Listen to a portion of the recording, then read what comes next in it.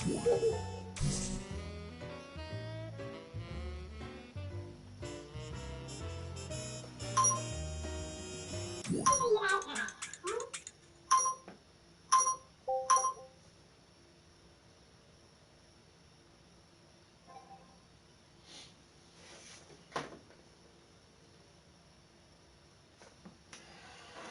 truly is remarkable at just how many ancient sites exist on Earth that you've never seen or heard of before. I mean, for most anyone, when we think civilizations, we think of sites such as the pyramids of Egypt or perhaps the Great Sphinx. We think of the circular ring of stones that make up Stonehenge in England. We may think of ancient South American sites in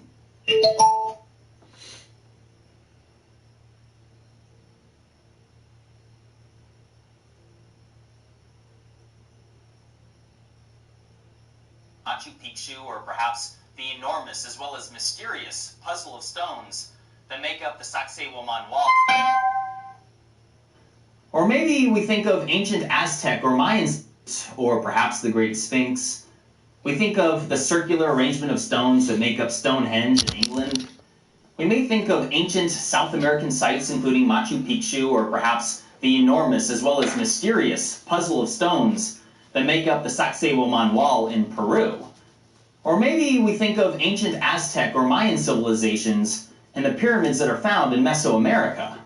But of course, for people that are more familiar with the topic of lost ancient civilizations, essentially people who research it for fun in their spare time, for them, other lesser-known sites may come to mind, such as the 12,000-year-old site of Göbekli Tepe in Turkey, the world's oldest known megalithic site, which is a total mystery. Or perhaps they think of Angkor Wat in Cambodia, a very large and impressive site that wasn't even rediscovered till the mid-1800s. And I'm sure some people may think of the lost city of Petra located in Jordan.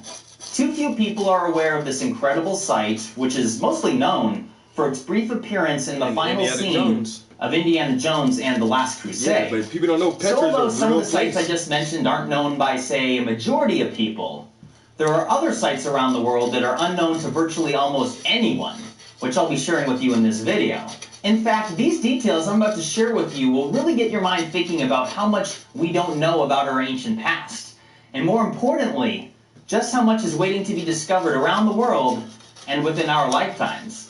Let me start off with an example that you may have seen in the news just this past week, which was the fascinating discovery of lost ancient ruins in Mosul, Iraq, which was hidden and unknown for at least 3,400 years.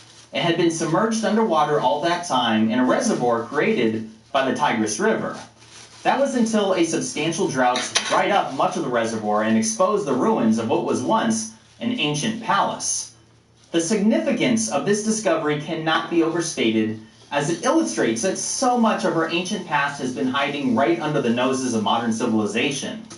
But what makes this discovery even more interesting is the fact that it is located in the so-called Cradle of Civilization, the land between two rivers, the Tigris and the Euphrates, the ancient biblical region known as Mesopotamia, a land that holds so much of our ancient past yet continues to be an archaeological mystery, largely unable to be explored by outsiders for a variety of reasons. And speaking of ancient biblical cities, you may be curious to see the modern-day locations of places that are cited in the Old Testament, the Hebrew Bible, as well as the Quran. These countries include Iraq, Iran, Israel, Palestine, Jordan, Saudi Arabia, Egypt, Lebanon, Sri Lanka, Sudan, and Yemen, and there's likely others as well. So as you look at this, reflect on the fact that at one point, just a few thousand years ago, this whole region of the globe was home to widespread ancient civilizations, a time when this massive desert region was lush and green, but is now buried under the sands of time. But of all of these countries, Iraq is perhaps the most prominent when it comes to notable locations of ancient history, as it was home to the Sumerians, Assyrians, and Babylonians. Think about that. Modern-day Iraq is the location of the world's oldest documented civilization that we are aware of, which is the ancient Sumerians out of Sumer. Now, the Sumerians are the topic of so much debate, as the mysterious clay tablets that they left behind truly make you wonder what they were trying to tell us. So, literally, Iraq is ancient Samaria. And then Western countries and allies are always bitching about the Middle East and these desert dwellers and their backward-ass ways and want to bring democracy to these people. Yo, these motherfuckers have been doing this shit since pre-recorded history. They've been living their lives the same way for thousands of years before the white man even came around. That's why I always say, yo, leave them motherfuckers in the desert alone. Oh, they treat their women this way and they make their women cover up from head to toe and all these other... Well, that's what's allowed their civilization and their culture to thrive and last for fucking centuries. I hate when Western countries always criticize and demonize other cultures that are way older than they are. Far older by thousands of years. Thousands of years. The Iraqis apparently gave us algebra. Some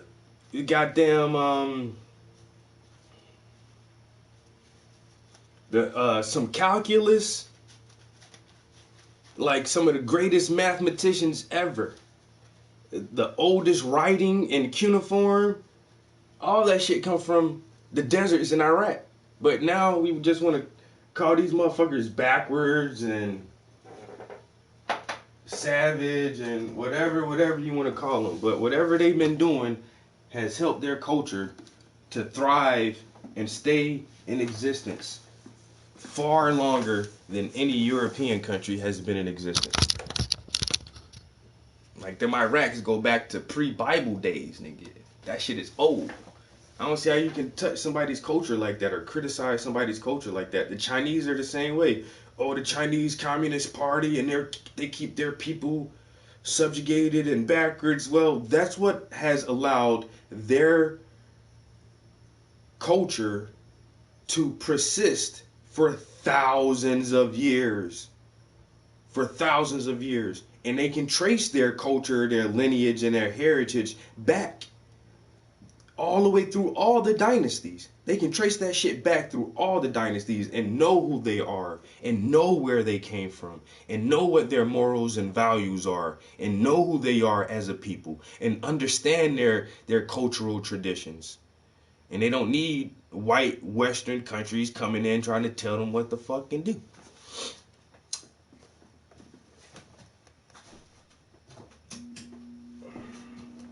But yeah, just always think about that when you realize how old other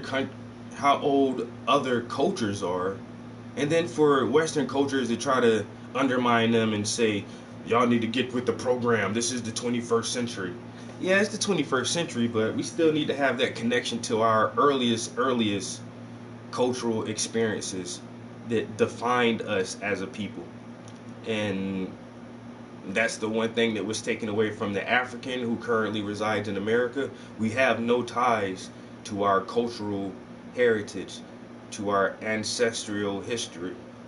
And that makes us one of the weirdest groups on the planet because we're one of the few groups, if not the only group, who does not have that way to tie themselves back to their origins. We can't do that shit. Everybody else all over the world can tie themselves back to where they kind of originated from.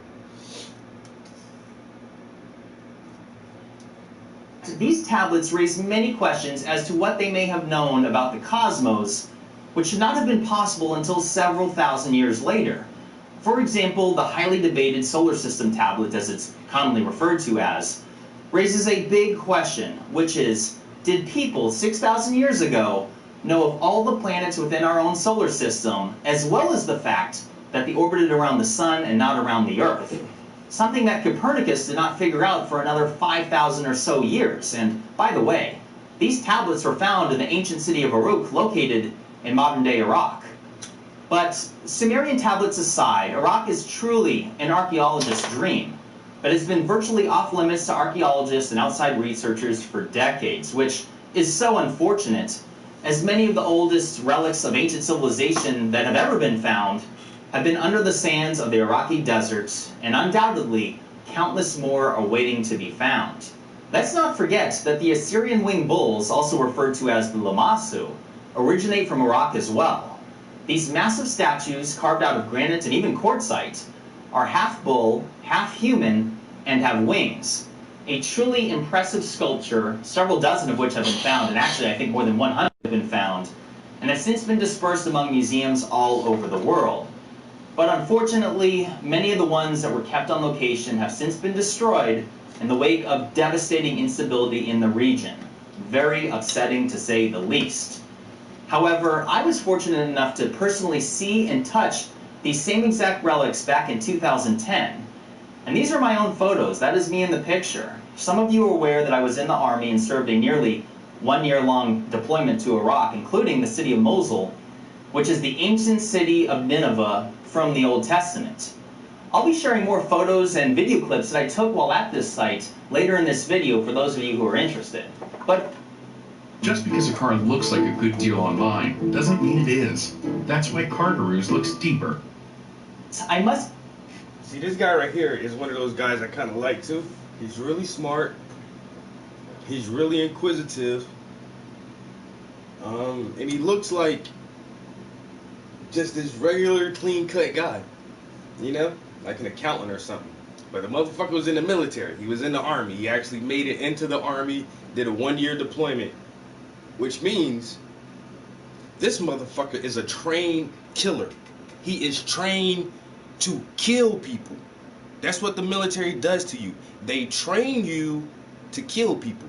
But this motherfucker doesn't look like a killer at all. He don't look like a killer though, but that's that thing. Those people like that fucking scare me. A guy who looks and sounds like this, but if you put him in the wrong situation, he will fucking kill you. Like literally, he is trained to kill people. But he just seems like this nice teacher type guy. Like, yeah, I'm just the teacher, just want to share information. Like, nah, you're a trained killer, bro. You're a trained killer. Military, 1 year in Iraq, oh yeah, you trained killer, bro. They trained you to kill them desert people. But instead, he went over there and found their culture and their history so fucking fascinating.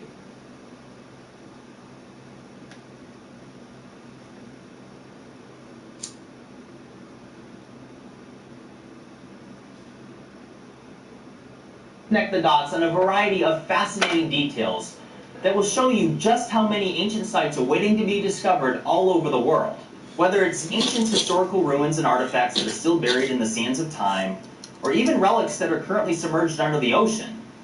I'll be sharing a few examples of that in a moment, but what's crazy is that there are unbelievably impressive ancient monolithic sites that are not buried at all, found in the absolute middle of nowhere, which most people have never even heard of.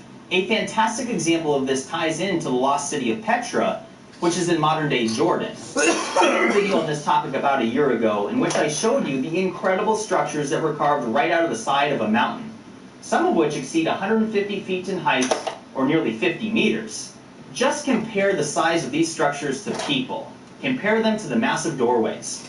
Simply incredible. In fact, look at the person standing nearly at the top on the right-hand side and see how small he is in comparison. And if you've ever been interested in what's actually inside of these structures, check out my video on this where I actually show you what's inside, because for some reason, most documentaries on the topic of Petra seem to completely ignore the interior altogether. It's strange, and I was actually blown away at just how many comments I received on that video of people saying that they had never even known what the interiors of these so-called temples look like. But that aside, did you have any idea that whoever constructed this site also did so in other places as far away as Saudi Arabia and even Iran? Just look at these impressive stone structures in the remote Saudi Arabia desert, found in the middle of nowhere. Now consider the distance of this site from Petra, which is nearly 300 miles or almost 500 kilometers away. Were you aware of any ancient ruins in Saudi Arabia? I was surprised when I first learned of this site, wondering why I hadn't heard of it sooner. And like I said, there are other similar sites, clearly made by the same people and the same tooling method, all the way over in Iran. Were you aware of this site either? And get this, from Petra to this site in Iran is more than 1,000 miles away, or closer to 1,700 kilometers. And for additional comparison, the site in Saudi Arabia is over 900 miles away from the site in Iran, or nearly 1,500 kilometers. Between the distance of these sites and the complexity to construct them, this is evidence of a widespread, sophisticated civilization. Yet, we have so little evidence and answers about these mysterious sites. It is truly unknown who constructed them or when. However, modern academics and historians do credit the Nabateans, who were a nomadic tent-dwelling civilization that was said to be rich in trade, and they claim that they must be responsible for constructing Petra as well as these sites in Saudi Arabia. So I had skin tone colors on my palette, and I just cleaned all of them off to put the blues on there. And then I just realized his forearm here, so it's his hand, then he has a bracelet, and then you can still see his forearm. Here is his hand, a watch, and his forearm. Why didn't I fill in his forearms? I just filled in his hands. And so now I need skin color for here, and skin color for there, and I didn't, shit. And I just cleaned all those fucking colors up. Damn it, man. But he's been out in the sun all day. He has a really, really good tan going on, and his arms are kind of hairy, so it's just brown. Basically, his arms look just kind of brown for the most part. So I may be able to like block that in real quick. I feel kind of shitty that I didn't realize I stopped at his fucking watch and bracelet and didn't fill in his forearms. What kind of amateur ass shit is that? So now I have to put some fucking browns back on the palette. But I'm gonna work through this blue. Hopefully, I don't know. Will I finish the blue shirt in this session? Probably not, because I'm a slow, lazy painter. But I'm definitely gonna try. Turo, Petro, Peito, Turo Prito, from Brazil. Buenos dias.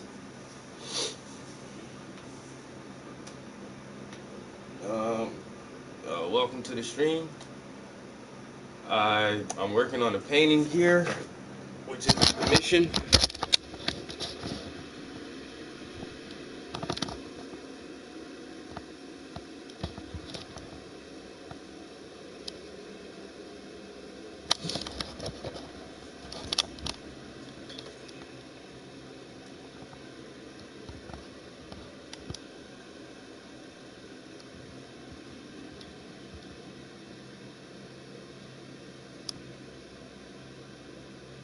Rio de Janeiro. That's what's up.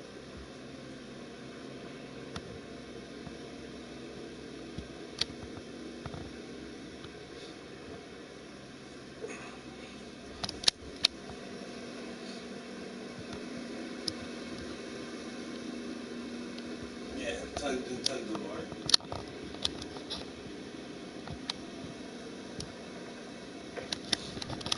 That's another painting I'm working on right now too. Is that one.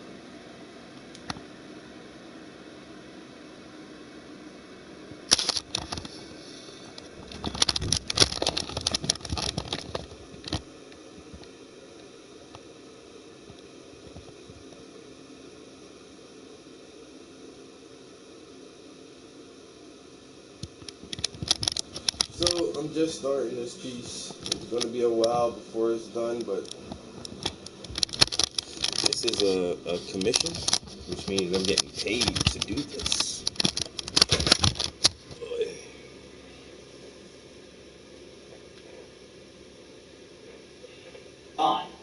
They believe that all of these sites were built for the purposes of being tombs and places of worship.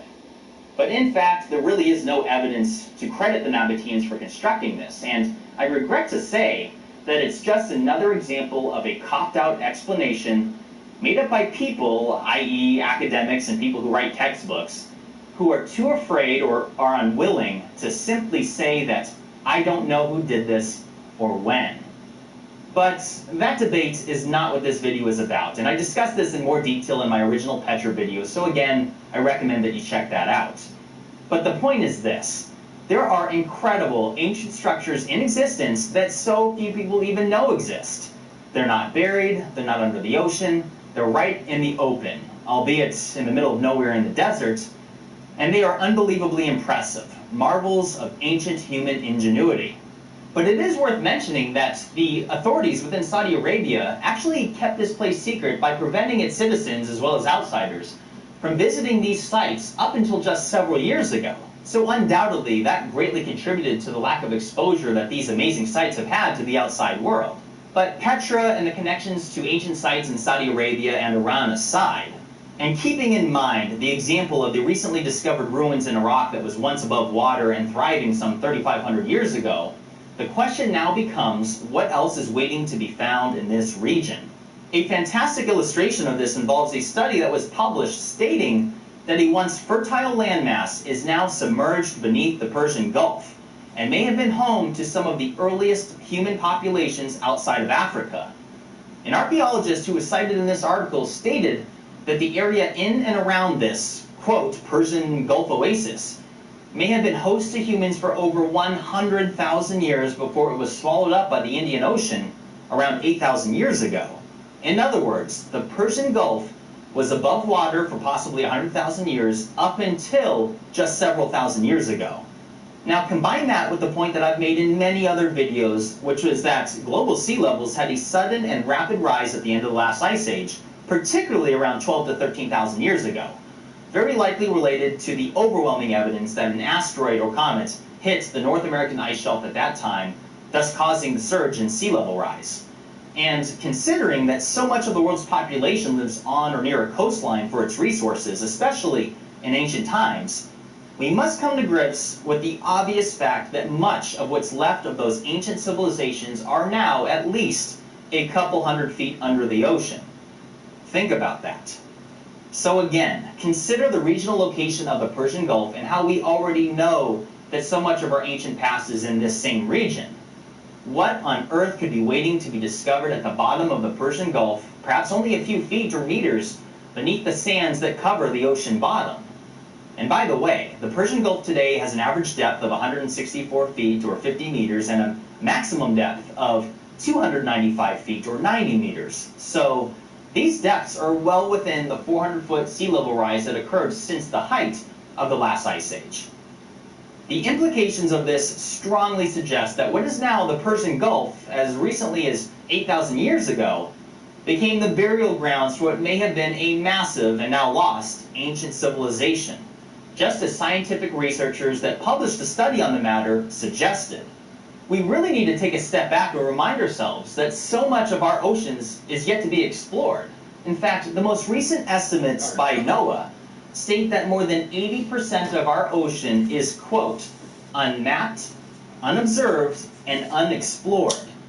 This is so unfortunate, and most people do not even realize just how little we know about our own oceans. I mean, here's a random thought to think about with our modern-day mindsets, which is that it's been more than 5 years since the disappearance of MH370, a massive 777 jetliner that we still cannot find, despite all of our modern technology being used to look for it. And a Boeing 777 is larger than many ancient ruins, so although a missing jetliner may not be the best comparison, I think you see what I'm getting at here, which is that looking for anything in the ocean is like looking for a needle in 1 million haystacks.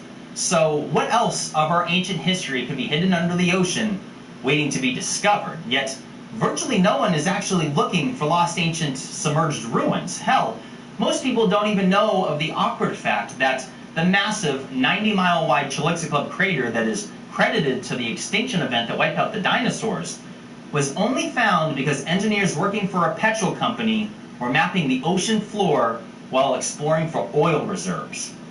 You know, it really sucks when you realize that so much ocean floor mapping is only being done by treasure hunters looking for gold in sunken pirate ships, and then there's the oil and gas industry looking for more fuel to sell us. And the study that suggests that there is a lost civilization at the bottom of the Persian Gulf is not the only example of possible civilizations that are now submerged by the ocean. In fact, the BBC reported on a possible discovery of a submerged civilization back in 2002, when a team of marine scientists claimed to have discovered ancient ruins some 36 meters or 120 feet underwater in the Gulf of Cambay off the west coast of India, and would date back to more than 9,000 years ago if confirmed. And get this site was only discovered by chance when oceanographers from India's National Institute of Ocean Technology were conducting a survey of pollution in the water. And through using side-scan sonar, which sends a beam of sound waves to the bottom of the ocean, they identified geometrical structures at a depth of 120 feet. Now, I have not researched this enough to come to my own conclusions. I don't know all of the information about it, so as always, I encourage you to research things on your own, but I was thrilled to see that Graham Hancock was quoted in this article, so let me read to you what he said. Quote, "The oceanographers found that they were dealing with two large blocks of apparently man-made structures." He went on to say that cities on this scale are not known in the archaeological record until roughly 4,500 years ago, when the first big cities began to appear in Mesopotamia. Nothing else on the scale of the underwater cities of Cambay is known. The first cities of the historical period are as far away from these cities as we are today from the pyramids of Egypt. But that's the thing, though. Even when you look at these megalithic ancient ruins and cities, and they say, well, this city couldn't have happened before 4,500 years ago. Okay, but the city is a complete structure with these massive walls and this massive building capabilities, these precision cut rocks, precision, the cities are positioned, with north-south axes. And it's like, but still, okay, so if this city came about almost 5,000 years ago, it's still thousands of years of knowledge that went into creating these first meccas, these first population hubs. Like, you just don't a nomadic tribe or clan just doesn't pop up one day and be like, you know what, let's start carving some big ass fucking massive stones and let's build a city right here. Just the technique, the stone carving technique in itself, how to cut and quarry and move and reposition the stones, that's hundreds if not thousands of years of knowledge that had to go into that knowledge and understanding to even cut, quarry, and move stone. And then to erect these massive constructions with polygonal walls and all this other shit, is like, wow, yo, mankind and like the intelligence of mankind has been here far longer. And that's the thing too, like, the shining jewel of most of these is the pyramids in Egypt. And it's like, yeah, but look how massive that is. And do you think motherfuckers just in one generation, somebody just woke up like, you know what, let's build a pyramid and do it like this? No, that's fucking hundreds and if not 1,000 years of knowledge, wisdom, understanding that goes into creating such a structure. That's the part that gets me.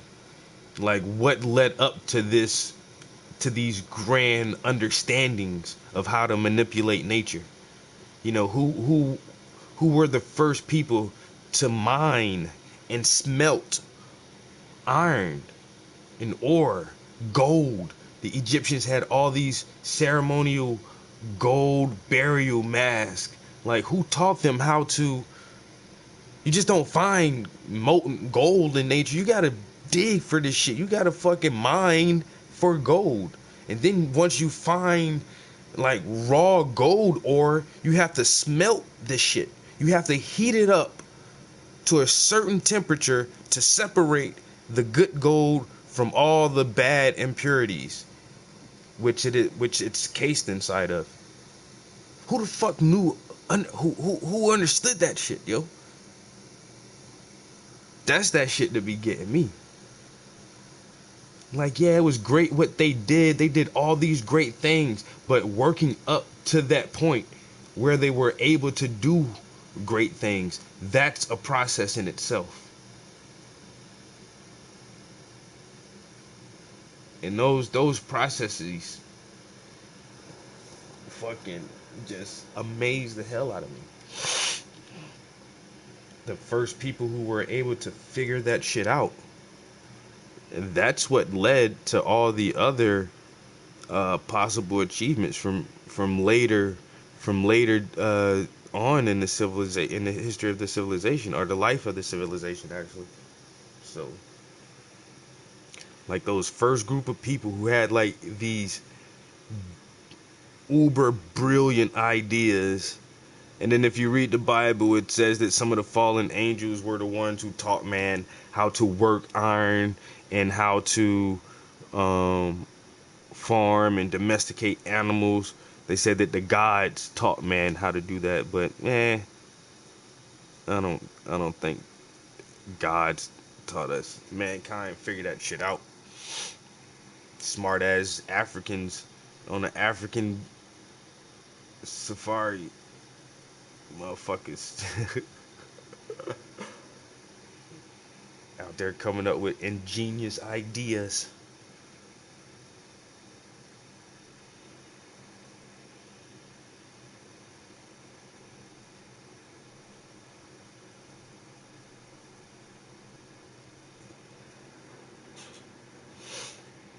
Ooh.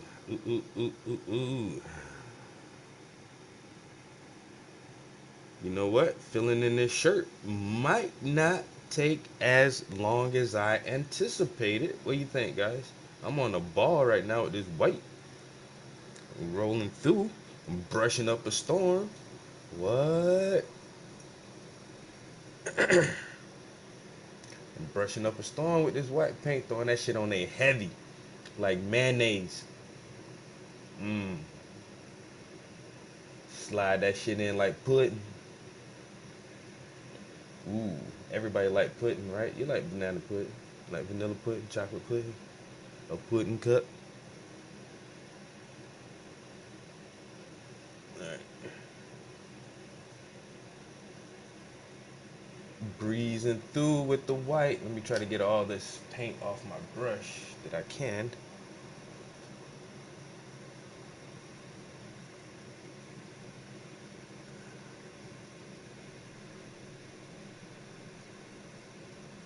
Alright, so I want to do something like that, you know what I'm saying? Just kind of blocking in. This is the underpainting. Your underpainting is not going to be pretty.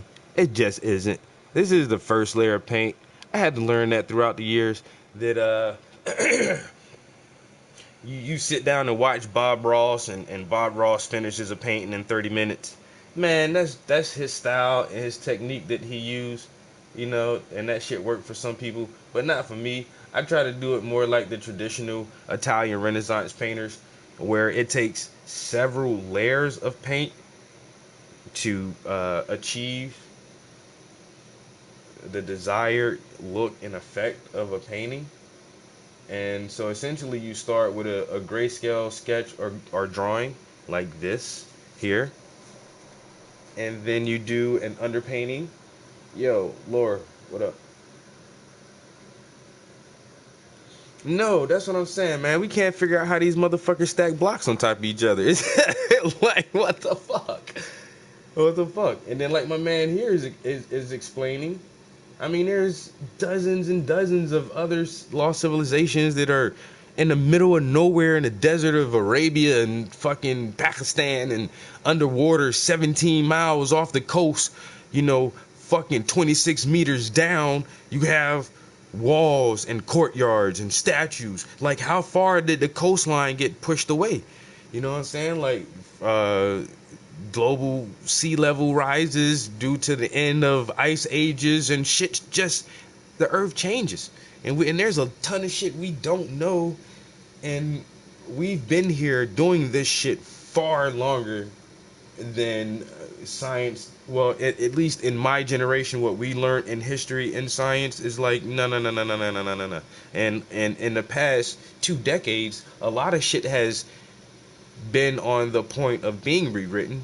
Like I clearly remember when I was in high school in the mid 90s, and Robert Schoch redated the Sphinx, and I remember that shit like plain as day. It was hype in the media, like, oh, scientists say that the Sphinx is older than it actually is. And then people were like, wait a minute, if that's older, then the pyramids may be older. And then that pushes the time frame for dynastic Egyptians onto some other course. And then now people are questioning, was it the dynastic Egyptians that actually built up this plateau, this Giza plateau, or was it an older culture, an older civilization, and the Egyptians eventually just moved into this neighborhood that was already built and prepared. And so like now a lot of things are beginning to be rewritten because we understand more, and with the work of Robert Schoch, Graham Hancock, Randall Carlson with his Younger Dryas hypothesis, like people are starting to question shit. And then we still continue to find these megalithic lost civilizations that we cannot understand. We just can't figure out.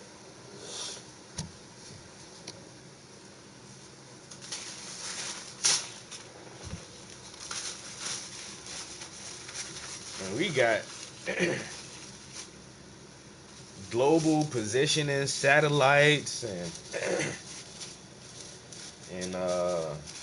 motherfucking electromagnetic encephalographs and goddamn indoor plumbing. But we can't figure out how these motherfuckers stack them damn blocks. You son of a bitch, how y'all stack them blocks like that? How you cut that block of stone so big? How did you do that? And motherfuckers don't know. That shit still trips me out. Like, motherfuckers don't know how they did it. Well, we can guess. They use primitive pounding stones and bronze chisels, manpower, ropes and pulleys. And they probably use wood barges to sell the massive blocks down the river Nile to the destination. Like, yeah. None of that shit makes sense, bro. Shut the fuck up. You don't know what the fuck you talking about, bro. That shit was levitated. Nah, I'm tripping. I don't know if it was levitated or not. But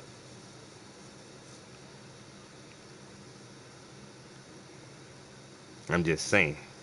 Maybe it was levitated.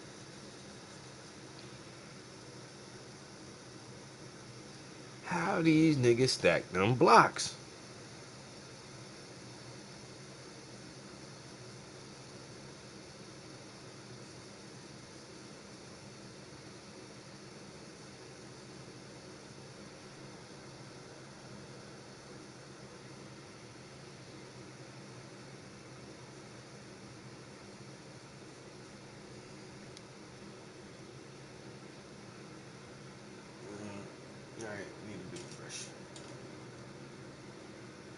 Of course, this site is highly debated, but I found it quite humorous that the first reason that the skeptics gave for dismissing this site was to say that, hey, this is 9,000 years ago, you're saying. There were no civilizations around at that time that could have done this, so there's no way that these structures could be man-made. End of story.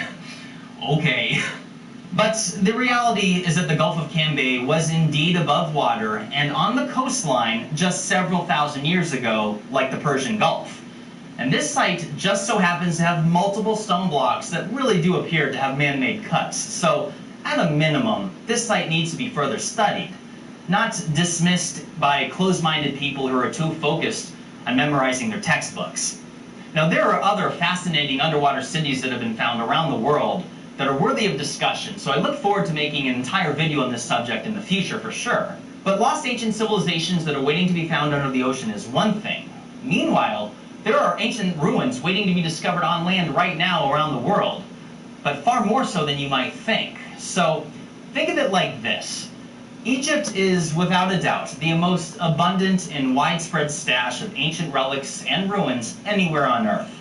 Whether it's the discovery of incredible tombs containing ancient Egyptian mummies, or between the countless carved statues located throughout Egypt, and all of the incredible stonework and columns and obelisks, and not to mention all of the pyramids, which different sources providing the total number of Egyptian pyramids exceeds 100. That's right, there are many pyramids more than just the ones that you see on the Giza Plateau. But pyramids aside, the discoveries of ancient Egyptian artifacts continues to happen. You'll likely remember last year's discovery of a massive black box sarcophagus that made international headlines, with everyone trying to guess what was going to be found inside of it. Well, don't forget that this was found in the middle of the dense Egyptian city of Alexandria, and was only discovered because of a construction project happening on a building that was built upon it. And not only that, it was already buried 16.5 feet or 5 meters into the earth. This was a fluke discovery. So it begs the question of what else is waiting to be discovered, not only in the direct vicinity of this finding and elsewhere in Alexandria, but elsewhere in the country. What else is buried 5 meters under the sands of Egypt? Because this reminds me of the massive 3,000-year-old statue that was discovered 2 years ago, buried in a slum in the Egyptian city of Cairo, which was, again, only discovered by accident. Think about the implications of these fluke discoveries. It means that there is an unfathomable amount of ancient ruins, relics, and artifacts waiting to be discovered underneath any modern city in Egypt. Because this is already happening. People are digging underneath their own homes in Egypt to find and sell Egyptian artifacts on the black markets. And apparently this is so common now that it is a multi-billion-dollar-a-year industry. Occasionally there will be a bust of people that possess tens of thousands of artifacts that were illegally looted from sites that haven't even been documented, such as underneath homes and other structures that people own. It's disturbing, isn't it, to think that so much history is being robbed, never to be recorded or documented, simply to end up in the possession of some rich prick that will keep it for themselves, never to be seen by the public. I mean, I can wrap my head around people digging under their... I mean, yeah, but if it's my property and I'm digging on it, you know, and I'm Egyptian, it's not really like robbing. I don't know. Kinda. Would you, I don't know, if I found like some rare ass shit, would I want to share that shit with the world to help educate people? Of course I would. But would I want to get paid for that shit? Hell yeah. Like, yo, I found this shit. Somebody give me some money for it. Put that shit in a museum.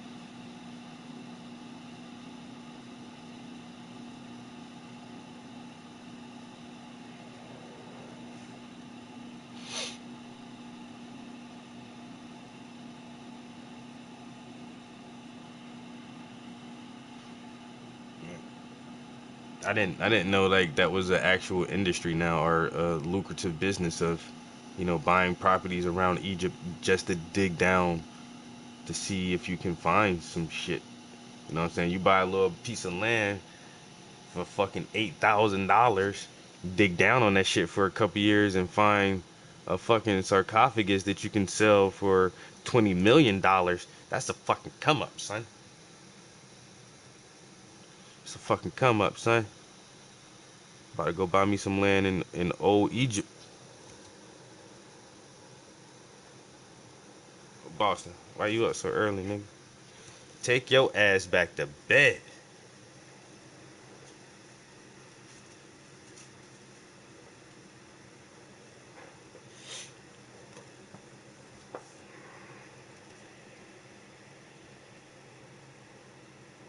It is that hour though. It's time to go to work.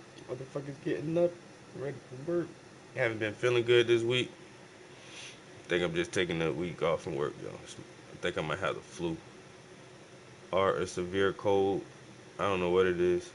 Feeling a little bit better today, but yesterday and the day before, bruh, shit was rough. That shit was rough. I ain't gonna lie. Been feeling puny. I've been feeling wimpy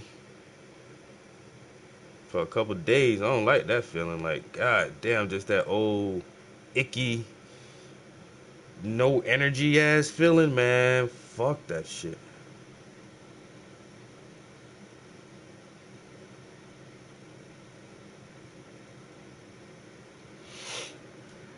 Hate feeling like that.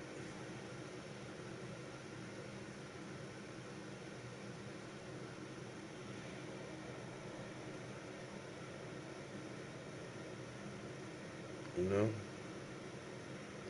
You know what I mean? You know what I mean? That puny wimpy feeling. Nobody want to feel like that. Like, damn, I don't even feel like getting out the bed. Oh, my body hurts. I can't endure the pain. I feel like a little bitch right now. Still don't feel good, man. I got this fucking massive ass pressure in my fucking head. Goddamn. Sinus is still stuffy. Still getting a little fucking chill here and there, but fuck it, bro. Can't let this shit beat me down. I took some emergency and I'm gonna sip some Dayquil in a minute. Try to beat this thing out.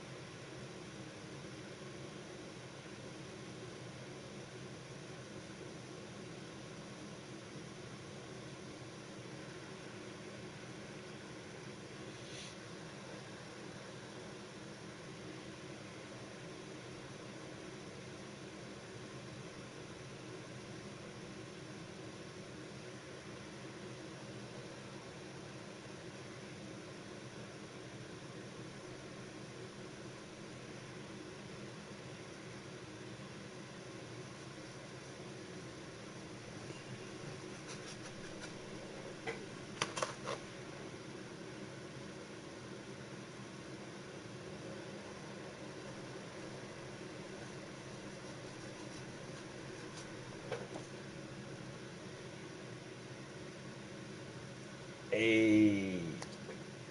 Hey.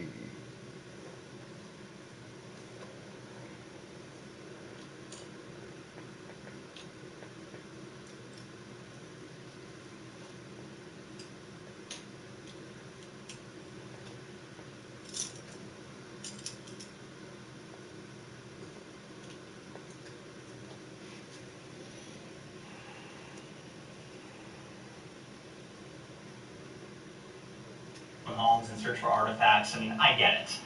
But let's not forget that there has long been black market activity within the Antiquities Department of Egypt, the same people that are supposed to protect these sites. You may remember the allegations made against Zahi Hawass, strong claims of black market activity at the highest level. And although that example was a few years ago and he lost his job since, he is certainly not out of the picture. In fact, let me show you something that's pretty hilarious, although, well, it's really not that funny at all, but take a look at this. What I happened to see while browsing the United Airlines magazine a few weeks ago while on a flight, I was flipping through the pages and saw this, an advertisement for a luxurious tour group conducted by Zahi himself. Yep, that's right. And by the way, I can only imagine how much he paid to have this advertisement published in the monthly edition of United Airlines magazine, something that would ultimately be seen by many millions of people from around the world. But whatever, good for him, I guess, right? Maybe I should sign up and go on one of his tours, huh? Ask a bunch of questions. Something tells you I would definitely get kicked out of that one. But getting back to the point that there is so much buried and waiting to be discovered from our ancient past. Yeah, Zahi Hawass. Listened to him on a couple of lectures, and then he got in an argument with somebody that said, you know, were the ancient Egyptians black? Were they African? And he is like, no. And this motherfucker was so adamant against that shit, yo. Like, there was no black people, no Africans built Egypt. No Africans built Egypt. And motherfucker was like hard body with that shit, but no evidence though. And that's why they hate to dig so far back. And that's why most of the great statues have their noses blown the fuck off and chiseled off some of the fucking hieroglyphic walls and shit. And people know the reason why you blow the nose off. Because it was an African fucking nose. Simple as that. A big African nose on that shit. No black man built Egypt. I was like, what? Get the fuck out of here, bro. That's why motherfuckers hate to go past that 6,000 year mark. There was no civilization until the Sumerians 6,000 years ago in Mesopotamia. Is it really? Or is the other shit just so fucking old we can't remember? Because it was all black people then, because we know that the African phenotype is the original pure human. The modern human was the black African. And so if the modern human was here thriving and building and constructing these civilizations fucking 12, 15,000 years ago, it'll undermine all of history. And these motherfuckers can't have that shit going on. Motherfuckers can't have that kind of shit going on. Saying y'all can't change the history books that much. Saying the black man built every damn thing. Black man ain't contributed shit to history at all. Nothing. Yeah, are you sure? You really wanna stick with that narrative? Are you sure? Okay. And that motherfucker started learning about Al-Qibalan.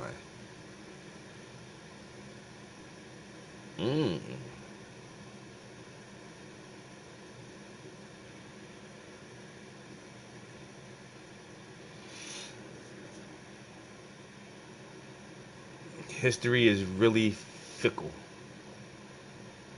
That's why I love that shit. I love trying to learn more.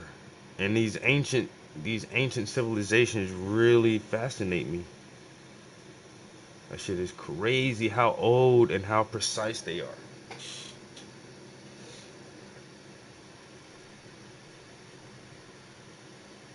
But we ain't had shit to do with that though. Just cause it's in China. What the fuck does that mean?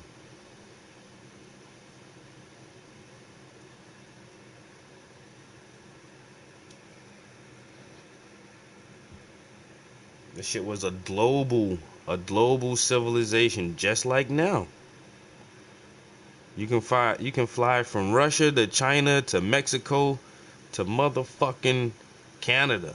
It's a global thing. It's a global civilization that we have, and it was just like this in prehistory, longer than we can remember. It was like this once before, where we knew the entire globe, we knew how to travel and get there, and we knew what type of people were there.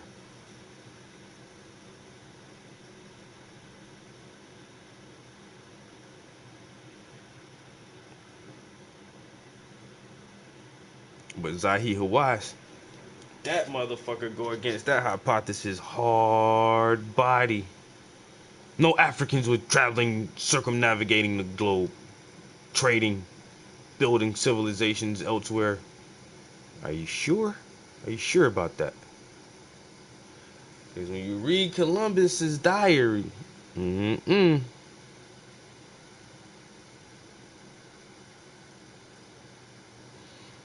you read the accounts of Abubakari,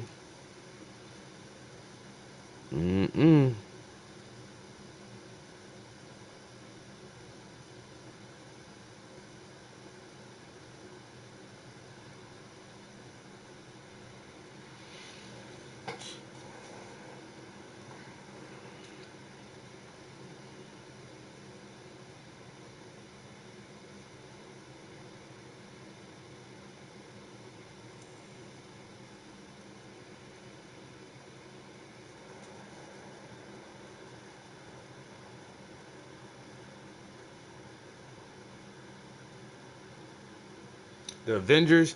No, I saw the one dude, the one gamer I really watch, the Rad Brad. Check his channel out. His voice isn't too annoying. He doesn't give too much commentary when the game is playing, and he's a pretty good gamer. Like he doesn't die a lot. Like he's good at gaming. The Rad Brad. But I watch him a lot, and I see that he's uploaded, like, you know, the walkthroughs of the Avengers. Not a big Avengers fan, not even the movies or anything like that. I think I watched 2 Iron Man movies, one Spider-Man movie. I watched the first Incredible Hulk just because it had my man in it from Fight Club. And then I watched the Black Panther because it was the Black Panther. So not a big Avengers fan by any means at all. Never really cared for any of the characters. Never was a Spider-Man fan or Captain America fan or none of that shit at all. Never even was a Black Panther fan. When I was reading comics, I was reading Image Comics. Todd McFarlane, he created a comic called Spawn, and I read Spawn because Spawn was a black man. The lead character of the comic book was a black assassin who died and went to hell and sold his soul to the devil to come back to be with his wife, and he had all these kind of powers and stuff, and it was fucking crazy that, you know, this story is revolved around this black dude. And so that was my comic book of choice. And Image Comics had some other stuff, Wildcats, and a couple of other comics that I read. But as far as like all the even Todd McFarlane worked on Spider-Man for a while, and he was the one who kind of updated Spider-Man and gave Spider-Man this spidery look where he's hunched down and fingers are gripped and bent, and you know what I'm saying, compared to the old looking Spider-Man. So, but the Avengers video game, I might watch some gameplay of it. I'm definitely not gonna buy it and play it myself. I say just, I don't know, that shit don't excite me like that. Hulk smash! Like, yeah, pretty cool, Hulk. Yeah, it's nice. You know, I did watch the Incredible Hulk TV series back in the day with Lou Ferrigno, and he would run around dressed in green paint with the ripped up pants on. That shit was funny as shit. I was watching that and Planet of the Apes. Those shows used to come on like late night. They were reruns for me, even though.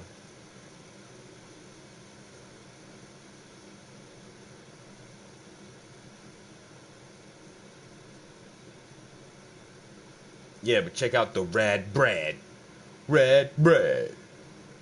Let's say if I do watch some stuff, I'll watch him play that shit.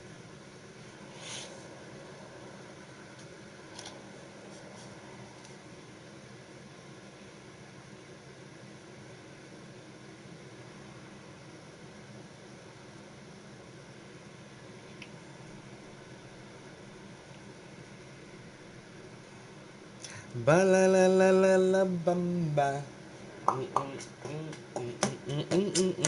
Keep in mind that it's not just this region of the world either. Let's not forget about last year's incredible discovery of a massive Mayan civilization in a remote region of the Guatemalan jungle. While utilizing airborne LiDAR and 3D mapping, scientists were able to penetrate the lush jungle floor and see what lies buried underneath it. This discovery was so massive that they estimated that this so-called megapolis that they found could have been home to 10 to 15 million people, with their largest previous estimates being only 5 million people. What makes this discovery so incredible is that this same exact land had already been surveyed on foot, but none of it was seen or known to exist. Even a pyramid was right under the feet of explorers that had walked this same land, but only through the latest technology could they find and identify this incredible game-changing discovery. Just look at the pictures as seen on the ground compared to what is actually there. This is a profound example that should illustrate to all of us the potential discoveries that are waiting to be found throughout the world.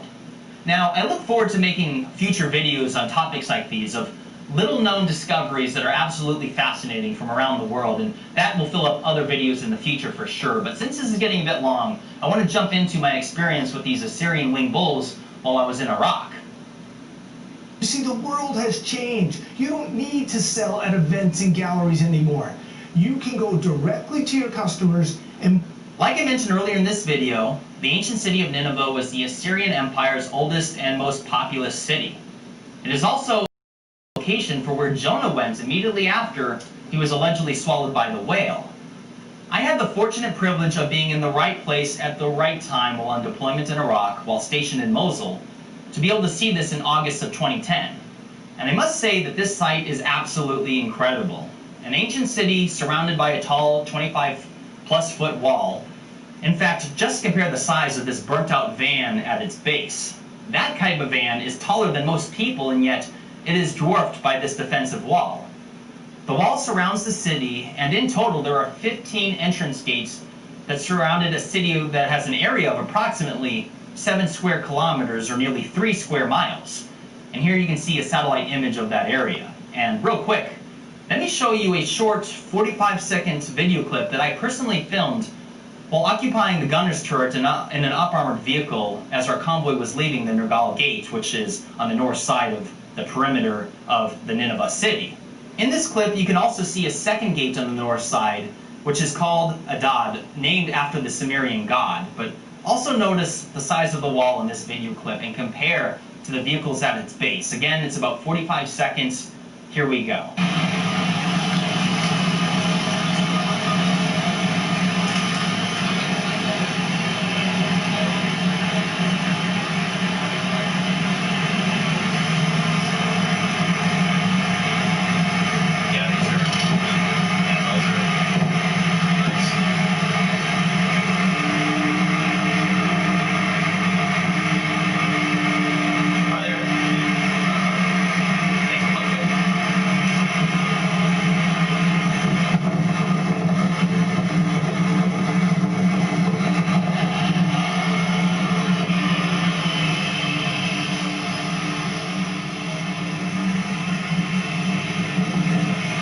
Of course, the video quality wasn't that great, but I hope it kind of gave you an idea of the surrounding area.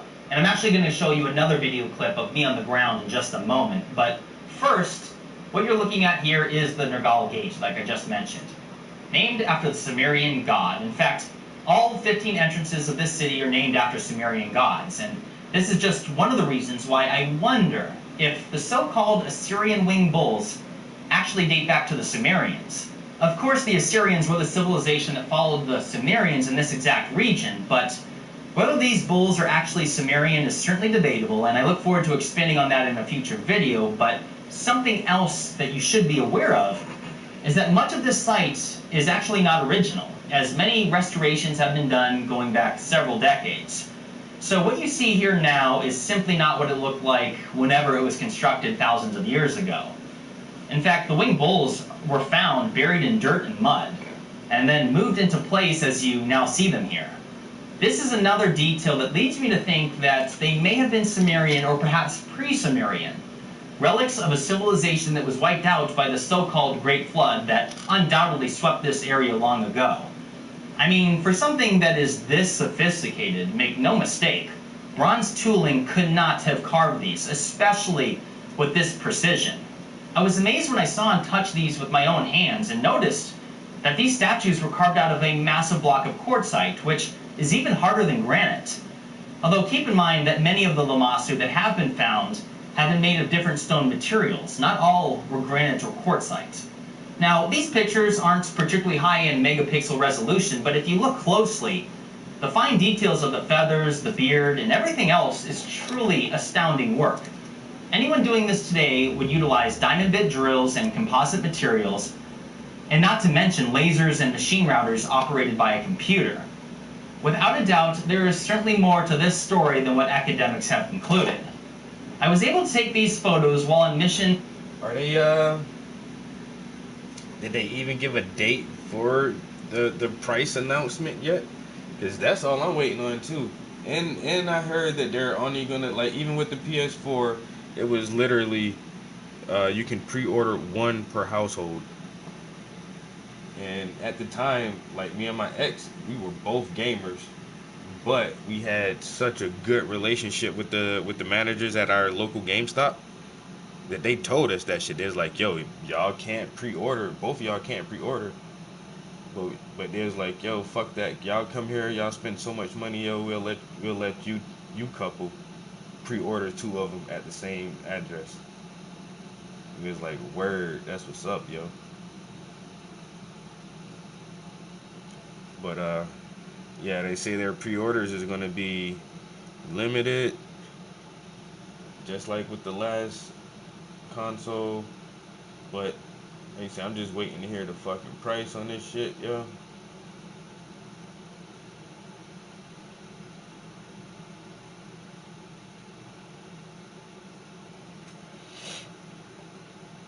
I might this weekend I might just go ahead and pre-order my copy of Cyberpunk. I know they pushed it back again until November, but hey. And so what I'm thinking is they may have pushed it back so it'll be a release date game. And so maybe they don't actually want to launch Cyberpunk on PS4. Maybe they want to launch it on the PS5. And so when they pushed it back that last time, because they pushed it back, this is the third time now. It's supposed to come out in like January. Not January. It's supposed to come out in like July or something. Then they pushed it back to September. And now they pushed it back to November. And so I'm thinking it's going to be a launch day title. So you can get the PS5 and Cyberpunk 2077 as a package. And so I'll probably do that. But that's why I'm still thinking about just pre-ordering it now. So when I get the new console, just log into my account and go ahead and set up the download. Boom, bang. They just need to let me know that the fucking pre-order date so I can go throw my shit now, bro. Ready for my shit now, homie. Shit, I got the money. No fucking lie, bro. I got the money sitting aside for that shit. $1,000. No fucking joke, bro. $1,000 is to the side right now. That's my gaming account. I already know I'm gonna spend a stat at least. That's what I got already prepared to spend. Now, if I gotta spend something a little bit more, hey, let's get it. But I know at least $1,000.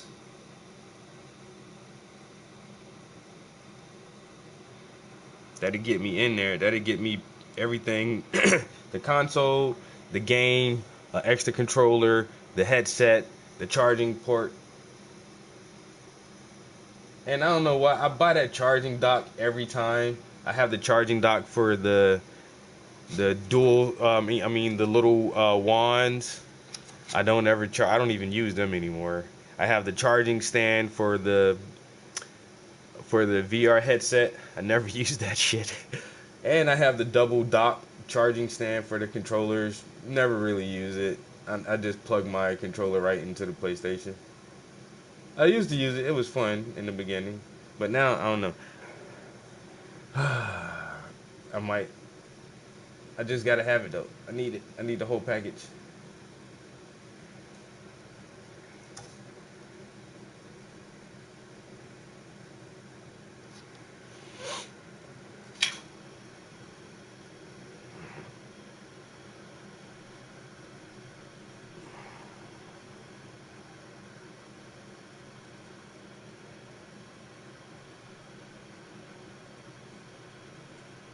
Yeah, that's literally, bro. Literally, all I'm waiting to hear is that GameStop, Walmart, Target, whoever is taking pre-orders, bruh, I'm on it that day.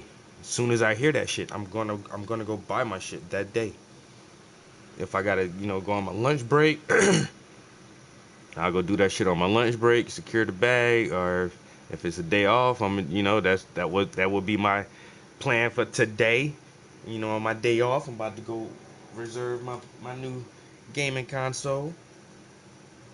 Stroll up in there with that big ass gamer smile on my face, like, yeah, nigga been waiting fucking 7 years for this shit, bro. 7 years, you know what I'm saying? My kid is about to graduate high school. I've been waiting on this shit so fucking long, homie. You know what I'm saying? That's how that shit go, man. Been on this shit since PS1. Who has owned all the PlayStation consoles? This guy has. Me. I have. I had a PlayStation 1, 2, 3, 4. Definitely gonna get 5. I hope I'll be alive with PlayStation 10 come out. Probably not. I'll probably make it to, PlayStation 9. And then die right before, 2 weeks before PlayStation 10 come out. Like, shit, motherfucker. Didn't make it to play the last version. I'm really more excited about the generational VR sets. Will they put a new VR out with the PS5? I hope so. Will it be anytime soon? I really fucking doubt it. Really, really doubt that shit. But, with the VR technology, how it HTC and the Oculus and everybody else who have taken the technology wireless, and that's the only thing about, I think, the PlayStation VR is it is so bulky and cumbersome with so many wires that if they can eliminate most of those connections and make everything Bluetooth, it'll hit a larger market and attract more people. But I mean, I don't know if a wireless system would be more expensive, because that was the thing too. Like the VR headset, okay, it did cost as much as the console, which I get, but it's the wave, man. It's the future. VR is the future. This is how the shit gonna be. You know what I'm saying? We're not gonna constantly try to upgrade our TVs and all that other shit, man. It'll just be built into the VR. And that's something else too. I'm pretty sure that the VR will be compatible with the new console, and I hope there are more developers who will utilize, abilities, just like a lot of other games. Hello Games, No Man's Sky. You can play it in first person, third person, or VR. They actually went back and did a patch for Skyrim, a patch for Fallout, and I think they should, have that feature more often. I can imagine like the complexity of doing that, but hopefully the new hardware makes it easier for developers to be able to change those modes. And so if I can play, Avengers in VR, that shit might be different, son.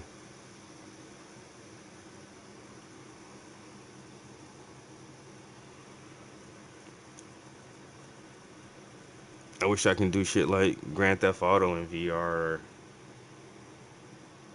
Red Dead Redemption VR.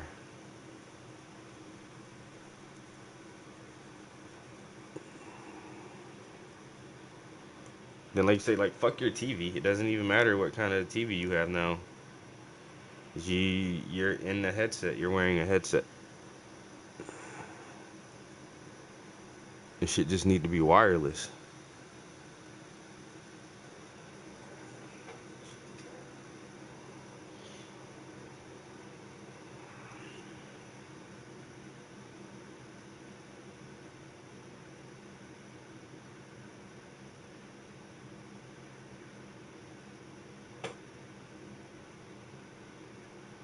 So I already got my money for Dying Light. I liked the first game. I didn't love it. I didn't love it. Um, Never played the DLC where they added like the vehicles and the co-op and all that other stuff.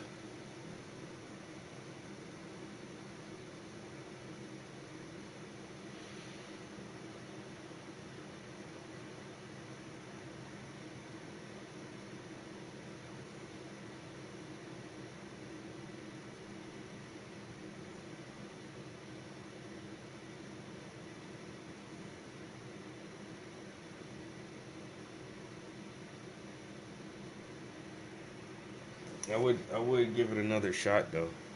Dying Light. I don't know. Like I never finished the first one. I would probably have to go back and like finish the first game. Still have it, or did I? I don't know. Do I still have Dying Light? I might don't have it. I think that was like one of the last trade-ins I did. Every time I trade in games, I'll trade in like 6 or 7 at a time. And I think with this console, I did like 2 trade-ins or maybe 3 trade-ins. I know the first time I traded in had a bunch of fucking Xbox One games because I was not playing that shit. I was not playing Xbox One, so I traded in all those games and a couple of PlayStation games. Then the second time I traded in some shit, I traded in like an ass of PlayStation games. And the third trade I did was when I upgraded to the Pro Series. And so I traded in my consoles, the controllers, and some games. But I think like Dying Light was one of those games I traded in.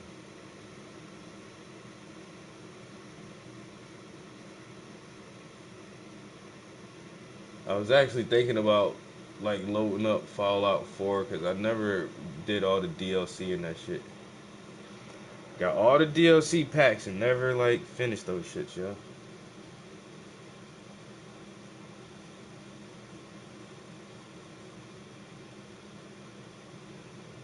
Now, my games now, like all my hard copy games, I probably trade all them shits in towards the PlayStation. Cause man, I don't play a lot of them shits no more. I only got like a little stack of them shits left, and don't really play none of my hard copies. All of the games I play now are download. I don't know, with the PS4 and the terabyte of memory. I do more digital downloads now. Hard copies for me, for one, it was to save space on your PlayStation, and for two, you do have the advantage of being able to trade them in and get money back for old games.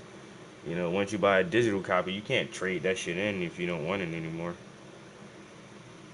But I haven't really played a hard copy game in a minute. Then I was thinking about getting like the all digital version of the PS5. And then so I was like, well, you wouldn't have a Blu-ray anymore to watch DVDs, and it's like, yeah, but do we still watch DVDs? Like I haven't bought a DVD in years now. Like I have some old classic anime that I'll still pop in every once in a while, but like even anime. When was the last time I bought like a collection, a DVD set of anime? Like, do we even do that anymore?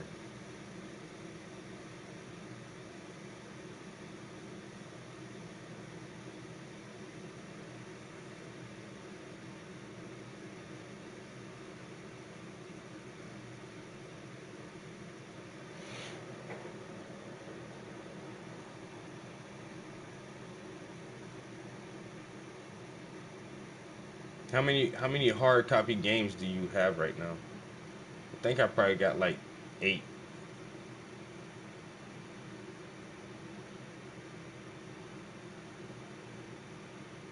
And then I probably have over like 100 downloaded games on my gaming console. Just because I'm a PS Plus member and I get like the free games every month too. But then the last The last game I did buy was The Last of Us Part 2. Played through that shit. That shit was hella good. Already on my second playthrough. Might finish that one up again. Awesome ass game. Love that shit. But that was the last game that I bought.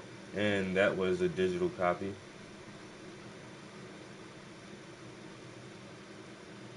Before that, it was...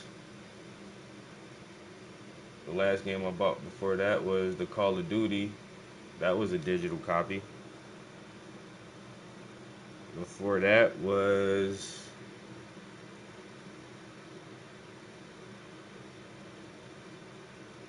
Red Dead Redemption. But I think I actually have a hard copy of Red Dead. And then for a while I was just on the free games, like Apex Legends was free, good ass game, played that shit for months and months. And then what else was free?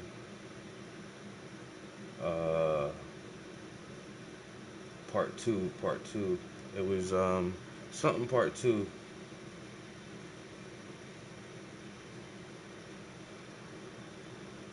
It's the shooter game where you can climb inside the mechs and shit. What's the name of that fucking game, man?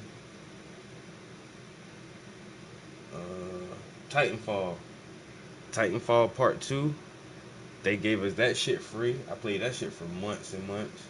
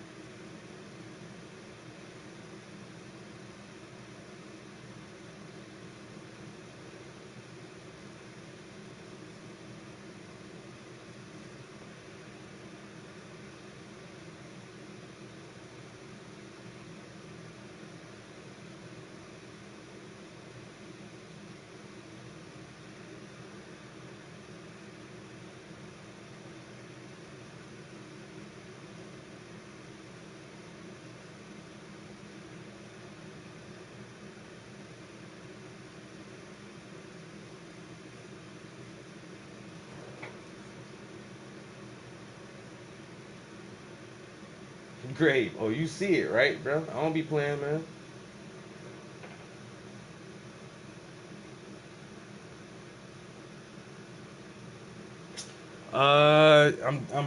I'm almost sure they're gonna put that Grand Theft out on PS5 because they haven't skipped a console yet, but it's gonna be, bro. You already know it's gonna be like another 3 years before they give us another Grand Theft Auto. At least it'll be at least another 3 years.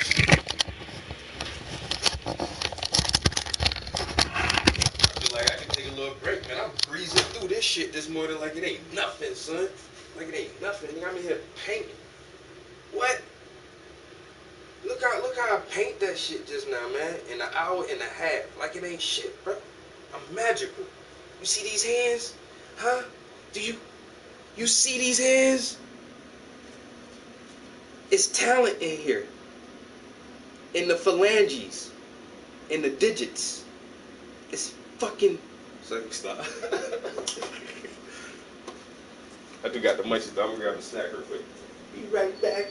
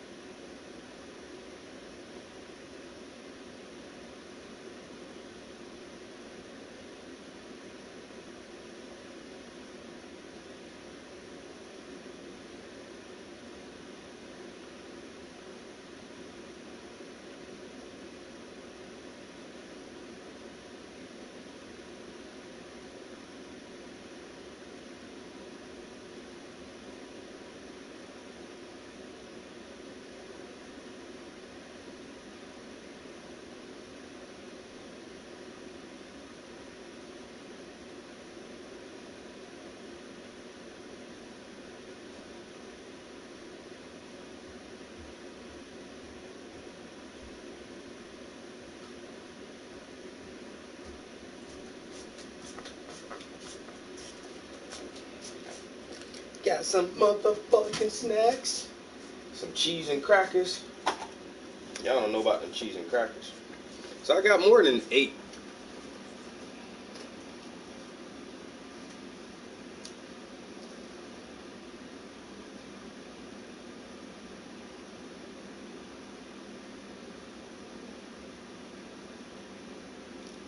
What? Blunt Movie got his account banned? How? What happened?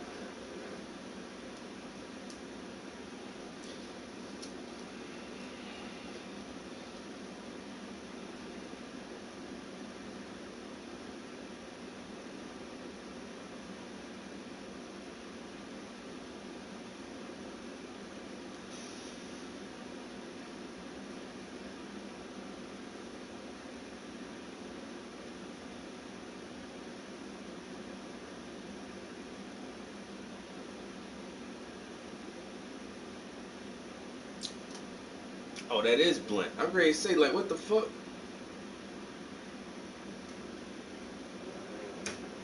Yeah, cheese crackers and some turkey pepperoni.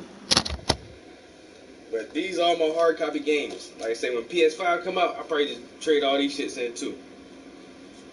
Grand Theft Auto 5, hard copy. Still got that.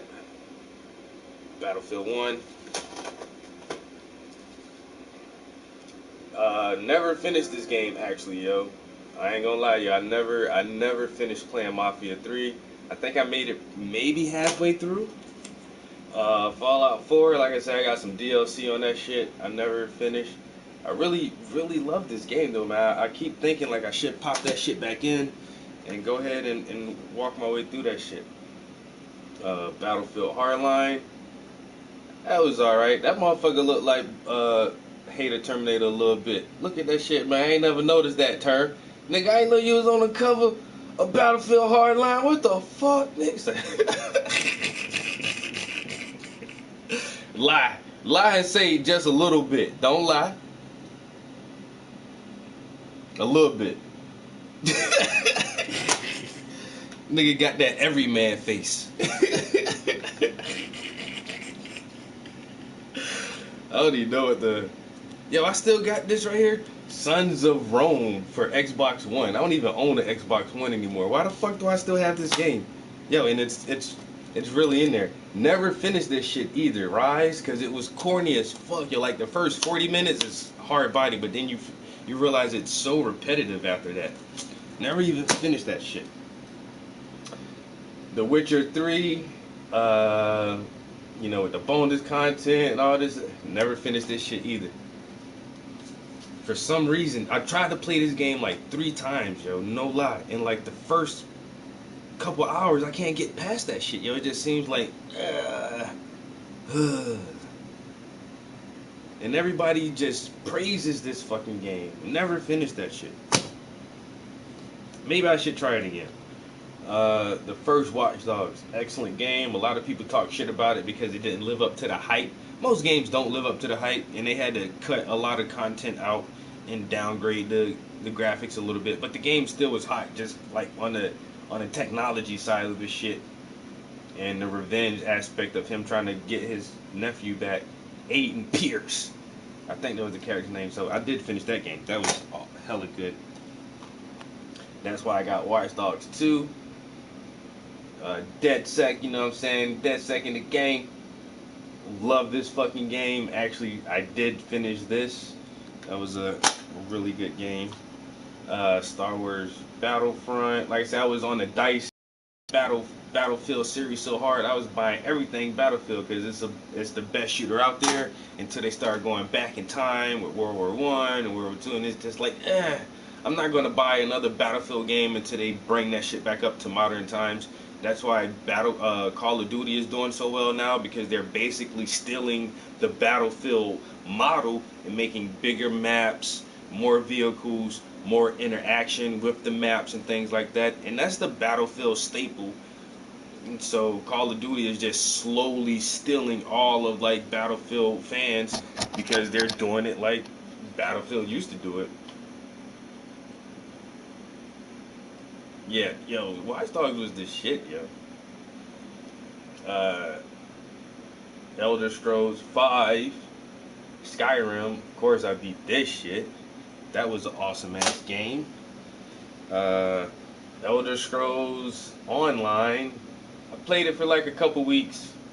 Realized that I don't like people playing Skyrim with me. I just rather play that game by myself, quest by myself, rank up my character by myself, and the online version didn't make it any better for me. So I played it for a little while, wasn't a big fan of it. I always keep thinking about like, should I try this again? But like this game is so old, and you have like those sweaty motherfuckers. It'd take forever to like catch up and to actually be anybody in this shit now.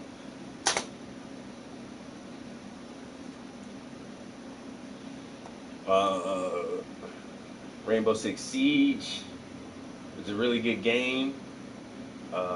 Played it a lot, but it seemed a little bit too technical for me. I like something like in between that and a real arcade shooter. The First Division was a pretty good game. I did finish this game. It's nice. I think I had way more games than I thought on hard copy. Ghost Recon Wildlands. This shit was the fucking truth, son. This game right here was the fucking truth. A lot of people hated this game, and I don't know why, but it's all these Tom Clancy games. So it's just like, this was my perspective of it. Like, this was, the Division was like really, really arcadey, like bullet sponge enemies, and just kind of, I don't know, just like a little, the gunplay was kind of weird. Rainbow Six Siege was like really tactical, like one-hit kills from almost any weapon. Like if you get shot, you're gonna fucking die, and there is no bullet sponge in this fucking game. Like the weapons have real like recoil, and Ghost Recon is like right in the middle. It's not as tactical and as realistic as Siege, but it's definitely not as arcadey and bullet spongy as the Division, and so that's why the Ghost Recon was my favorite one out of the Tom Clancy series, because it was like right in the middle. I mean, it had this big open world map. I mean, you can take enemies down relatively easy, but it wasn't like, you know, too easy or too hard. Like, that shit was a good ass fucking game, yo. Red Dead Redemption 2, of course, we had to get that, Joan. Excellent game. Honestly, never finished it. Got to the point where the main character, he gets tuberculosis and he starts dying, and like he passes out a couple of times, and it's just like, I didn't want to see Arthur die. I don't know, it was really weird. Like, they make you grow this attachment to this character. He's kind of like the anti-hero. He's not a good guy, he's not a bad guy. He just kind of does what he feels is right for the most part.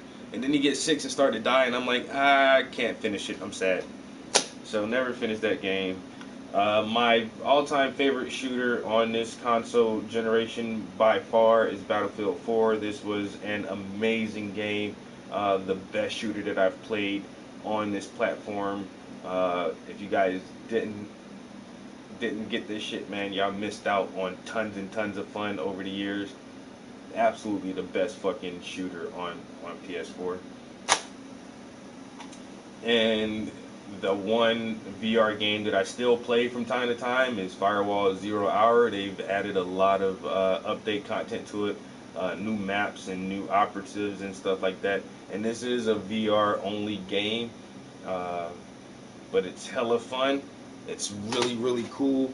It makes you see the advantage of having VR, but since the VR is such a niche item and not a lot of people have it, you know, then there's not a lot of people who play that game, and it takes forever to get into a lobby with enough people to actually enjoy that shit. And then how it's set up, like if one person backs out of the lobby, it shuts the whole thing down, then you have to come back in and find a whole new group of people, and it's like, fuck. It's a cool ass game, but it's fucking, it's a challenge just to play that shit, just to get people, just to have enough people to play it. So we about to snack. I give y'all the good shit, man. Hormel turkey pepperoni. It has 70% less fat than regular pepperoni, and it's ready to eat just like bologna.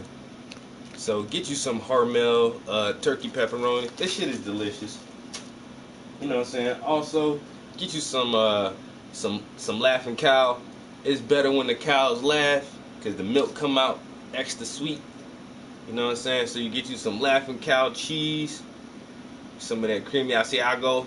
And then you get some of these right here, right? You gotta have a family size, cause when you eat one, you're gonna turn around and realize you done ate the whole box. If you get the little box, get the family size box, cause when you start eating these shits, they disappear like magic. You don't know what happened to them. You don't even feel like you ate that much. But with the family size box, at least when you turn around, you may have a half a box left. The little small boxes, you're gonna eat the whole box. So get the family size box of chicken and a biscuit. Chicken biscuits, the original baked snack crackers. It sounds fun, it looks funny, and shit is delicious. So I'm trying to tell you right now, chicken biscuit. There's a chicken in a biscuit. Now, how we do this, get you some of this Laughing Cow. I'm mad y'all motherfuckers even up right now. What time is it? Yeah, I'm mad y'all motherfuckers up right now. Y'all ain't relaxing. Y'all ain't chilling. This motherfuckers up. Up doing stuff. Early in the fucking morning. I mean, who does that? Who gets up early in the morning and then do shit?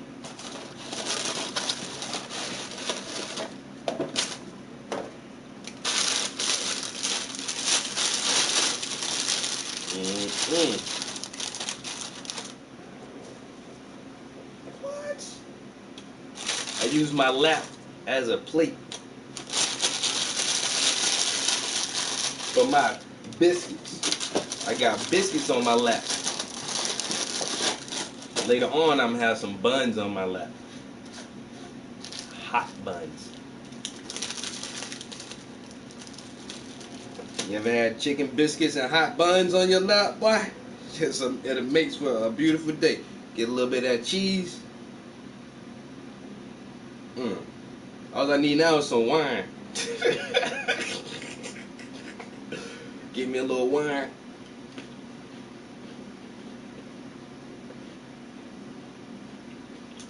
But how the hell you got a chicken and ham toasted sub at 5 o'clock in the morning? What the fuck?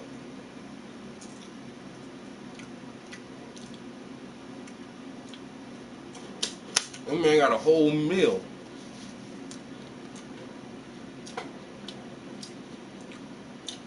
See, I know the 24-hour sub spot.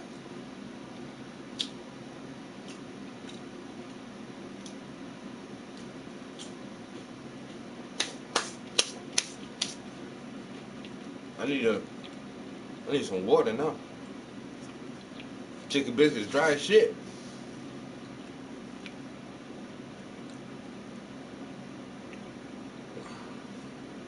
Yo, I injured myself the other day. My fucking elbow ain't been right ever since, yo. My shit hurts so fucking bad. I really think I need to have an x-ray to see if I got a hairline fracture or if I chipped the fucking bone or something. That shit hurt.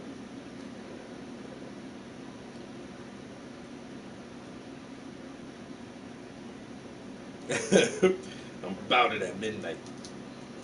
I don't be up early, I be up late, nigga. There's a difference. Y'all just waking up. I'm about to go to bed in a little while.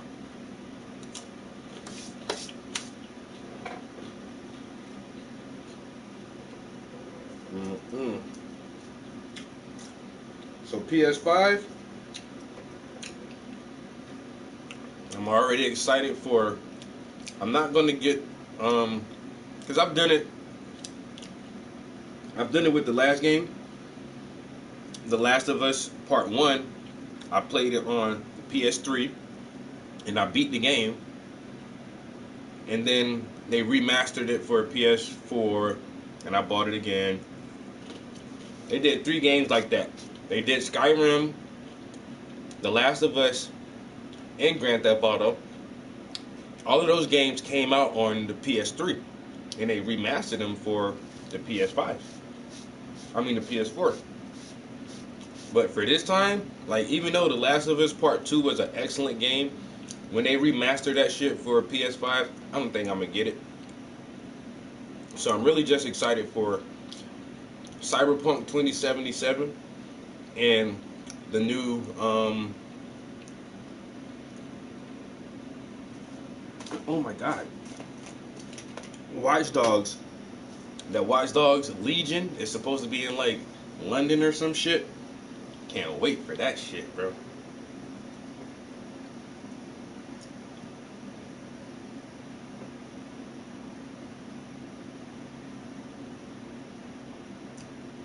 Kicked in at the right time.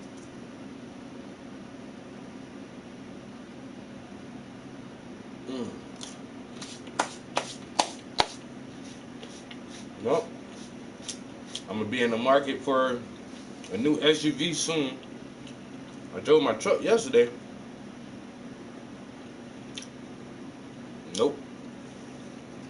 Not what they're saying right now. No multiplayer.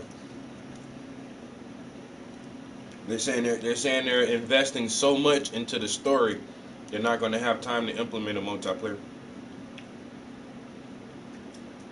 But honestly, I was driving my truck yesterday, man. And my fucking transmission about to go out in that bitch, yo. It's like I was at the light turned green. I pushed the gas, but I couldn't fucking go. I'm revving the gas like, yeah, but that shit wouldn't hardly move. Had to put that shit in low gear to fucking get that shit going. And then kick it back and drive, and it's just like my first gear is starting to slip real bad. So hopefully with my income tax, that second Christmas, they call that shit Black Christmas. I'm gonna have to invest in another vehicle already. Yeah, they're just like The Last of Us Part 2. Like The Last of Us 1, it had multiplayer, but they said this game around, it was like, we're not gonna deal with multiplayer. And Cyberpunk, CD Projekt Red is saying the same thing. Like they want the storyline to be so deep and so immersive. They're not going to commit any other staff, team, artists, or anything else towards a multiplayer package.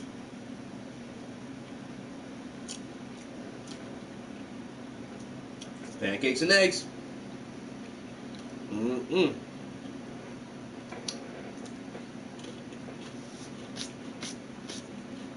If I do anything else after this, I'll probably just have me a protein shake until lunchtime.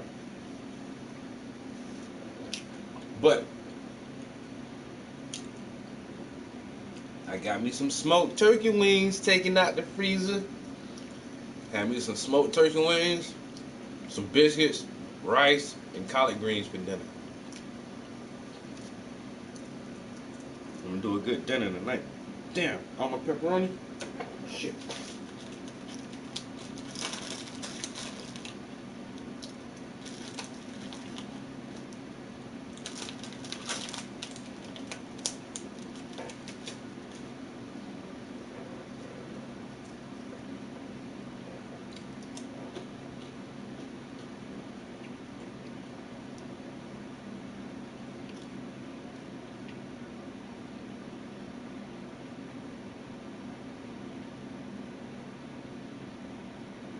Yeah, The Last of Us 2 wasn't bad, yo. I like that game. I really did like that shit, yo. I said, I already... Damn it.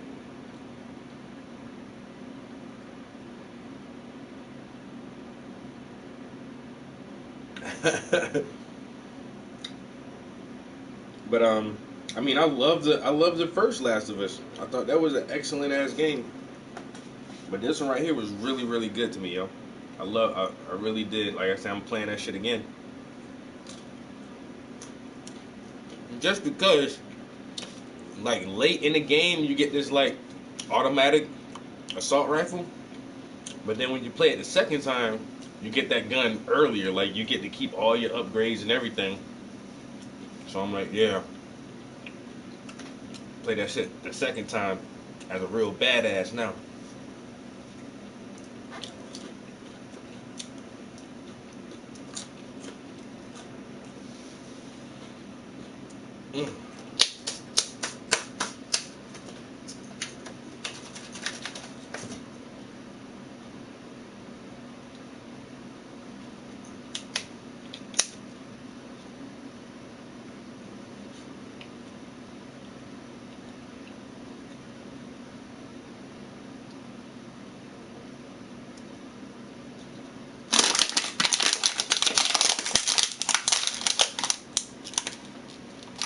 Just as long as that shit ain't paint thinner.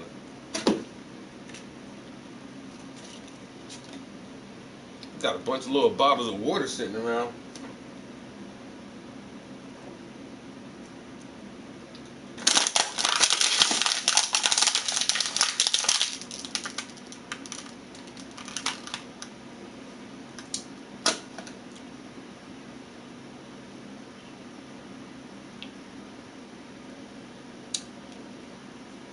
Beyond Raw. But that shit sound like some condoms or some sex lube or some shit. Beyond Raw. 100% organic, water-based lubes. Like, nah.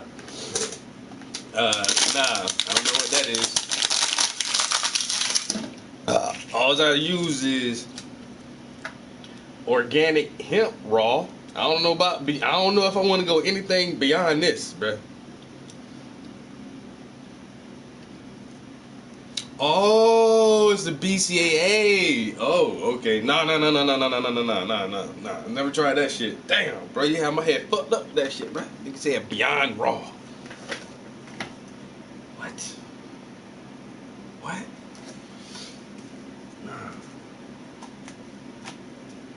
Nah, I used to use one guy. He put me up on a pre-workout. Can't remember what the name of that shit was. But I drank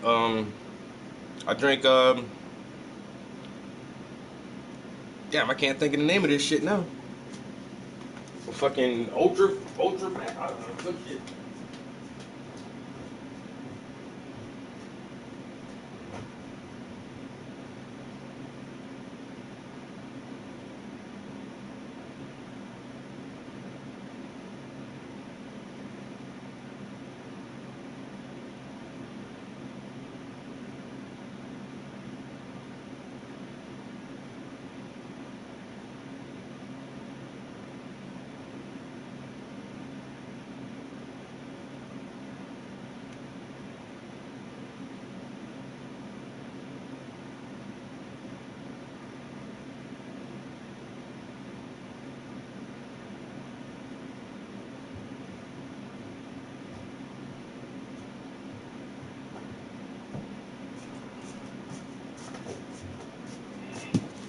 Yes, I drank right here.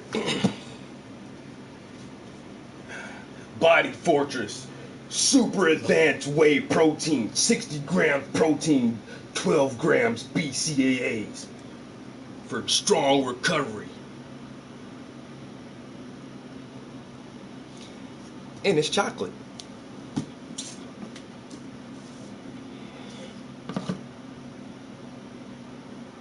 But they have the NOS blast and the amino blast. I don't be taking all that extra shit, man. Just this is all I need, and I don't even take this shit every day. You know what I'm saying? I really normally take it on workout days. If I hit the gym real hard, come home, take a shower, and then. But how I do mine, I do 2 scoops of this. I use I drink almond milk, so I put almond milk in, 2 scoops of this, 1 scoop of peanut butter, and a banana. So you get a lot more shit in your protein shake early in the morning.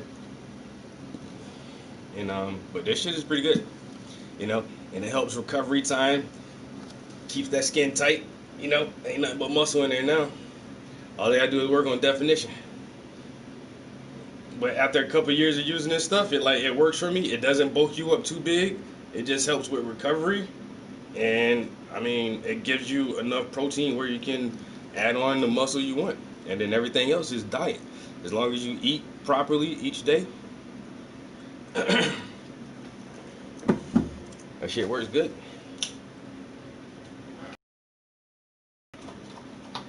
And so I've been taking it for over a year now. I've only been back in the gym for like 2 years, hard body. Almost 3 years now. About 3 years. But then like with this whole COVID shit happening and the gyms and everything closed down, like when I wasn't working out, I don't drink that shit. Like I said, that's just for recovery, really. And getting that extra protein in you during a workout day. But if I'm not working out, I don't drink it. Like I say sometimes I'll drink it if I'm lazy. Ouch. Fuck. Like if I'm lazy and I don't feel like cooking breakfast or something, it's like, let me do 30 push-ups real quick.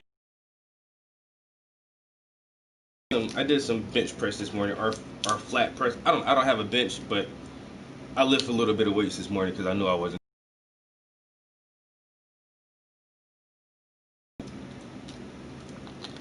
So I feel like if I have a protein shake this morning, I'm not like kind of cheating myself or anything.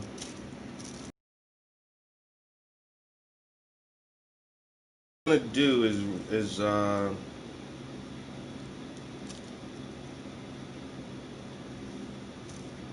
gonna do something real quick. Just give me a minute, guys.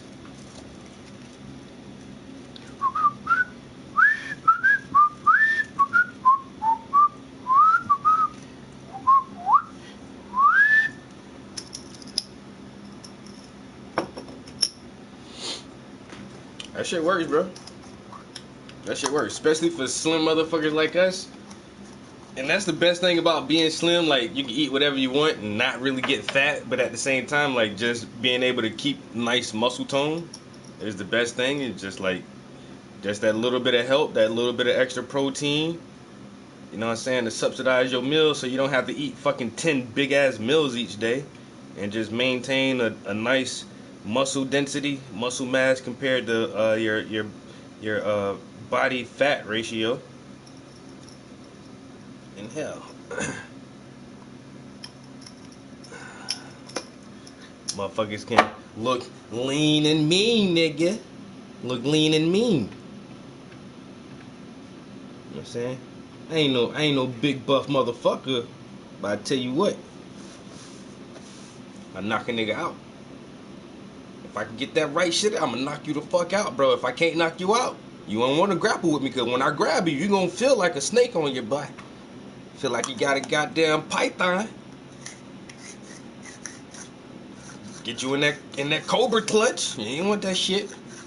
Like, oh, this little skinny nigga strong. Yeah, bitch. Yeah.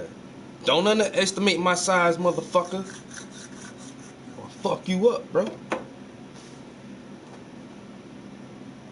That's it. That, you know how the Joes had their hands like that? Got that permanent G.I. Joe shit, nigga. Don't fuck with this, bro. Don't fuck around, nigga. Lean and mean, bitch. Lean and mean. I say, motherfucker, like my homeboy, I posted one of my little workout videos. He's like, oh, I was doing some dips. He's like, man, if you tie some weights on your waist and then do dips like that, you'll bulk up easy. I'm not trying to bulk up, bro. I like my size. I think I look nice this size. I'm not trying to bulk up. I'm just trying to stay fit. I'm strong enough to knock an average person out. You know, I ain't gonna knock a cow out or a motherfucking a moose, but a person, I'll knock you the fuck out. Fuck with me, bro. That's all I need, man. I just need enough strength to protect myself if the situation ever arises. That's all. That's all. Man, I don't need to lift 500 pounds. I do not need to squat 700 pounds, nor do I want to squat 700 pounds. I can bench goddamn 285, and I can squat 305. That's enough for me. I'm good. Squatting 305, imagine if I kick you in your nuts. You gonna feel that shit. You will feel it. I guarantee you will feel it. And me benching 285, if I punch you in your face, you gonna feel that shit, bro. Motherfucker feel that shit. Trust me. Motherfucker will feel that shit. That's it. That Goku Vegeta type shit. Then them motherfucker be taking off them weighted clothes.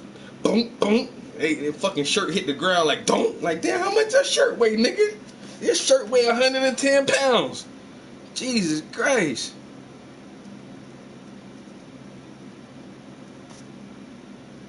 And people don't see that shit though. You watch out for them little slim motherfuckers.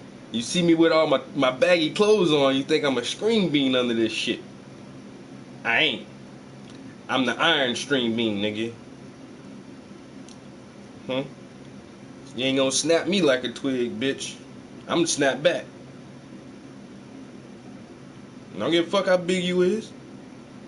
Fuck that shit, nigga.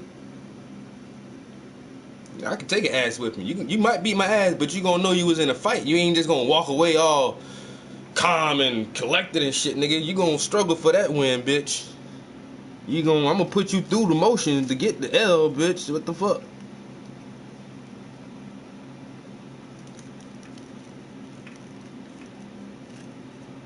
And that's my next thing, man. I got a homeboy. He been inviting me to his little boxing gym forever. He sent me an invite a couple days ago, man. You need to come down to the gym one Saturday. And I really think I need to do that shit, because I've been in several fights, but when I think about it, like, when was the last time I really punched somebody? Man, that shit been years and years ago since I really had to throw a real punch to defend myself. Boy, it been a long time since I had to do that shit. I might need to go hit the bag a little bit and spar up with some people just a little bit so I can remember and make sure I know really what the fuck I'm doing. You know? Just really remember. Get that jab, that hook, that jab, that left, right, left. Get that shit back. When the last time you really had to punch a motherfucker, you know? Cool, calm, collected adults, we don't normally go around fighting. And, you know, motherfuckers don't do that shit. Motherfuckers trying to pay their bills and get their kids to school on time. That's all real adults really care about. When you think about it, when the last time you threw a punch, nigga? Just in case. You tighten that shit up. Motherfucker talk a good game until that shit actually happens. And you throw a sloppy ass punch and break your wrist on somebody's jaw because you ain't got your shit right. Throw a sloppy punch, man. I hurt my damn self hitting that nigga. Shit, man. I think I jammed my wrist. I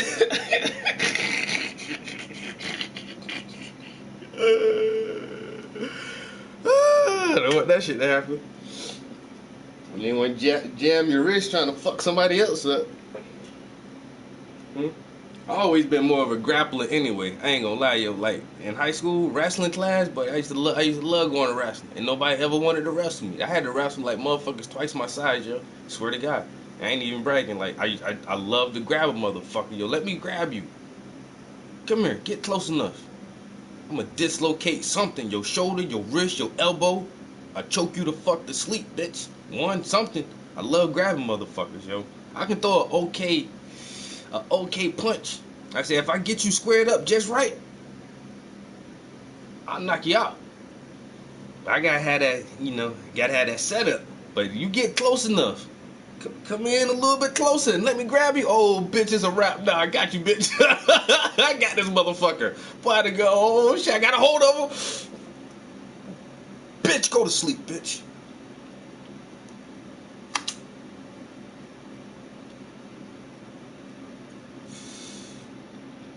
Yeah. The open palm.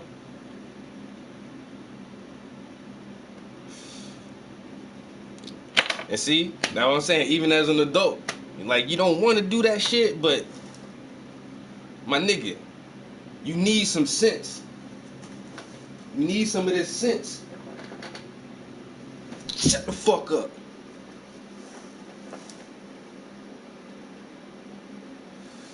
I will reach back into the depths of hell and pull up a little bit of this brimstone and slide that shit right across your jaw with that shit, man. Just so you can understand, like, I'm not the fucking one.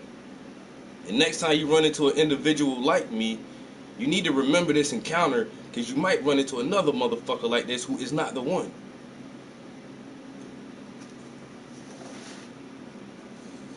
Motherfuckers think it's a game.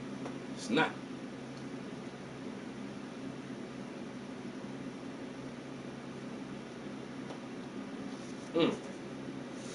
I don't know why this shit's so good right now. God damn. Maybe because, oh, it ain't even the first one of the morning. But this shit tastes extra good real quick. Damn. Alright. So now, we done had some snacks. We done painted a little bit. I done talk a whole bunch of shit. I love shit talking. Damn, I love that shit. Y'all motherfuckers up early as hell.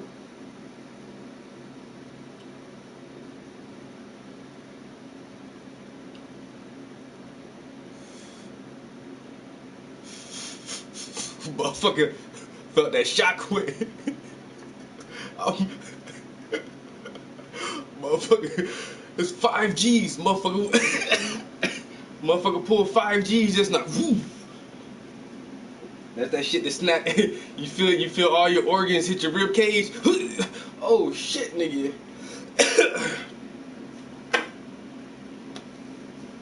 Motherfucker organs, all your organs just shit. Motherfucker hit 5Gs on that bitch. And I'm rolling up now. How?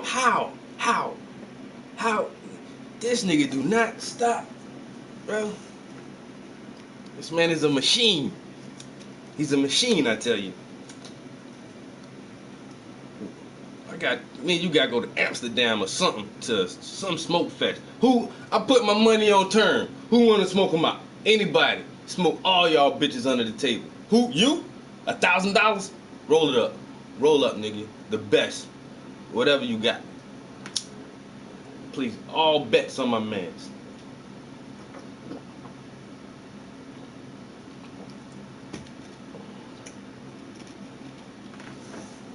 I'm rolling up now.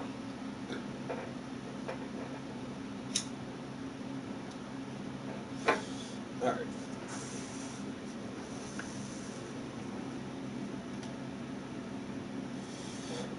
So this is a commission I'm doing for a guy, and it's not even for him.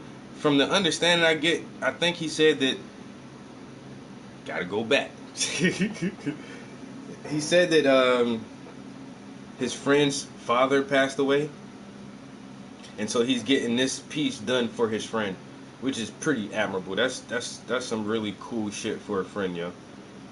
So, like, I'm gonna get a portrait of your dad done for you.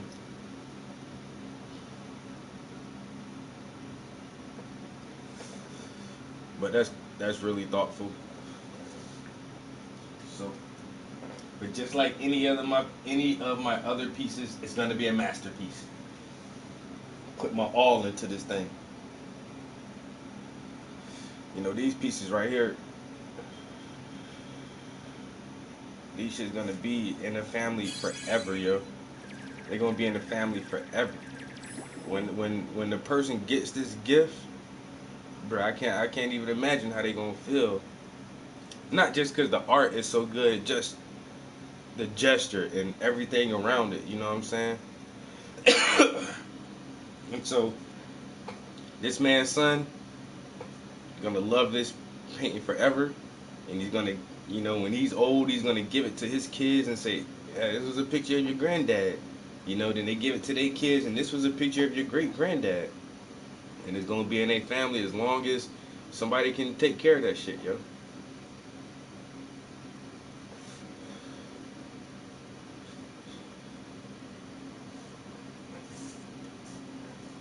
So, about to hop back on, pick up the brushes again. We ain't got a lot to do on the blue. A little bit more to fill in. He has some an anchor and the helm on his shirt, a little insignia and stuff, and then brushing the background real quick. And this underpainting will be done, and we'll try to finish up this large piece right here by the weekend. Hopefully, I can get this finished this weekend. Tell the client, you know, it's done. He can come pick that shit up, and then hop back on this piece. What's the price on this one or the real big one? Y'all know, man. Man, y'all know I'm be telling my prices, bruh. But hey, that big Joan, bruh. That shit expensive, man. My man, he paying for that shit, though. You know what I'm saying? He got that bread, so he be like, he don't care what I charge him. So I'll be charging his ass. But this one right here, I'll tell you, this one right here is less than $1,000. That one right there is more than $1,000. Way more than 1,000. This right here isn't that much less than $1,000 though. It's less, but not by a lot.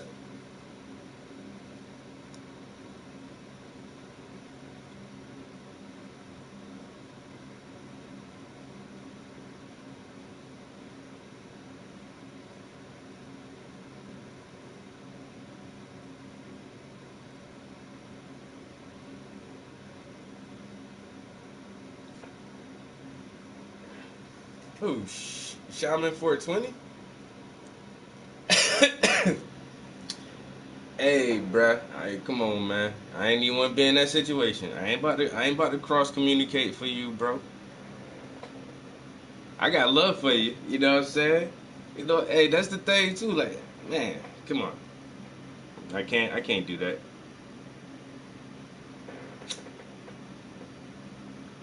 If he felt like, I mean, that's his own channel. I don't get it. I mean, if that's all you said, I don't know, bro. I don't know. That seems, my dude.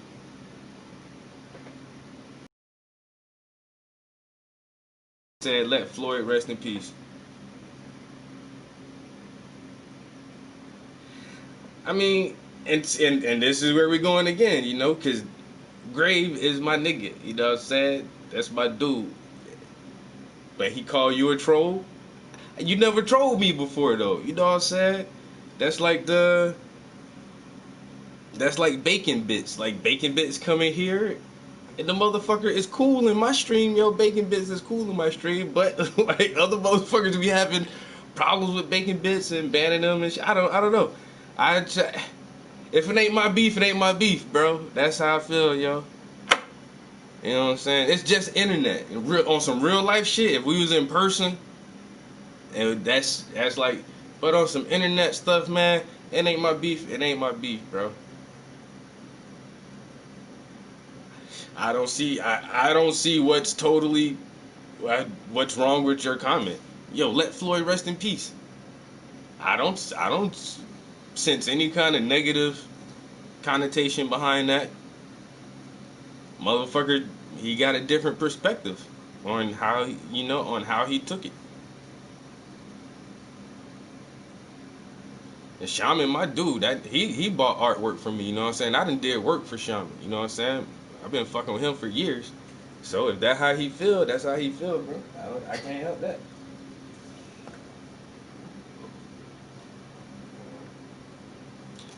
Hellcat, just by you saying that, it kind of makes you sound like a troll. I'm just saying. I don't troll no one. Except that one time when that one dude, I did troll him, but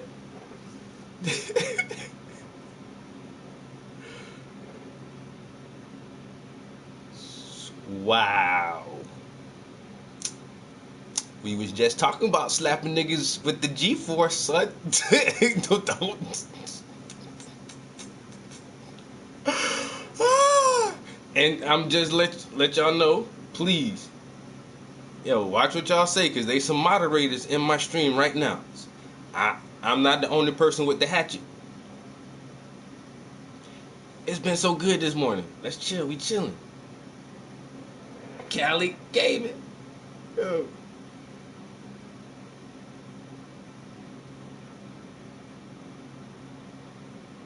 Who the racist? What? Who racist about bringing up Floyd? What's going on now? Come on, man. Wait a minute.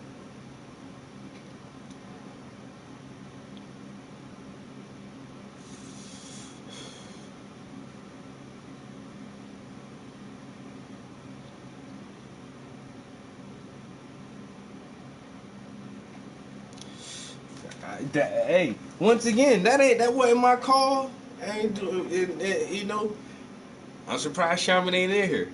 I mean, but like I said, I don't want to cross communicate that shit, bro. I don't want to be in the middle of that.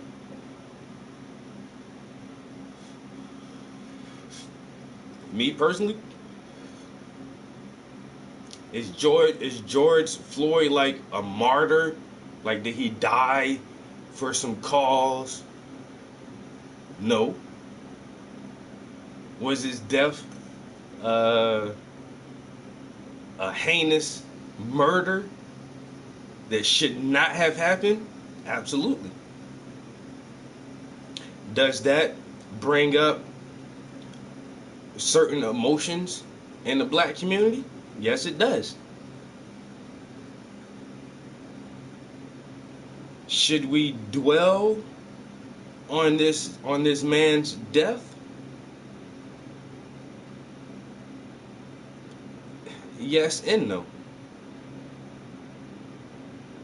You know what I'm saying? Because now the two names is Breonna Taylor and George Floyd, but then before it was Trayvon Martin and Tamir Rice and Sandra Bland, and we need to remember these people's names because they are us.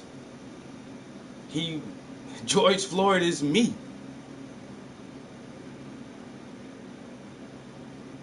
So should we let him rest in peace? Absolutely. Was he a martyr? No, he wasn't. Should we remember this dude? Yes, we should. Because that was my uncle. That was my brother. That was my neighbor. And it can easily be me. So, why you got banned? Hey, you know, people feel different about different things, you know. I recently blocked 2 people on Facebook just for some shit they said. You know, would other people have blocked them for the same thing? Maybe not.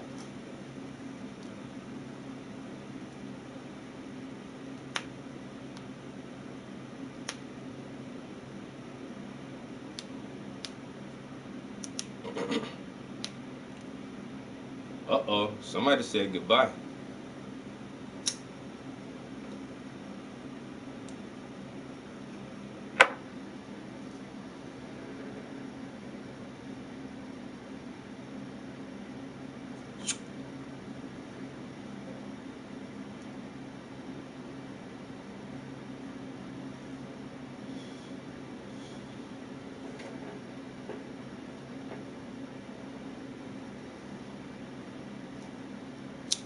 I don't know, I'm just saying, man.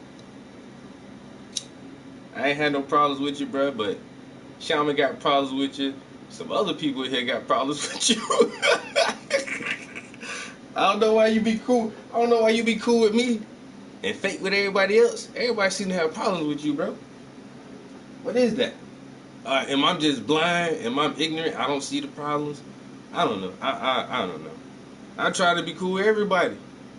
We just streaming, man. It's just streaming, bro.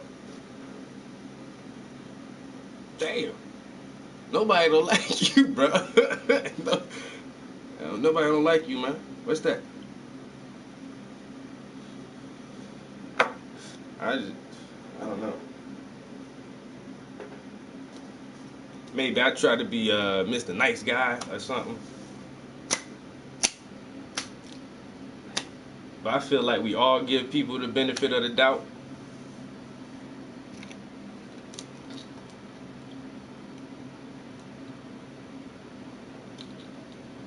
Hey, oh well.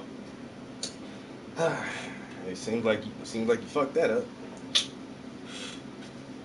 All right, guys, let's paint. Let's paint real quick. I got to do some painting. Got to do some paint. What we was listening to? We was listening to Lost Ancient Civilizations in the Sumerians. That shit was hot.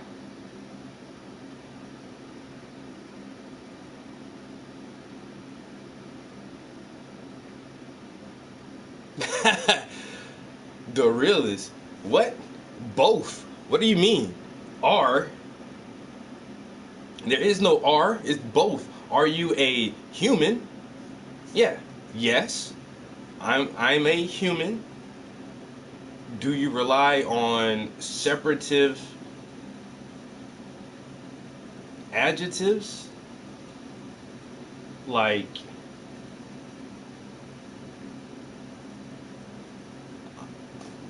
the color of my skin? That's what you mean?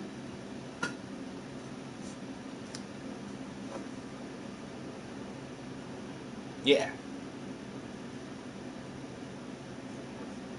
Yeah, so you can definitely use separative adjectives to describe groups of humans.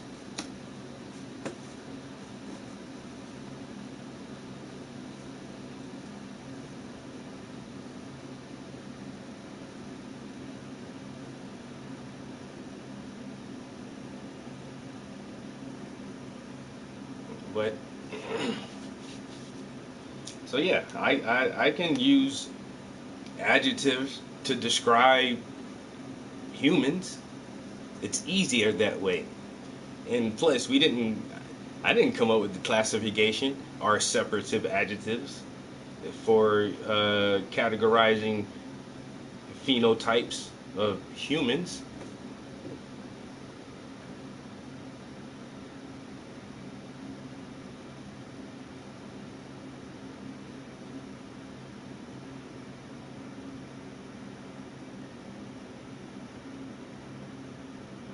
What happening? Oh shit.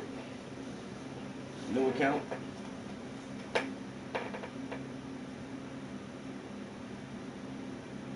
But yeah, then there genetically there's different types of humans. Like if you want to get really specific, and then you have to use separative adjectives to denote the differences in the types of humans.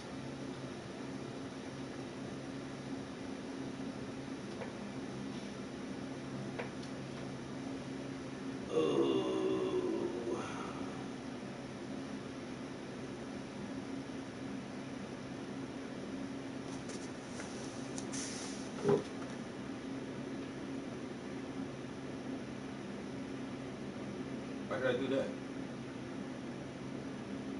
What happened?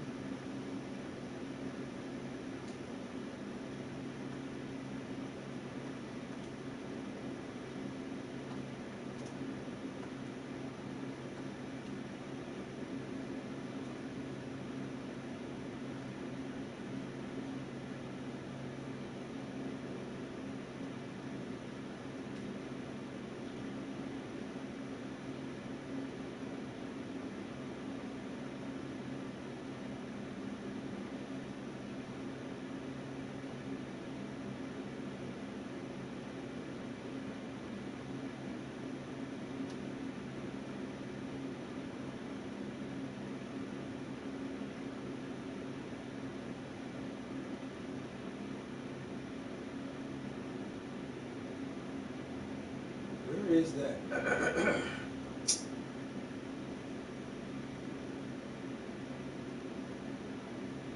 Yo, what the fuck?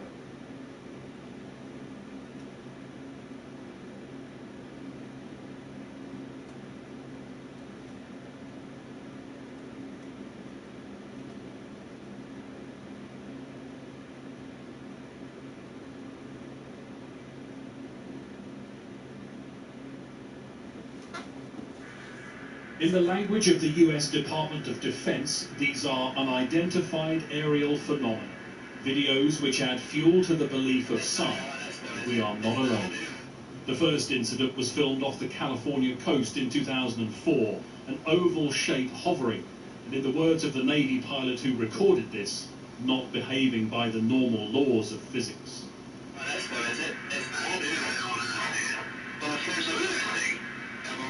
In 2015, pilots flying off the east coast of America spotted this.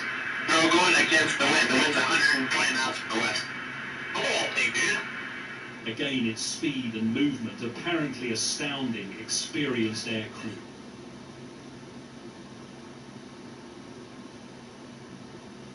Well, if there's another thing, it's rotating. That same year, racing across the surface of the ocean, something that it took some skill to capture. All of these videos have been leaked in the past, but the US government now confirms they are genuine. In a statement, the Department of Defense said it was releasing the videos in order to clear up any misconceptions by the public on whether or not the footage that's been circulating was real or whether or not there is more to the videos. The aerial phenomena observed in these videos, they say, remain characterized as unidentified. Those who've actually been to space are skeptical about what the videos reveal. These objects are probably some kind of secret military program, and what these pilots saw were real. They saw them, and they filmed and photographed them. And the Pentagon, I'm assuming, declassified them because there was a lot of speculation going out there. They had already been leaked, so why not come out and say, okay, these films are genuine, they do exist, but we don't know what they are. Of course, the US has a long history of reported UFO sightings. This image, captured by a couple in Oregon in 1950, regarded as one of the most significant. They were certain this was a UFO. And the Nevada desert continues to attract those who believe, seriously or not, that Area 51 houses crashed alien spacecraft and their occupants. But with the world gripped by more earthbound concerns right now, these videos will, for many, confirm what they've always believed, that the truth is out there. Greg Milam, Sky News, Los Angeles.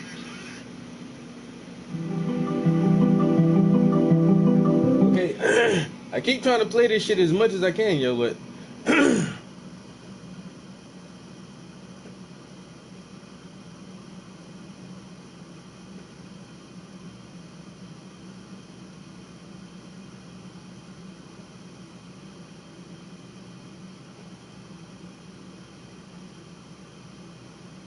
all right, I'm just telling everybody, man, enjoy the stream, man. Enjoy the stream. Keep it calm, man. There's some moderators in this motherfucker. You're going to lose your opportunity to be a part of the comments, man. Don't do that. Don't do that. Why is y'all coming in here starting arguments? I can't. And this how I know, like, how y'all follow my homie around just to fucking aggravate this dude, yo? Like, what the fuck is that? What is that? Huh? Is y'all that jealous of my man, y'all? I be seeing this shit play out a little bit. I say, man, I'll be trying to get into this shit, man. But goddamn, bro.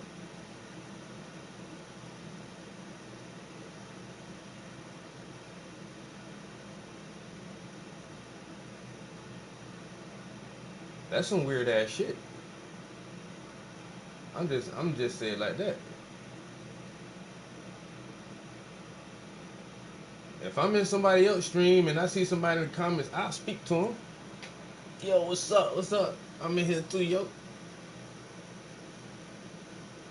But then some motherfuckers just follow people everywhere they go just to harass them. Like, yo, that shit is awkward, to say the least. Awkward.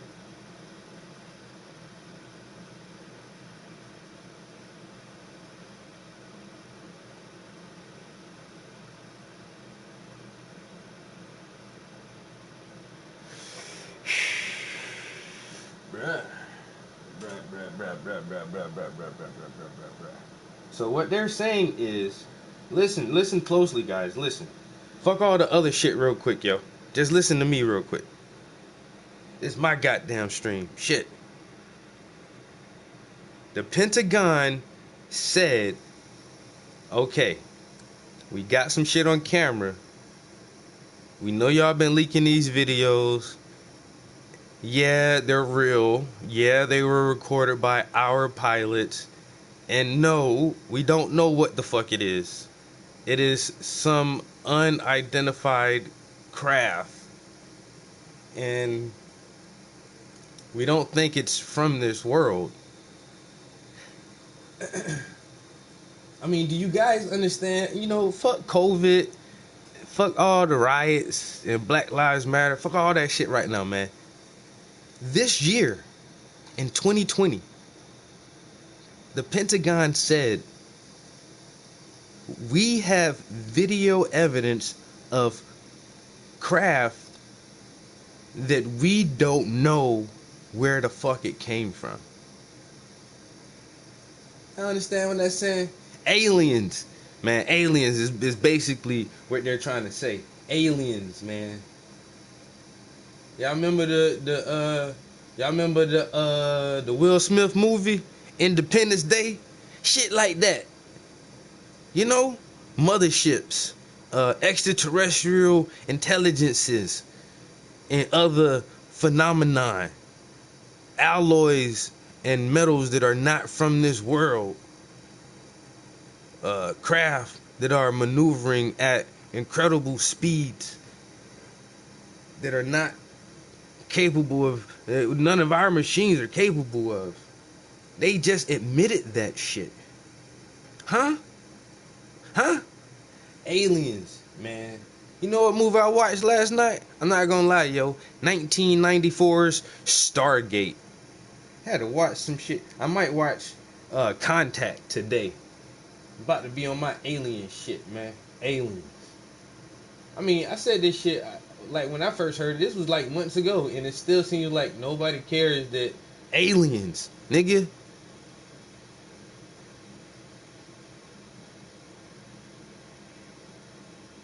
You know, Prometheus, shit like that. Damn. I see why Elon Musk trying to get to Mars so goddamn fast. This motherfucker robot knows some shit. Oh, and then Elon Musk, he previewed his Matrix device. Nobody didn't give a fuck about that shit. This man just showed you the Matrix. And everybody's like, yeah, fuck Tesla. It's not the cars. It's not about the cars. He says he's making the Matrix. Nobody gives a rat's ass. It's like, shit, man. So much incredible shit is going on right now.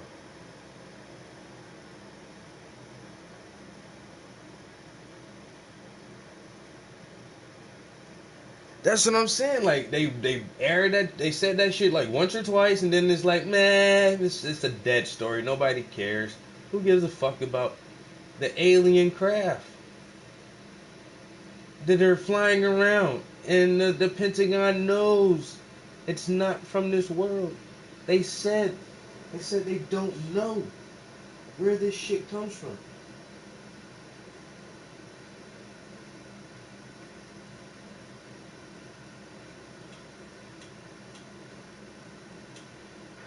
There's a whole fleet of them. What's that man say?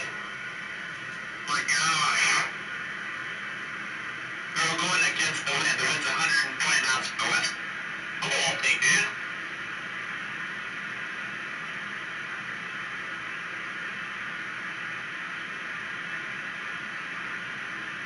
That's not LS though, is it? It's not. I don't understand.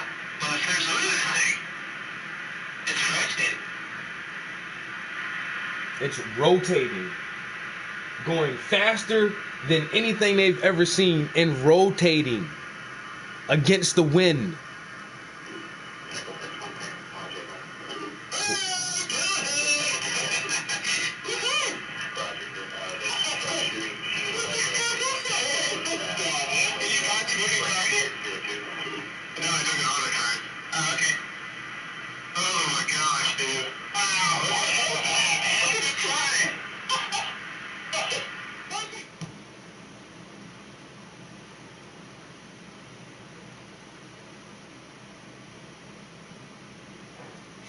And these pilots are blown the fuck away. Like, whoa, look at that shit, yo. I got it on the camera. Like, yo, what is that? And the one pilot asks, is like, is it one of ours? He's like, nah, it's not none of ours. It's like, yo, that shit is rotating. Yeah, but what is it? What is it? Nobody,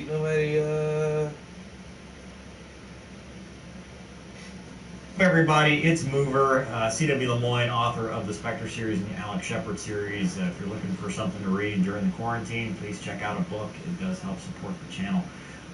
Today we're talking about UFOs, and I've gotten quite a few requests to review the recently released Department of Defense footage, and people are even asking Department of if Defense I've had any close encounters, released or if I've seen this anything, information or, themselves. if I fought the aliens, a la Independence Day.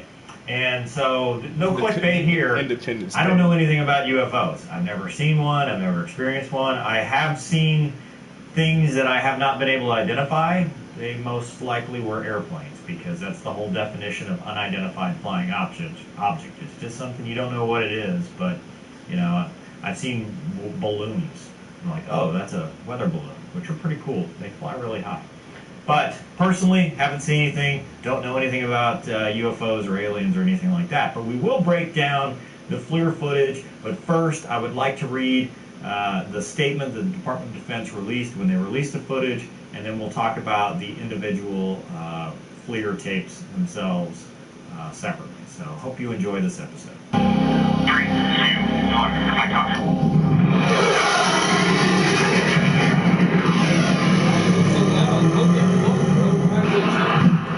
Alright, so on April 27, 2020, the U.S. Department of Defense, statement by the Department of Defense on the release of historical Navy videos. They say, the Department of Defense has authorized the release of 3 unclassified Navy videos, one taken in November of 2004 and the other 2 in January of 2015, which have been circulating in the public domain after unauthorized releases in 2007 Old and videos. 2017. These shits are old as The U.S. hell. Navy previously acknowledged that these videos circulating in public domain were indeed Navy videos.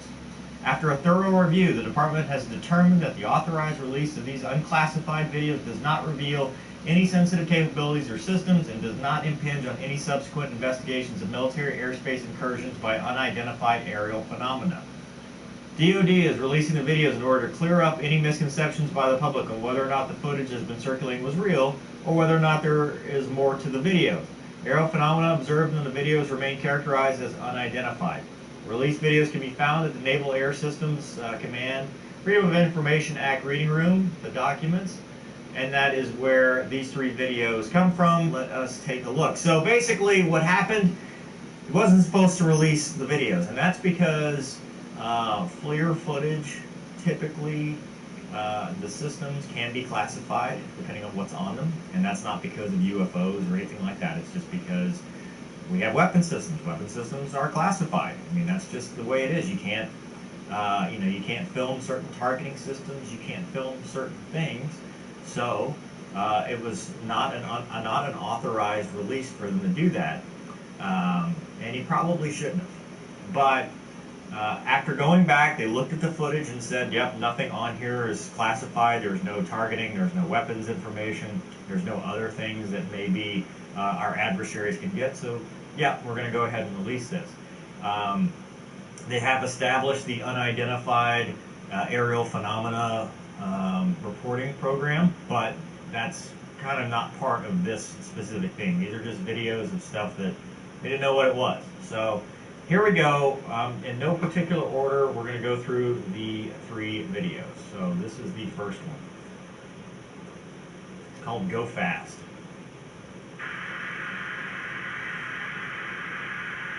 So something's moving rather quickly. He's trying to get a track on it, which is really good for him. Yeah.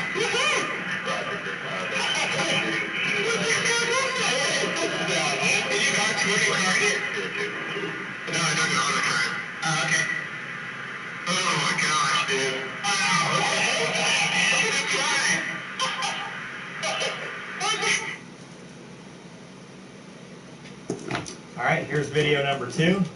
That guy literally said, "What is that? Blurry. What is that?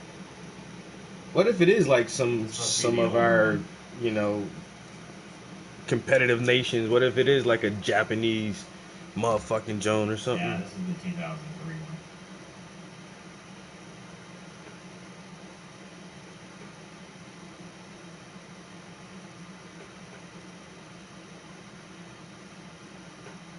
Poetic justice.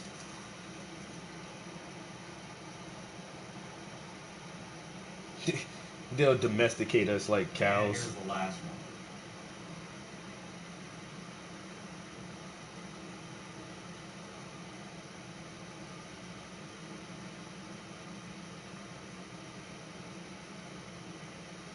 There's not any audio on this one.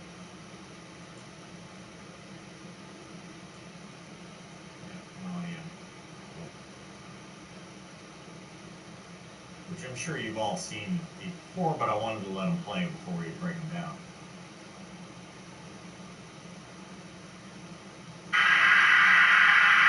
This is fucking going on, bro. There's a whole fleet of them. Look on the SA. My gosh. They're all going against the wind. The wind's 120 knots from the west. Cool thing, dude.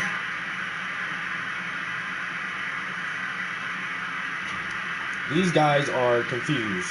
What the fuck?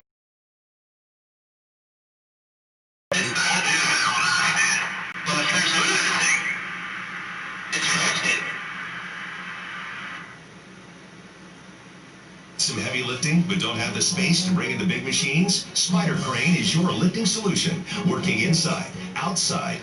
Spider Crane. Okay, so there's your videos. We'll go to the first one and start out. I'll mute it. Well, we'll just keep the volume down. All right, so what we're looking at is a Hornet targeting pod AT FLIR. So things that are important to look at. IR means it's infrared, so it's not a camera per se. It's electro-optical in TV mode is like looking through a camera. This is IR. There's one that does go to TV. He's in the narrow field of view. This tells you where the pod's looking relative to the aircraft. So 36 degrees to the left. So 36 degrees off to the left side there. And realize that the pod is on the left side as well. So he's got a clear, unobstructed view. On the F-16, the pod's on the right. On the F-18, pod's over here on the left. This is their altitude. They're flying around at 25,000 feet, and they're looking 22 degrees nose down. And they're in black hot. So white hot versus black hot. In white hot images are white, and black hot, the hotter images show up as black. So anything cooler is going to be a lighter color. Anything really hot is going to be a darker color.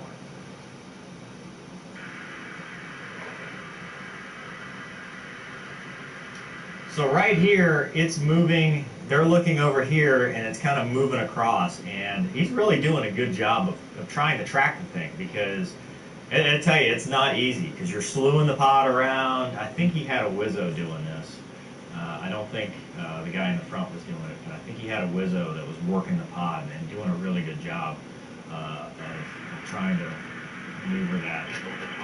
So he gets a track, which is, I mean, for something that looks like it's moving fairly quickly, that's pretty good. So what you see here, it looks like it's right above the water.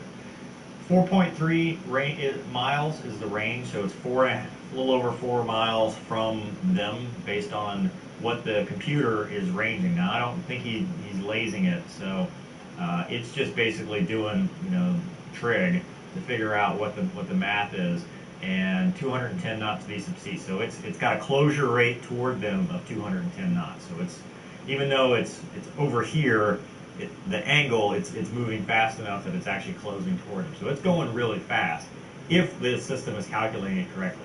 Again, 44 degrees off to the left, so 45-degree angle. And dude's excited. I mean, that's really good pod work to do that. What I don't know is how they found it in the first place. I mean, what they were using to target it, but Yeah, so this is the Wizzo.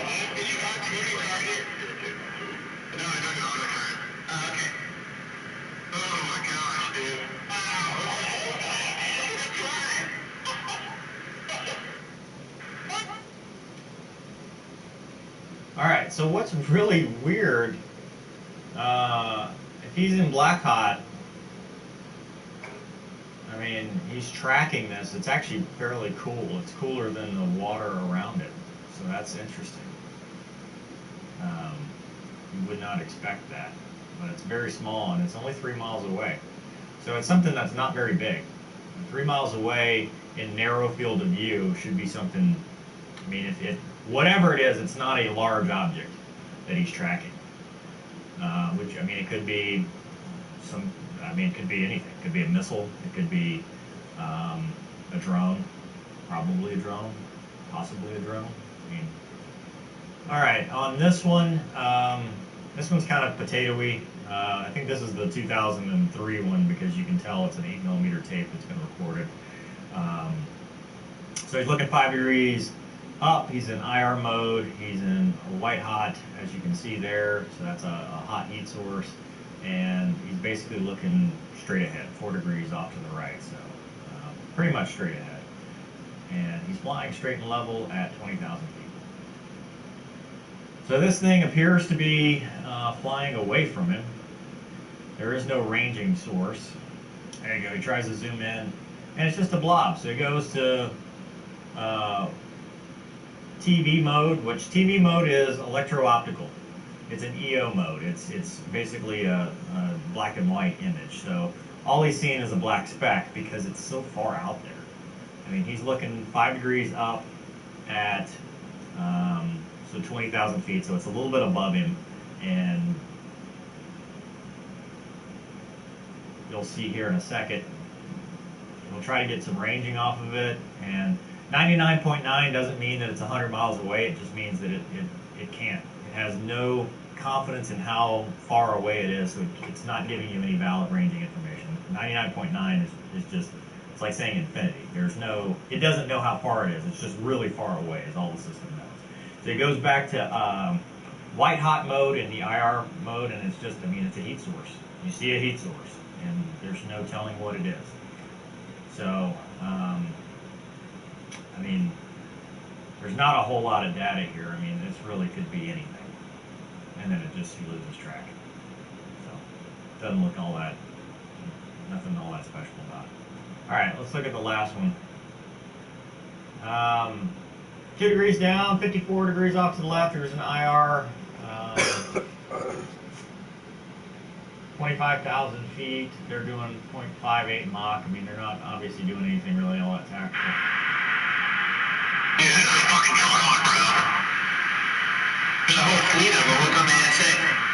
So he says there's a whole fleet of them. This guy says it's a drone. There's a whole fleet of them. Look at the SA. So the SA page being it's one of the other pages available on the Hornet. So basically, they are seeing other contacts out there as well as this one. So he's not. They're tracking this one, but they're saying, you know, the sensors are seeing more than just this one. Yeah, I haven't heard anybody break it down like this. This dude got some real military experience. My gosh. They're going against the wind, and the wind's 120 knots from the west. Yeah, that doesn't really matter. But the way they're tracking it, it's moving around. So they start at 55. They're going to 30 degrees. And they're in a bank also. So they're in a bank kind of converging as it's going this way in kind of a lag pursuit to get behind it.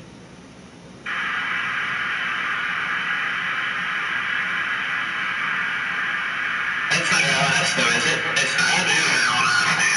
Well, if there's anything, it's rotating. So he's talking about it's rotating. I mean, we're in IR mode, so it may not be rotating. Whatever the heat signature is rotating. And we're almost. I'd have to see the rest here, but I mean, you're almost tail aspect to it, so it's a hot heat source. Looking back, I don't see anything necessarily. We don't know what any of this is. We don't know what the video is of. They don't know what it is. The Navy may not know what it is, or they may know what it is. I mean, it could be a classified weapon system that they have decided that the release of it, you know, seeing this, you're not seeing enough to be able to determine what it is. Aliens. Personal opinions, do I think there's life out there? Probably. I mean, it's a big universe, and the idea that, you know, we're the only intelligent life forms is a bit of an arrogant assumption. Do I believe we're being visited? No, I don't think this is any kind of alien craft that's flying around. I think it's an unidentified thing, whether it's another country, whether it's our own country, or some new technology, or it could just be an anomaly. I mean, you think it's us? We don't know what it is, but that doesn't mean it's necessarily some, you know, conspiracy. Yeah, but if it's us, then why would we put it out saying we don't know what it is? If it's, I can kind of almost believe that it would be another country. You would think that, you know, if we were being visited, you'd have something a little bit more high definition than. Yeah, but the videos are old. Like, what took them so long to even put the shits out? From 2004 and 2010? And I actually saw one of them, like, years ago, too. Like, these shits have been in circulation for a long time. In the beginning, I don't know. No idea. Yeah, you don't know. I don't have any knowledge of UFOs. This has just been asked of me a lot, so I figured we'd address it, but I haven't really, I don't have a whole lot of experience with anything unidentified. Aliens. Anyway, I hope you enjoyed this episode. I appreciate you watching, and I'll see you next time. Excuse me, no. Oh! Not a lot of that.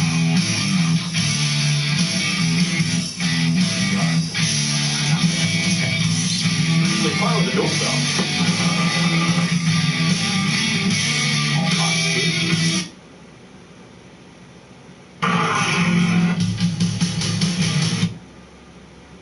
C.W.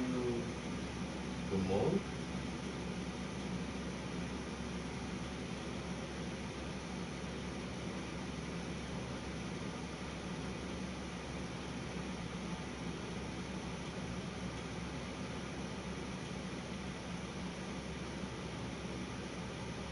Oh, this is what he does. I see why.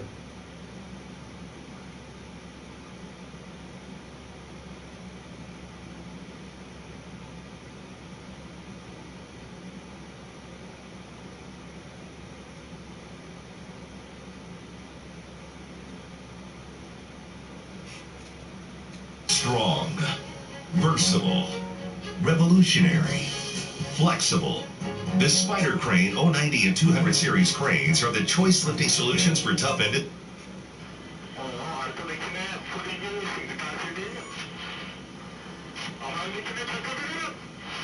On August 27, 2020, radar systems of the Turkish Air Force detected 6 F-16 aircraft departing from Crete Island heading towards southern Cyprus. The Hellenic Air Force's F-16 aircraft were prevented by the Turkish Air Force in the southwest of the island of Cyprus in order to visually identify the military traffic approaching the region, declared NAVTEX, and to remove them from the region. The aircraft were identified as belonging to Greece and removed from the region. Today we're going to take a look at the HUD video released by the Turkish Ministry of Defense.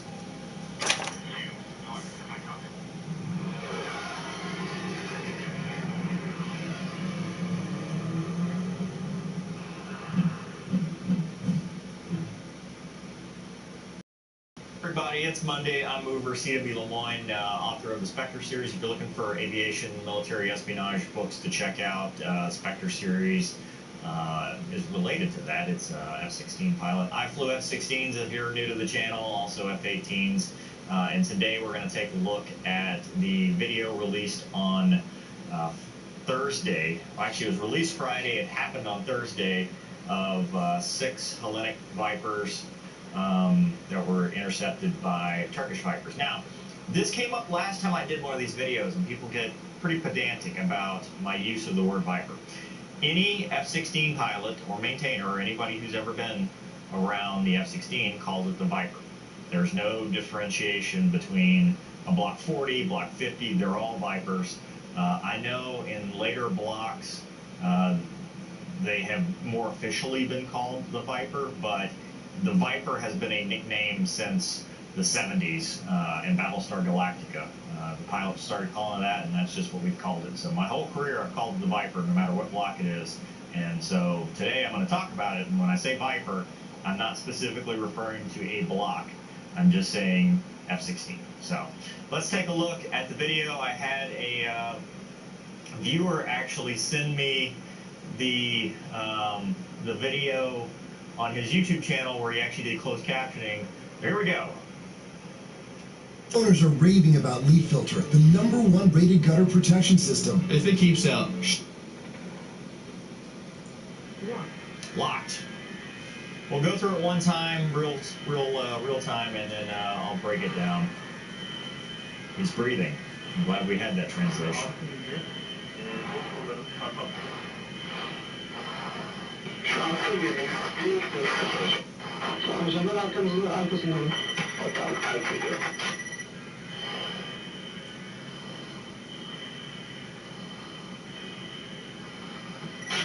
And gun Wes here.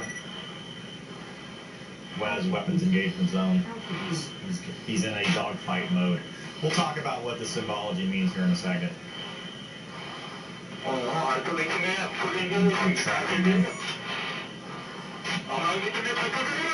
That's a pretty stable gunshot. Bingo. At 7,000 feet.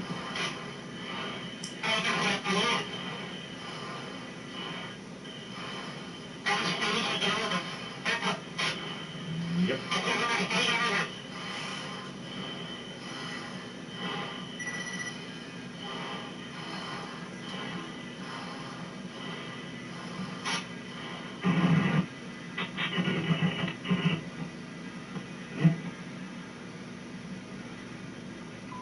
Gazi Ançıroğlu'ya geldiği sonucu 2 uzun 2 kısa. Too long, too short. Drop'u. F-16. Bu tarafa Glock 52 plus yönü. Off 52 plus.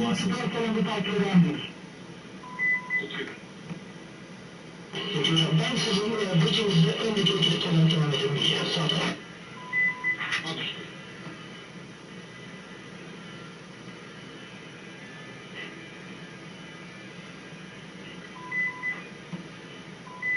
Liderleri manevra. All right. I have the most coolest water bottle. This is the Life Fuels water bottle. Why so I many drink so much commercials? more water every day because of this. So that's the real time. Let's break it down. Turn the audio down because we don't need it anymore. Or at least lower. All right, so what are we looking at here? For those of you unfamiliar with the F-16 HUD, that's 260 knots calibrated airspeed. So that is imperial. I know we always get into this, whether it's metric or imperial, at an imperial measurement, calibrated airspeed. This is his bullseye position, so whatever he set up as the bullseye, so he's bearing 296 for 46 miles from whatever. I mean, maybe it's their home base, maybe it's something else, I don't know. This is the ranging, so the radar F, 1.6 miles, nautical miles, and that's his altitude. This is, he's in a dogfight mode, air-to-air symbology, and that's his G-forces. So that's something to note right off the bat. He's in a dogfight mode. He's in SIM. So what does SIM mean? SIM means that weapons employment is simulated. Anything, he presses the pickle button, the trigger, anything like that, nothing's actually going to come off the aircraft, which tells me immediately that this is not, they're not intending to go out and shoot down, so otherwise the master arm would be hot.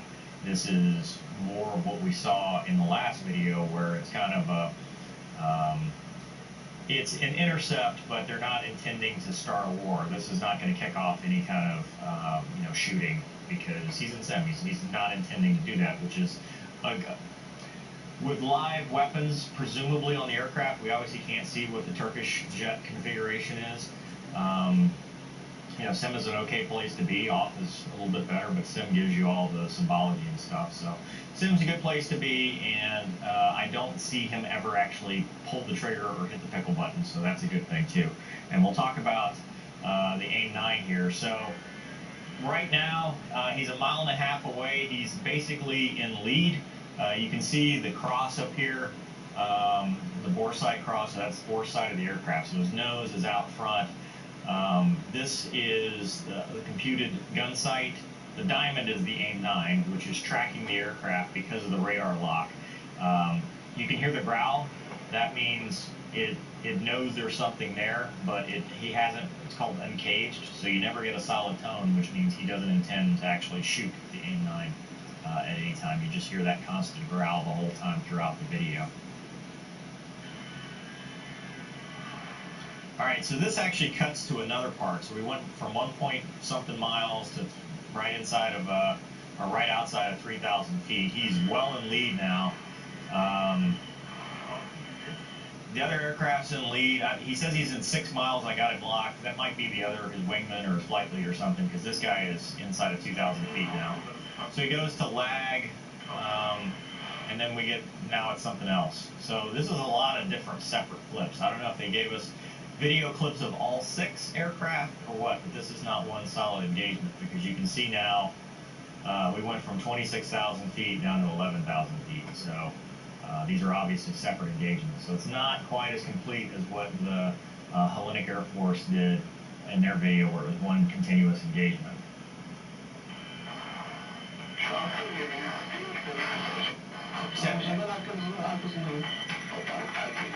I don't know what the beeper is.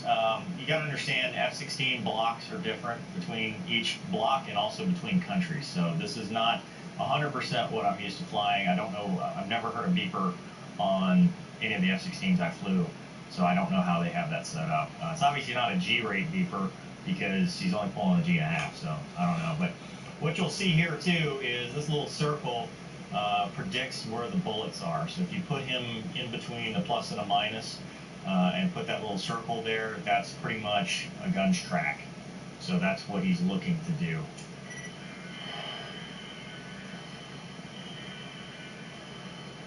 So right there, you can see that the other Viper, or the Greek Viper, is, I mean, he's not maneuvering the whole body, he's just in this constant turn. I was going to try to paint the letters in there first. I don't know why I always try to do that, but it's just easier to paint solid and then just write the letters in afterwards. So let me just do that. Not even take the time to try to fucking outline these letters. If this was a real engagement, they'd have punched off those tanks and they'd actually be fighting. So again, same as last time. This is more of an intercept with a little bit of maneuvering and then a knock it off when they go back home. So right there, he could get I mean, if they were really fighting, this would be a really good fleeting gunshot. Not really stable, but a good gunshot. Way in lead, so a lot of plan for him. He's got 100 knots closure, and let's see what happens here. I'm tracking him. Well, you're not. I mean, you're tracking him, but that's not a gun's track because your pipper is nowhere near him right now. But it will be. Right there. That is the pipper on the canopy. That is a valid gun's track. We'd have to count frames, but you know, if he pulls the trigger right now and the bullets at target range, the batter would show up, and it would show that, yeah, it's a gun's track. But he doesn't pull the trigger, which I think is a really good thing. But as far as gun's track goes, I mean, he's at 1,000 feet, so he's a little bit close. He's got 0 V sub C. He's only pulling 3.5 Gs, and they're down at 8.5 or 8,500 feet. But again, I think this guy's just doing a solid turn. Like I don't think I don't think they're maneuvering in relation to each other, just like the other one. There's not much of a fight here. So he says he's in firing position, which is true. I mean, that's a stable gun track, but you know, I mean, they're not really dogfighting, so just like the other one. Okay, bingo. I've seen this mentioned in the media, and they're like, well, how come he doesn't have enough fuel? So the bingo bug is actually configurable on the upfront control panel, and it's just whatever you type in. So, I mean, it could be Joker fuel, which is cease maneuvering. There's a difference between Joker and bingo. Joker is just a cease maneuvering for that phase of flight to let you know you have a buffer before bingo, and bingo is enough fuel to RTB. So just getting a fuel warning doesn't tell me a whole lot, because I don't know what they had. I mean, this could be, hey, this is Joker, or this is a pre-planned fuel state to go to the tanker, or before I can't use afterburner anymore, or something else. It doesn't necessarily mean that they were out of fuel and they had to go RTB already. But, I mean, he's obviously in an offensive position, and you can see really well here that those are conformal fuel tanks.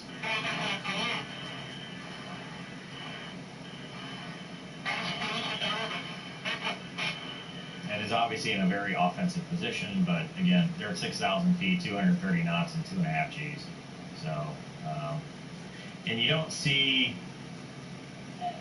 usually you'd see vapes off the other aircraft if it was kind of G'd up in low speed, high energy, or low speed, low energy state where it's actually trying to maneuver. He just looks like he's in a solid 3G turn at 250 knots. 200 knots. So that looked like a jink. I can't tell because of the way it works, but that almost looked like he did a tuck under jink. So that is a little different, and they're a little low to be doing this too. Typically, especially over water, we stop fighting at 5,000 feet. Obviously, this is real world, so there's no train rules or anything, but they're a little bit low to be doing stuff like that. But yeah, now he's turning away, and at this point, they're at 26,000 feet, 400 knots. This dude's bugging out. So 50 knots V sub C, so that dude's probably doing 370. So I think this is when they're going away. You know, when they've turned them away back to where they came from. So they're basically, in the result of the VID, too long. I don't know what too long, too short means, but F-16s would drop tanks. And this is where he's gotten closer. He's in 500 feet. He's just doing an air defense intercept. We do them all the time. I mean, you see it in the news all the time with us doing this with the Russians. Yeah, and at this point, he's just hanging out in kind of a trail, fighting wing position or whatever. So there has been some dispute about whether this video is actually even real, especially on Twitter and some of Greek media. Obviously, there's a lot of turmoil between these two countries, and anytime anything like this comes out, both sides are saying that the other side's lying or it's not real or whatever. So one site pointed out that it's not real because it's in sim, and I talked about that in the breakdown, but just to clarify, it's a 3-position switch, master arm switch. If you go master arm on, off, or sim. Sim gives you the ability to simulate weapons employment. On the side of whether it's real or fake, well, if you're doing a real air defense scramble, I can't see a reason why these dudes you still would trying. be in sim unless you absolutely knew that. Wow.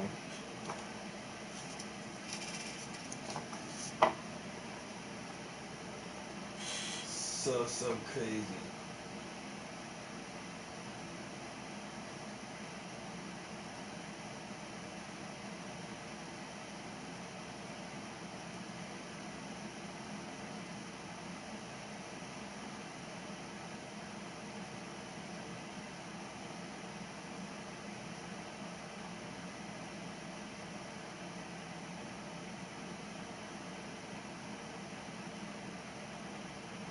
What?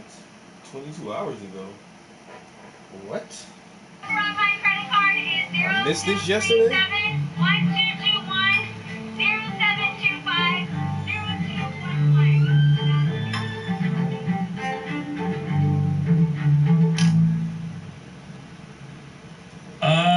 New development in the upcoming console wars. Yeah. We've been covering a lot here on the channel. It's getting a lot of press. People are excited. People are into gaming. Xbox Series X and Series S release date and price finally revealed. this was breaking right at the end of our last show. Then this story started to break. I don't really know how it came out. It was a leak, I guess, but then Xbox admitted to the leak, and it was all around, originally, the Series S. And people got super pumped because not only... Well, there's the Series S right there. Not only was the price aggressive and interesting and satisfactory to a number of people, but also the scale of it. It came out small and slender. A white box with a large black circle on the top of it. I don't know if it's a polarizing design. It's a... You're right, it does look sort of like a washer-dryer combo type of unit. I had not drawn that distinction. What does it really matter? It's a simple set of shapes. The key characteristic here is that $299 price tag, putting the heat on PlayStation, putting the heat on Sony, because presumably they will not be launching a next-generation console anywhere near this price. Now, I know that the Sony people are screaming at me saying, but Lou, that's because their models are all going to be 4K capable, whether it's the digital-only version or the version with the disc drive. Compared to Microsoft, key characteristic here is that $299 putting the heat on PlayStation, for the new Xbox, putting the heat on Sony, because presumably they will not be launching a next generation console anywhere near this price. Now I know that the Sony people are screaming at me saying, but Lou, that's because their models are all going to be 4K capable, whether it's the digital only version or the version with the disc drive. Compared to Microsoft, who's going to be launching a sub 4K model. Now, that doesn't mean it's not going to be powerful. Apparently, the $299 unit, the Series S, is going to still be capable of 120 frames, right? Am I right? Am I crazy? That's what they said. And it's going to do it at I think it's going to do it at 1440. 2K. Are you sure it's 2K? 1440? I don't know. I can't claim that, but I'm gonna look it up right now. I'm gonna look it up right now. Series S 1440. Microsoft confirms that the Series S targets 1440p. Yeah. 120 FPS. Is that 2K? That's beyond. That's more than 2K. 2K is just above 1080. That's 2560 by 1440. And 16 by 9. Oh, okay. It's 2.5K, if you want to call it that. Now, in the gaming world, for a lot of people, depending on the size of their monitor, if people are playing this on a monitor as opposed to a large-scale television, that might be sufficient. 1440p, 120 FPS, 512 gigabyte SSD, ray tracing. I mean, that sounds exciting, no? Oh, yeah. For $299? I'll take it. I'll get for that. $299? Yeah, I'll get the I'll get the lower grade So Xbox for $299 with 2.5K. It's not the full next gen promise, because the full next gen promise comes alongside 4K. 4K 120 is very exciting stuff, and that's what Sony's targeting, and it's also what Microsoft is targeting, by the way, and that's why they have the two models. I'm going to go out on a limb here and say that Microsoft might have the better next gen approach in getting that entry-level model way down price-wise and scale-wise at $299 and saying we're not going to try to hit 4K with it, and then having the more expensive model at $499, Series X, as the flagship, as opposed to what looks like Sony's approach, which is just a digital version and a disk drive version, but otherwise same horsepower. Because the problem what's going to happen there is those that go that go onto the website, those that are looking for gifts and all that, they're going to just see the lower price and say, awesome. Now, we don't know. We don't have an official number on Sony's pricing. But you have to assume and presume that you're going to start at $500 and maybe $450. At best, maybe $400. I don't imagine it for the digital only. Yeah, I'm already and then thinking you got the Xbox One sitting there at $299. PlayStation will be $500. Now, maybe Sony, now that they have this information in there, will and make some adjustments to their launch plan. Maybe they go dig into their own pockets a little more and come at a lower price with a digital-only model. I don't know. But this is aggressive. It seems to have been received fairly positively by the audiences. You got a nice little chart up there. I'll get a low-grade Xbox. These are the main things. Series S for $299. I'll do that. The graphics are different. Yes. It seems like the Series X has 12 teraflops. That's quite a lot. 12 teraflops potential. What? As far as where gaming is going, but out the gate with the lack of exclusive titles and maybe not as big of a deal. Yeah. That's what I'm saying, because I won't And really 16 play gigs it of like RAM that. versus And 10 I would only gigs of play RAM. it for like the Storage exclusives. 1 terabyte versus 512 gigs. And of course, expandable storage as well built in there. And yeah, there's the target 1440p at 60 frames up to 120 frames. We don't know what that really means. And the performance target on the Series X 4K 60 FPS and up to 120 FPS. I mean, the other thing to mention is just the scale of it. There's a video in the article that I gave you, a short video clip. It has 700,000 views at this moment. And if you just go back to the original article on Windows Central, oh, you're on the same article. No, it's a different. Same website, different article. Actually, not that video. Scroll down a little bit more. There, that tweet. And you can see the scale of this Series S up next to, or actually fit inside of the Series X. It's way smaller. It almost looks the size of, it looks smaller than a current Xbox. Thing's tiny. Look at the controller next to the actual unit. That thing is small. And you know how this goes, Will, with the way that people have the furniture and the setups. Some people are going to lay it down on its side. That main model, or the Series X model, you're not as flexible where you put it, how you put it. You got this black rectangle, it's not rectangle. What do you got there? A prism? Yeah. What is it? What is that? Futuristic shape. What is that, though? You know, you have a... Is that a rectangular prism? Lyco's been helping people save money for over 75 years. They've really stood the test of time. Much like these majestic Rocky Mountains, which must be named after the... That would be Rocky the Flying Squirrel, Mr. Gecko, sir. Geico. Moderate to severe ulcerative colitis or Crohn's disease, your plans can change at any time. Your head wants to do one thing, but your guts... Is that what that is? Is that when there's a... Yeah, it's a rectangle. It's 3D? Okay, it's a rectangle. What am I doing here? What are we doing here? That was a close one. 5:56 p.m. What am I doing here? All right, Series S, you let me know in the comments. $299 price. You picking that one up. You're spending the $200 extra, $500 for the Series X, or are you in a PlayStation camp? You don't care about the aggressive price point.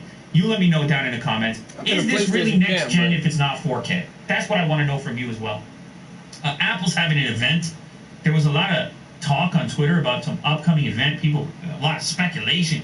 They might have an event today, and then it was, no, they're just, people found the emoji for a hashtag Apple event, and there's a little temporary limited edition emoji, and then people said Tim Cook dunked on those guys. They said he dunked on leaker types. Yeah, you know, yeah, the youngsters get dunked on when somebody else wins or defeats you. I don't know. Anyway, all we found out is that there's an event coming up, and the event's going to be on the 15th. There was a press release about an event on the 15th, or I don't even know. It's a bunch of people sharing their invites, digital kind of invites. Now, the title of the thing was Time Flies on the invite. September 15th, don't hold your breath for a new iPhone because of the way they positioned it. Time flies, indicating, again, which has been rumored, by the way, a new Apple Watch and possibly a new iPad. Please join us for a special Apple event from Apple Park. Watch it online, apple.com, September 15th, 10 a.m. So, as we've been talking about on this show for a while, there's been a lot of talk about a delayed iPhone, right? Pushing potentially into October, and a lot of it to do with the pre-existing conditions, pandemic, all that stuff going on, limiting supplies and all the rest of it. So a delay on the iPhone, but Apple still wants to have an event rather than hold everything, I guess, save everything for some all-in-one event. They say, all right, the watch, I guess, is ready to go, and maybe we have some iPad news. We'll do that in September, so we still have something in September, and maybe delay the rest of it. At least that's the way it seems to me right now. Maybe to give you a little iPhone teaser at the end. I don't really know. But for now, this is what we have to go on, and this would seem to point in the direction of this not only by the way, the delay of the iPhone 12, but also the rumored staggered launch of the iPhone 12, that you would only have certain models available first. So we have to wait and see, but Apple always gives you that Easter egg with the name of the event, and if they're going to call it time flat, it's going to be about the watch. Now, the new watch, there's some rumors about that. It's going to be capable, it's going to be doing blood oxygen and stuff. I know you're very excited. I can tell you're very excited. And new iPads, I don't know what they're going to do in iPads specifically. Is it time for more pro talk, for more budget talk? What are we going to do in iPads? Well, maybe just a spec bump. A little spec bump in there. Apple is working on the Apple Watch Series 6, expected to feature blood oxygen monitoring as a major new addition. Also been multiple rumors of a 10.8 to 11-inch iPad model, edge-to-edge display, and Touch ID either built into the power button or in the display. It could be an iPad Air. All right, there you go. Some other stuff, possibly AirPods Studio. We heard the rumors about AirTags, possibly a smaller HomePod. We have to wait to see, but obviously the watch is going to be the core of the event, and we're going to have to wait for iPhone. Speaking of an upcoming iPad, or potentially an iPad, we're bringing back Touch ID. Apple just got a fresh patent on a new in-display fingerprint scanner, as increasingly we live in a world where the face scanning is a little difficult with the masks and all the rest of it that people are wearing with the Face ID, and also with the notch necessary in order to have the Face ID, or other ways in which brands have dealt with front-facing cameras. Now, we talked about how Xiaomi and others, ZTE, they found a way to put the front-facing camera underneath the display for face unlock, but that under-display camera that they've been working on is really just a optical-based unlock. It's only capable of just, it's a picture camera, that's it. There's no special dot projection or any of the other components that Apple currently uses for their Face ID tech. So they have been, well, the rumor's been going on for a while that they would bring Touch ID back in a new version, not like the iPhone SE version just below the display, but in the display.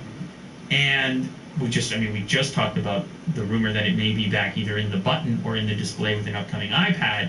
What's cool about this patent filing is it talks about being able to touch anywhere, or a big section, which was a thing that I had goofed with on that Vivo device back in the day. The original Next, when I was in Shenzhen. Yeah. And we didn't see that come out on actual devices. But it was obviously superior because you didn't have to line up your thumb with a very specific spot on the screen. It was about half the screen, almost half the screen at the time that they were showing off.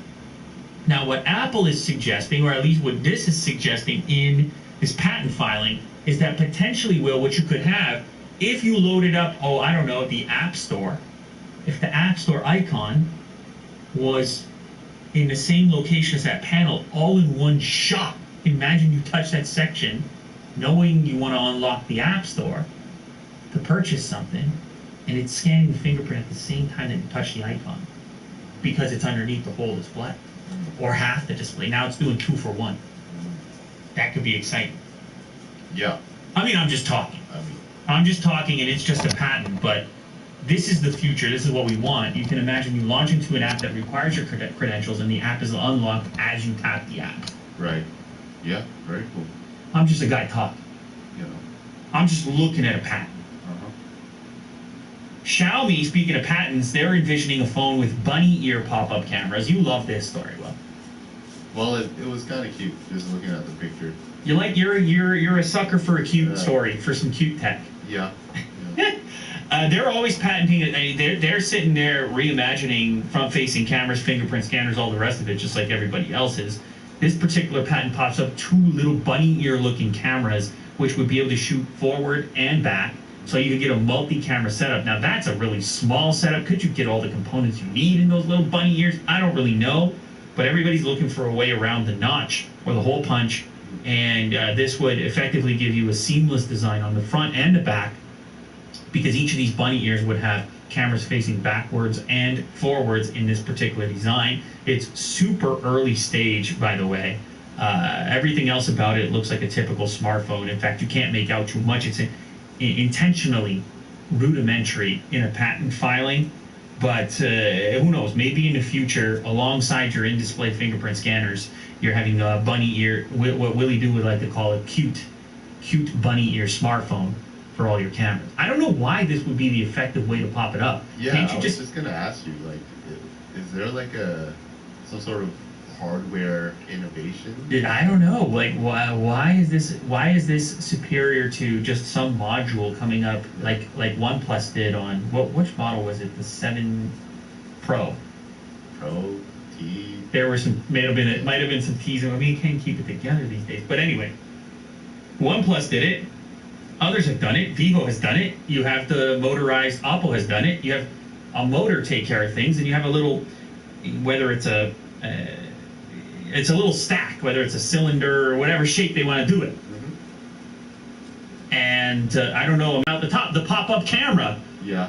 It never got a ton of traction. So, but here we have Xiaomi imagining pop-up bunny ears to go with it. I don't know why it would be superior, but they're working on it. Maybe it's just a cute fact, which is enough to get your attention. Yeah. There you go.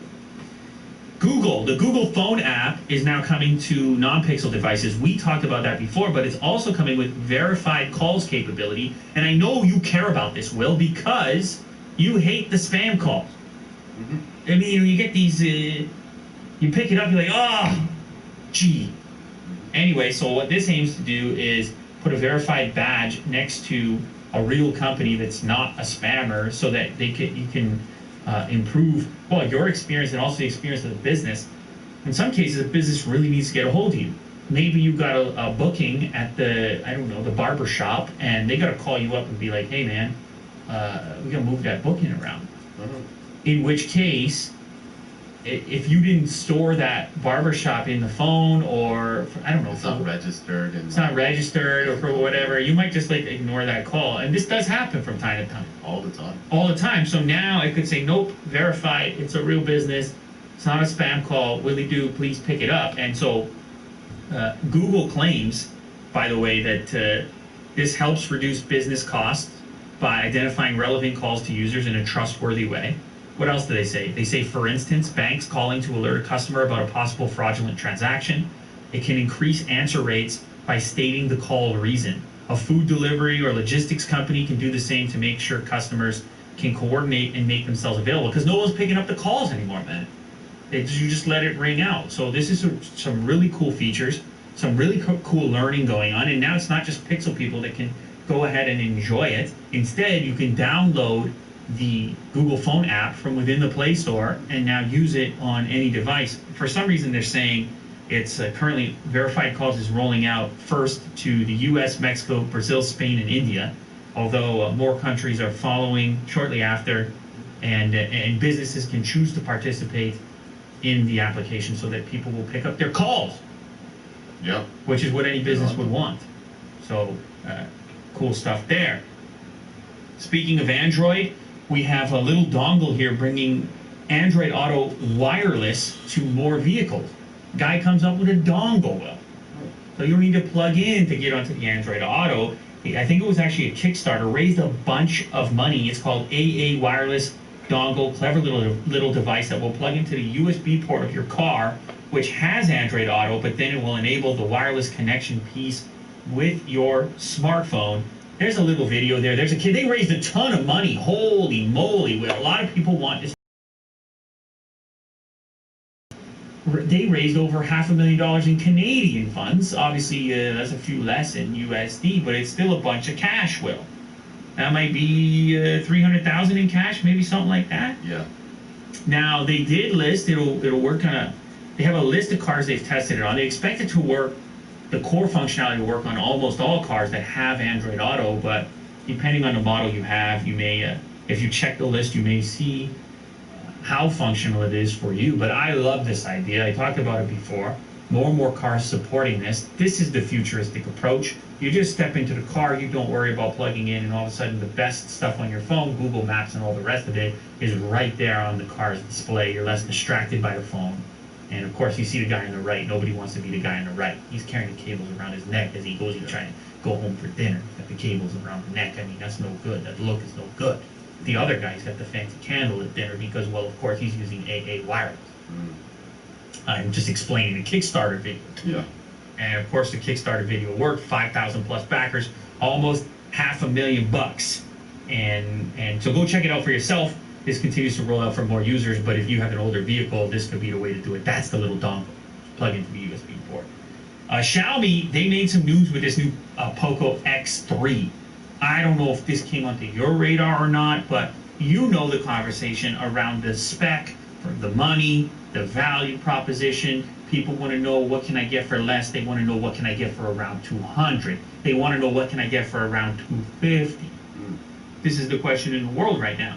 Everyone's fighting for that championship. Well, this one, you're talking about a 120 hertz display. You're talking about a Snapdragon 732G. You're talking about a 64 megapixel quad camera. You're talking about a 6.67 inch FHD plus display. You're talking about 6 gigs of RAM to go with your 64 or 128 gigs of storage. You're talking about a 5,160 milliamp hour battery. You're talking about a 33 watt fast charger in the box. You're talking about some IP rating. You're talking about a 3.5 millimeter headphone jack. And you're talking about expandable storage. I mean, it's got all, it checks a lot of boxes for the value for money. Now, of course, you're not getting any flagship level Snapdragon processor, which is what they did in the past with that flagship killer kind of connotation. But still, people are excited about this. People love getting a spec list like that. And also, the device looks all right. Because you take a peek at the device, you see a very aggressive screen-to-body ratio, at least in the images provided from the manufacturer. You see a pretty cool camera layout on the back. You got a lot of camera units over there. What else you got? You got HDR10 certification. You get the low blue light for the eye fatigue on there. You got a 240 hertz touch sampling rate, which gamers care about, and of course 120 on the refresh, which everybody loves. 2400 by 1800 pixels, Gorilla Glass 5. It's got a lot of things you would want, with a price tag coming in on an entry level somewhere around $250. That's really good. You know, so there you go. Maybe Poco is back. Pocophone, remember those days, Will? Upended the whole smartphone world. How much was it? 300 with the F1? I don't know. You're taking me too far back. I'm an old man. I remember. It might have been around 300, but it had the flagship chip of the time in it. But everybody sort of figured that was a lost leader. That was the type of thing they're trying to get the name out, build the brand, maybe lose a few bucks. Now we're getting, it's a little bit more realistic, but nonetheless, exciting times. If for the group that has around 200 to 250 to spend, you've got some options, Will. Seems like a killer. 2 color variants. You have Shadow Gray and Cobalt Blue to choose from. PUBG is ditching Tencent in order to avoid India's recent ban on Chinese apps, and most recent ban banning almost 200 more apps. And obviously PUBG being the biggest, I talked to a lot of people on social media. I saw the messages coming in. People were upset. They said, I got to play my PUBG. My PUBG is gone, all because Tencent's got like 10% of the company. However, they control the publishing in India. Yeah. Screwing me right up. That's what people said to me. Well, see, PUBG's trying to find a way. In the parent, the real company for PUBG, you know, it's in South Korea or whatever. And they're like, why are we? It's a 10%. We got to take the publishing off. We can't lose the whole thing. They're making $2 million. $2.2 million a month is what they made in India alone. I don't know. Last month it generated $2.2 million in revenue, earning the most among India's top 20 mobile games. So they can't just. There's some money. They gotta have this money. So they gotta figure it out. And so they go in there and say, what if we separate ourselves? Here's a quote right here. PUBG Corporation fully understands and respects the measures taken by the government as the privacy and security of player data is a top priority for the company. It said in a statement, it hopes to work hand in hand with the Indian government to find a solution that will allow gamers to once again drop into the battlegrounds while being fully compliant with Indian laws and regulation. PUBG was a top mobile game by monthly active users in India last year. According to analytics, it was downloaded more than 54 million times. Now, obviously, Tencent wouldn't like this very much, and I don't know what happens to their relationship. Does the PUBG Corporation go in there and buy back that ownership stake in order to alleviate any, or did they quietly say, okay, you could control it elsewhere, but just not in India? You can, who knows how they address this part of it, or if the Indian government even goes for it. Because PUBG, they get on the phone right now and they say, look, or they make a statement like this, they say, we fully understand and respect you. Government could turn around and say, nah, we don't believe you, we don't like it. They could say, we think you may still have some sort of interaction with Tencent and we're not going to go for it. It's possible that that could take place as well. But I would say, at least for those hoping to see PUBG make a comeback in India, there's a little bit of hope there. That if the government's willing to work with them to satisfy, and I don't see why that should be a problem. If they can satisfy the privacy concerns and prove it, then so be it. Bring the game back. It's the way I look at it. But anyway, we'll see if it all works out. PUBG may make a comeback in India. GM has acquired a stake in the electric truck maker Nikola. They have that upcoming truck, which they've been showing off, the Badger, set to go into production 2022. We've talked a lot more about Rivian in the past. Ford took a big piece, at least they made an investment into Rivian. They're collaborating to some extent. GM wants in on the party. We'll take a bathroom break real quick. I gotta take a piss. One of these electric vehicle startups, and now they are. They invested. They purchased an 11% stake in the company. Company stock skyrocketed because now they can use parts. They can share resources. They can kind of plug in, so to speak, plug in to the GM supply chain to a certain extent. You have a big company backing, which is kind of what they were looking for. They will exchange $2 billion in newly issued common stock for the services and access to General Motors' global safety tested and validated parts and components. That's what the company announced. Now, this is not going to speed up the production of the Badger. It's not coming until late 2022, but it's a very futuristic looking vehicle, a much different take than what Tesla is aiming at with the Cybertruck. And it just goes to show you the commitment of the traditional automakers, the gas-based automakers, to the electric vehicle marketplace, and how the whole market has basically agreed we're shifting, we're going, we're running, it's time to be in the electric vehicle space in a big way. And this is just another example of that. Apple has shared a little look inside of that new floating store that they've been working on at the Marina Bay Sands in Singapore. In Singapore, yeah, of course it's in Singapore, with the famous hotel that it's actually attached to in a shopping mall, in the nice shopping district. I wouldn't know. I didn't get a chance to go, but one day I will. Yes, you should. And you say I should, as if you have. I didn't go. Okay, but you know that I should. Very well. So apparently, well, we talked about it when it first got announced, but now we've got a much better look at the inside. It's kind of a bit of a bait and switch in the sense that a lot of the store is actually in the mall, and then you take an escalator to go up to the orb portion, which is seemingly floating on water, which of course it's not exactly floating. Oh, you can't. There's no bridge that gets you to the... I don't know if there will be a bridge, but at least in the video clip, if you scroll down to the bottom, it gives you a better idea of how the whole thing's going to work. There's a video clip of a guy, he's entering from the mall, and he has to go up an escalator. And it's embedded. There it is. That video clip, the virtual tour. So this looks like a typical mall entrance to an Apple store. And it looks like, well, for all intents and purposes, you can do a lot of your activities in this initial portion, the tunnel portion. Because they have the iPhones are on display here, the accessories are here, the cases. All right, almost done. A little bit more blue. Sales associates are in this section. You gotta walk all the way to the back. And then you go up the escalator. It's very cool architecturally. Like, I would definitely go look. But if you just needed to shop real quick, you might not even bother going all the way to the cool part of the store. Which is a bit unfortunate. And I actually, in this video, don't see an entrance. Or maybe there is. Is that it? Was that what that was? Maybe. Maybe there's a way to enter right from the boardwalk. I know when I saw the initial reports, they were suggesting that you could, that it would have multiple entry points. But anyway, it looks cool nonetheless. 114 individual pieces of glass held in place by 10 vertical mullions. Apple says the Dome is the first of its kind in construction, all glass and fully self-supporting. There's a bunch of different sections in the store, including like a big presentation display. The company's first underwater boardroom is also a part of this thing, which is, of course, quite cool. And actually, just as an object, when you're in the city, kind of looking at it when it's illuminated, is pretty iconic.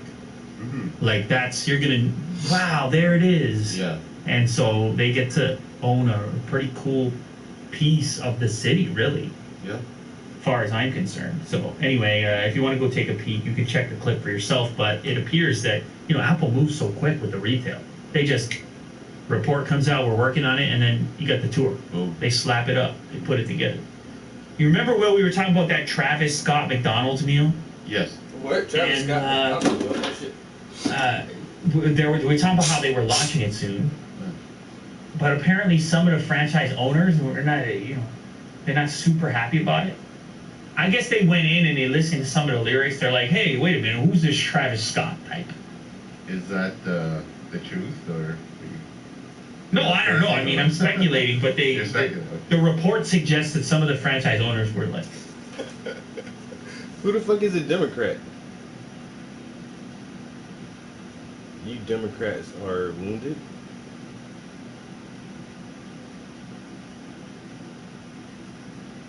Yeah, bro. Trump 2020, bro. Hi, from a black guy.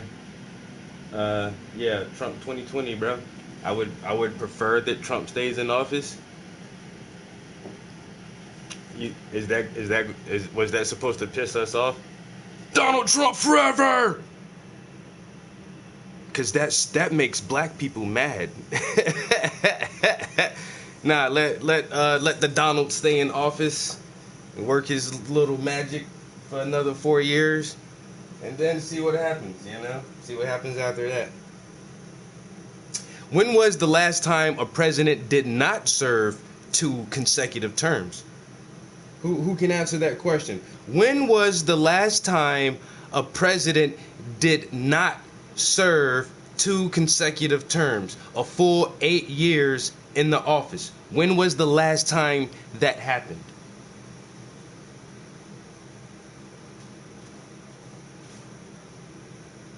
Don't block him yet, guys. Let him troll for a minute. Nah, that shit don't make me mad, bro. For one, I don't vote. For 2, I don't think Donald Trump is a bad president. They're all presidents, bro. A president is a president. A president can do but so much. A motherfucker is not a savior. He's not going to do anything completely different than anybody else could do, because the president really don't control shit, man. We live in a courtocracy where the corporations really run the shit. And just by having a man who's been in the corporate realm most of his life, whose family lineage comes from corporate businesses, he understands that a lot better than most people. A lot better than most people. Motherfucker just says a bunch of dumb shit all the time. He just says dumb shit.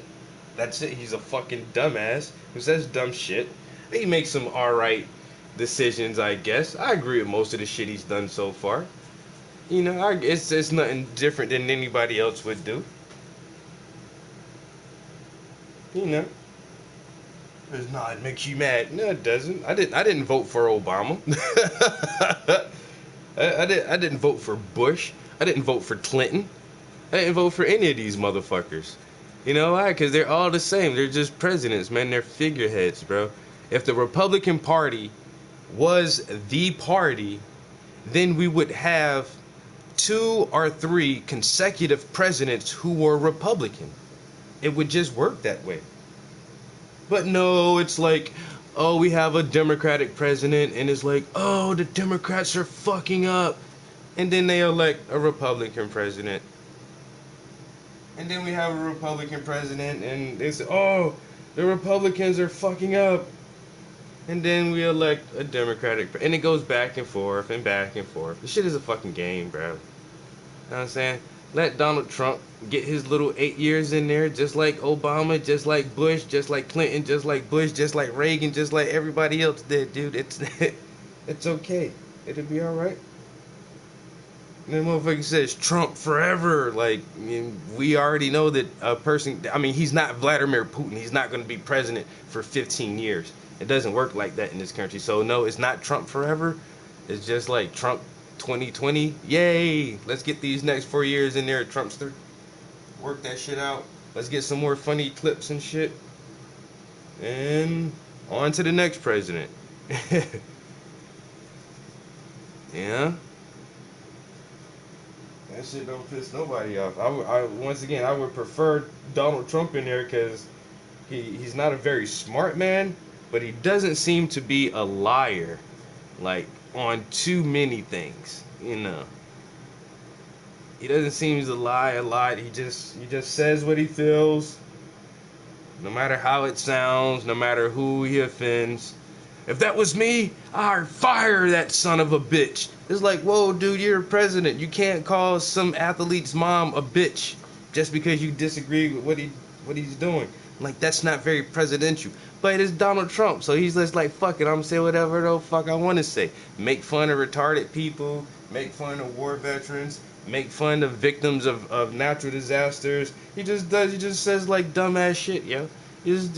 But you know the shit he talks about. Hey, building the wall. Hey, build that motherfucker, bro. Let us know where the money coming from. If that's gonna make you feel good about border control and about illegal immigration, build a fucking wall. You know, I can't just move to Mexico and live there illegally. That shit ain't work like that. I can't just move to France or Canada. You gotta be nationalized and shit like that. So you want a wall? Yeah, whatever. You know what I'm saying? Motherfuckers gotta go to a country the right way. You wanna take down Obamacare? Fine. You know, I work my whole fucking life. I have healthcare insurance through the organization I work for. I don't need Obamacare and all that other shit. I have good healthcare. You know, you wanna do away with that? Yeah, that shit ain't nothing fucking with me. You know what I'm saying? You wanna ban Muslims from whatever country? Whatever, bro. You know, it ain't nothing that no other president wouldn't do. I say none of these motherfuckers got my absolute best interest in mind. So what the hell do I care?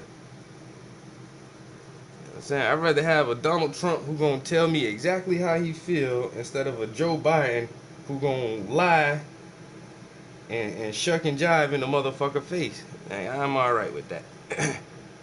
You don't like me, tell me you don't like me. Don't tell me you like me and then go talk shit behind my back. You know? So yeah, Joe Biden and Kamala Harris, fuck them. Fuck both of them.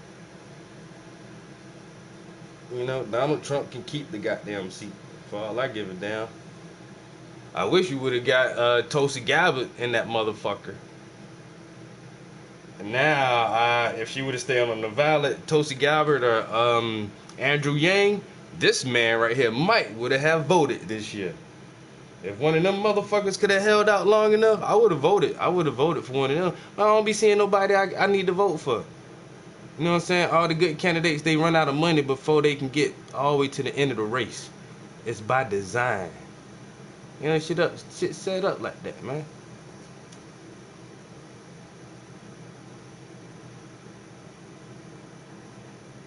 Andrew Yang was basing his platform on universal basic income, UBI. Nobody thought that should have worked, and then all of a sudden we got a pandemic, and then the government is dishing out checks to everybody, giving out extra $600 a week, which adds up to how much more a month? Come on, bro, that's UBI, universal basic income. How can you say this shit isn't going to work and then you implement it? It's so ironic.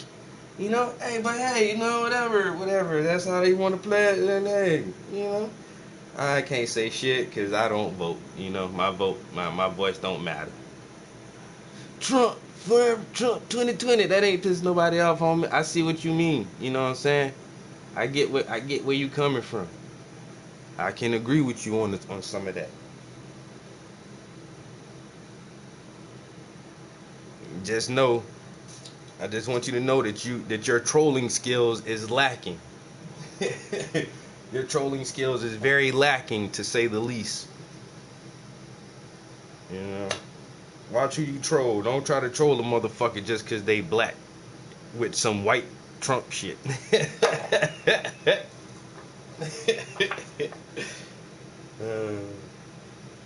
Damn.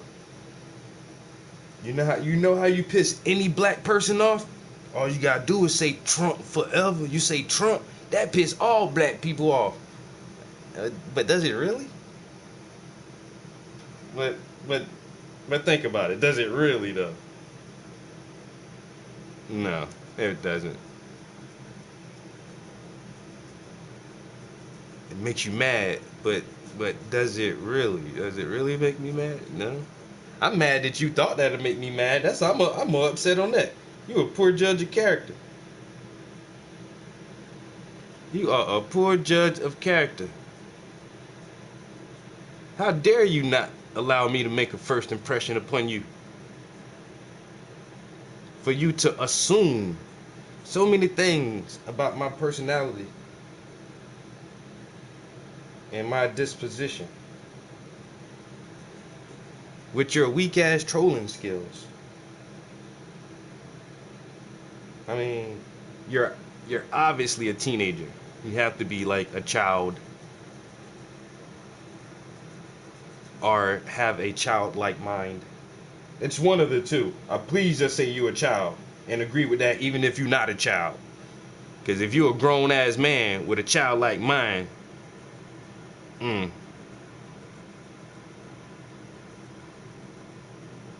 just say you're a teenager and let's roll with that. You know what I'm saying? Your uncle's teaching you false information, young boy. Get your shit together, homie. Make sure you go out to the polls too in November, to the ballot boxes, and cast that vote. But more so, what I'm gonna do, vote locally. Because they trying to get a new police chief, and I don't like that.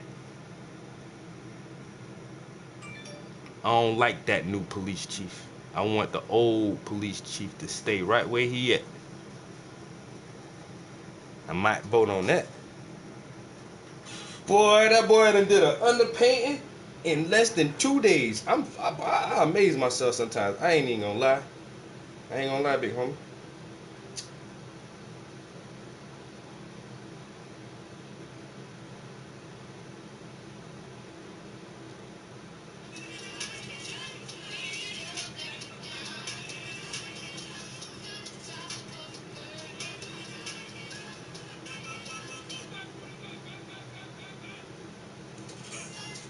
This dude is stupid. Alright.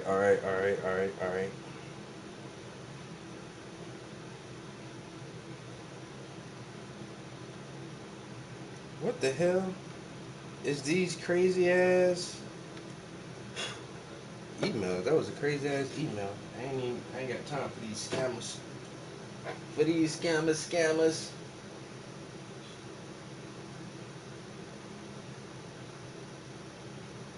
Didn't they try to defund the police? Who gives a fuck about that, bro? Once again, ain't nobody no damn Democrat. And I don't think we should defund the police.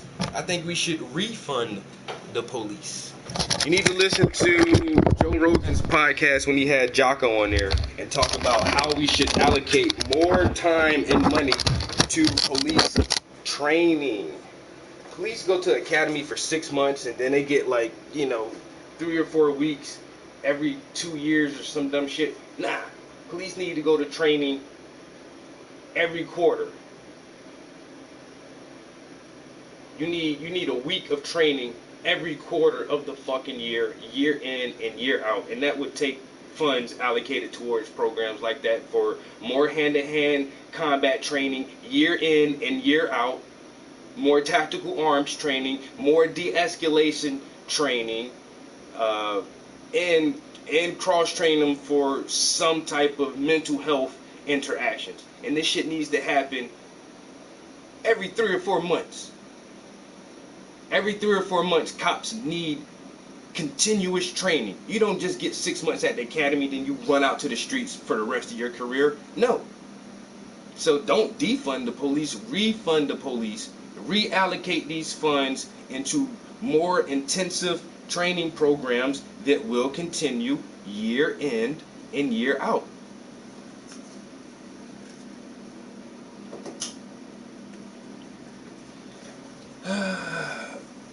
Did you chop them already? Oh man, choppy.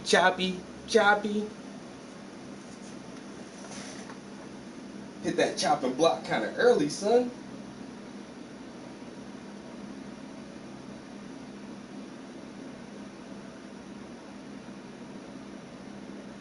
That is true.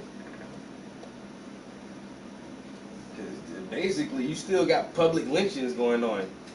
That's why so many people got upset with George Floyd, because that was basically a public lynching.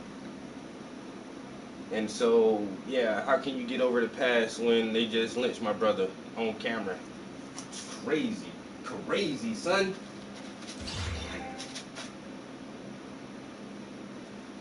What? My controller died. Really?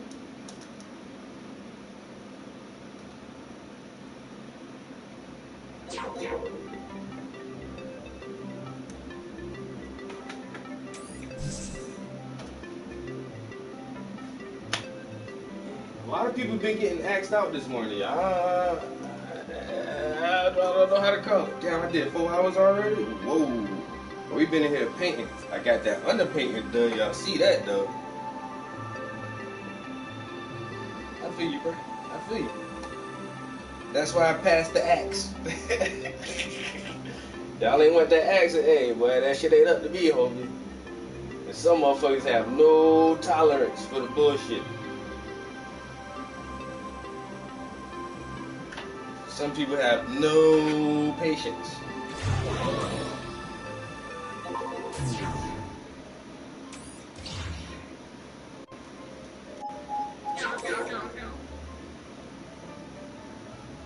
I swear they do.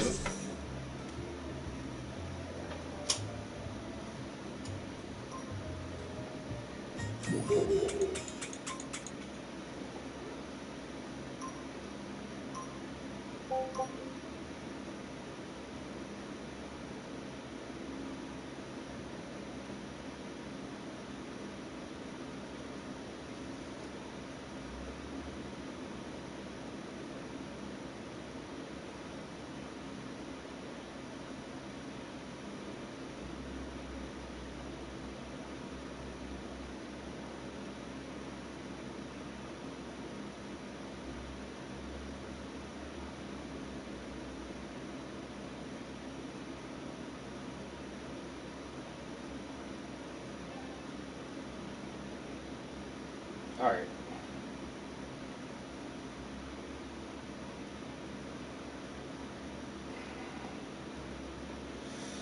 So, well, this guy, well, this was 18 hours ago.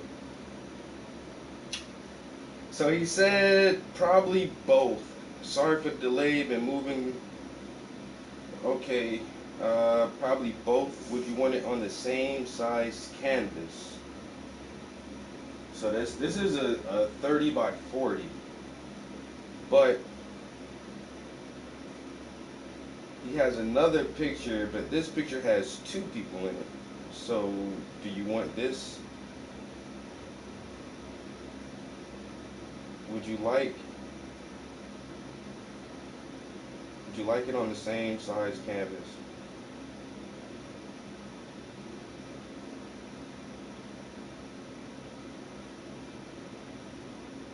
Alright, so hopefully he'll see that. And I have the picture here. He already sent me a picture saying that, you know, I may want another commission done. He's, I don't know, he's getting a lot of artwork. Wow, Butterfingers. He's getting some artwork done for friends of his, which is pretty cool. So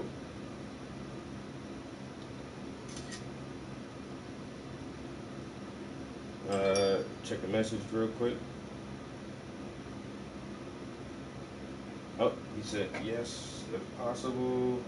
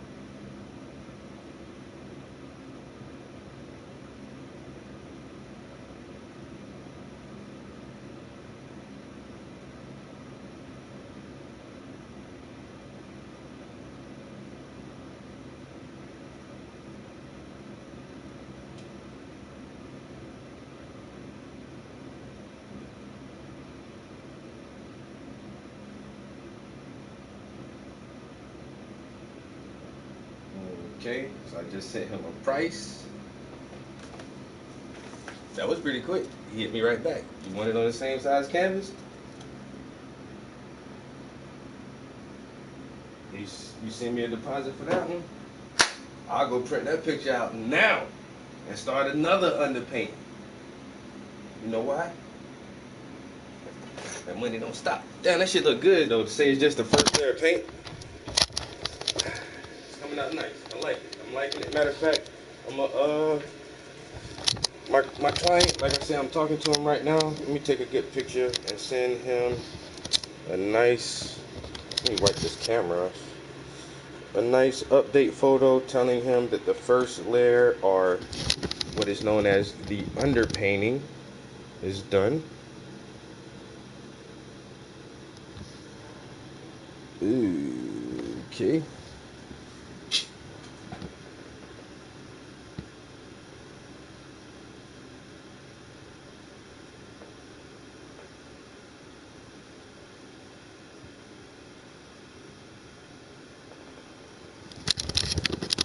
Alright, first layer.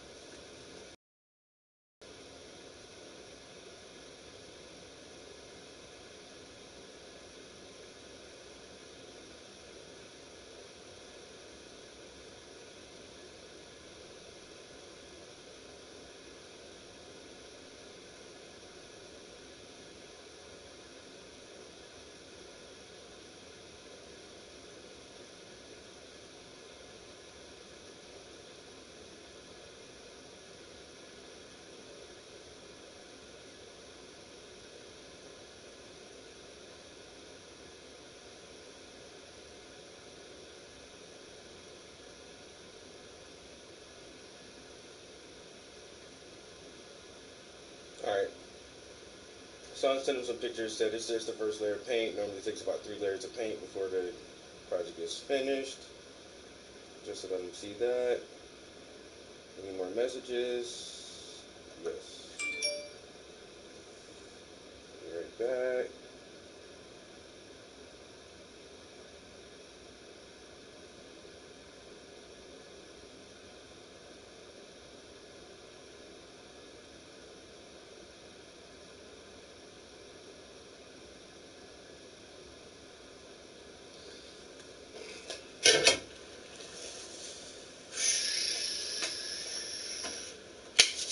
So this is done for right now, and so until this dries and we can work on the next layer, let's put this other commission back up.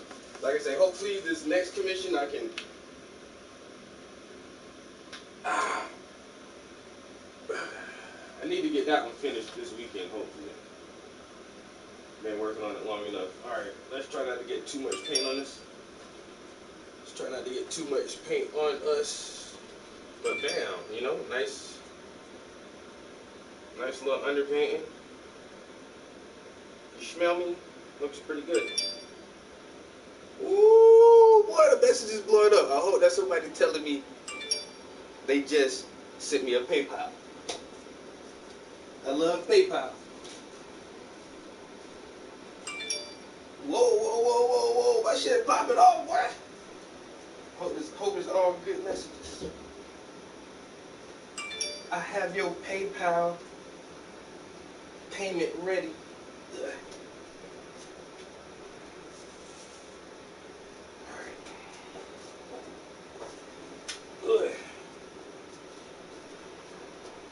Alright, I can't reach it. I gotta pull this back some.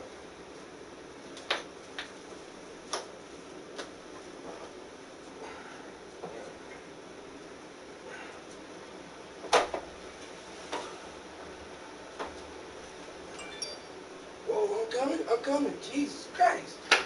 Let me get the damn thing.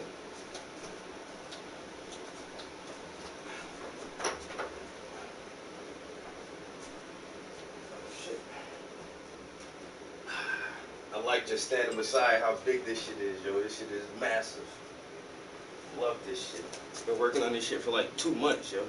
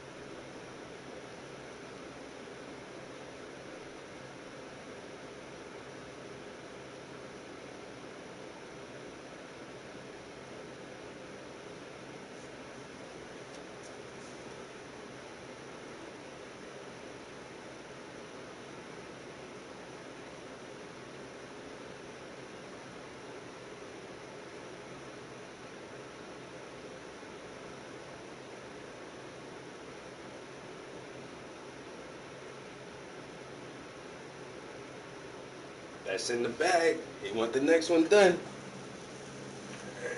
He only wants one little edit done to the photo. He doesn't want the hair in her face. It's not a problem.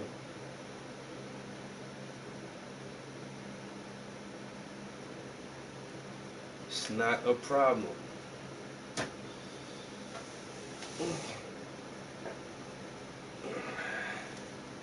Damn, I really...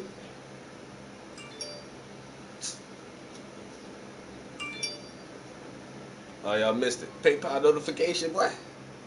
I love that shit. Wait a minute.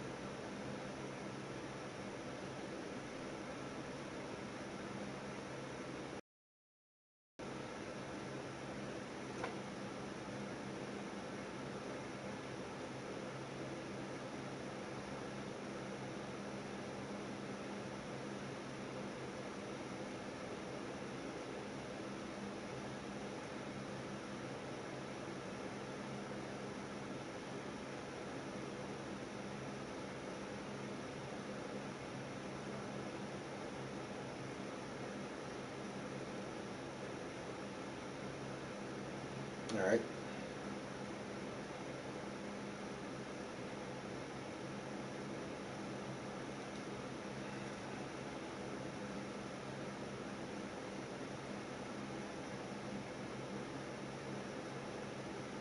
Ooh, I gotta dump my PayPal soon. Ain't too much money in that shit, bro.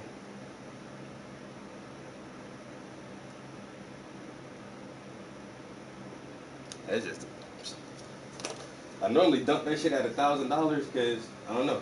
For some reason, I don't feel comfortable with too much of my money sitting in my PayPal account. That shit almost $2,000 in there now. And then, like, this guy ain't even finished paying for his portrait yet. And then that isn't finished paying for it. So as soon as these two balances hit my damn PayPal account, I had too much money in that shit.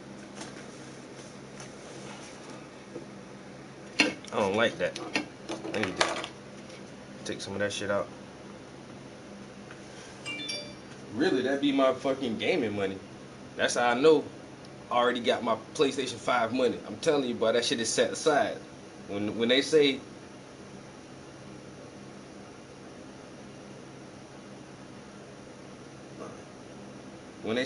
taking pre-orders now,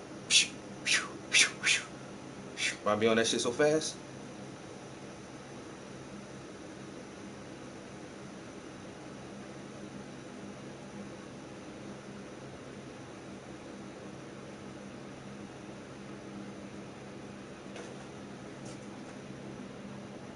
On that shit so fast. Damn. That means, yeah. So that means we have to start another project today. I already been in here for 4 hours. It's all good. You know what I'm saying? Start another project today. Let me clean these brushes up. Get my shit together. I ain't playing no games. I'm about to be on this art. It's an art day. About to be on this art shit all day. Ooh. Alright. I'm gonna work this real quick. Let me, oh my God. I keep forgetting to get bigger gloves. I got this whole box of medium gloves, man. My hand's too big for these shits, really. I need large gloves. Or maybe, oh no. I think the blue medium ones are small, but even with these, I still prefer like large ones because they are kind of hard to get off. Alright. Try to keep my hands somewhat clean. Alright. Come on, man. See, like every once in a while, my hand just won't slide right in. Ooh, okay.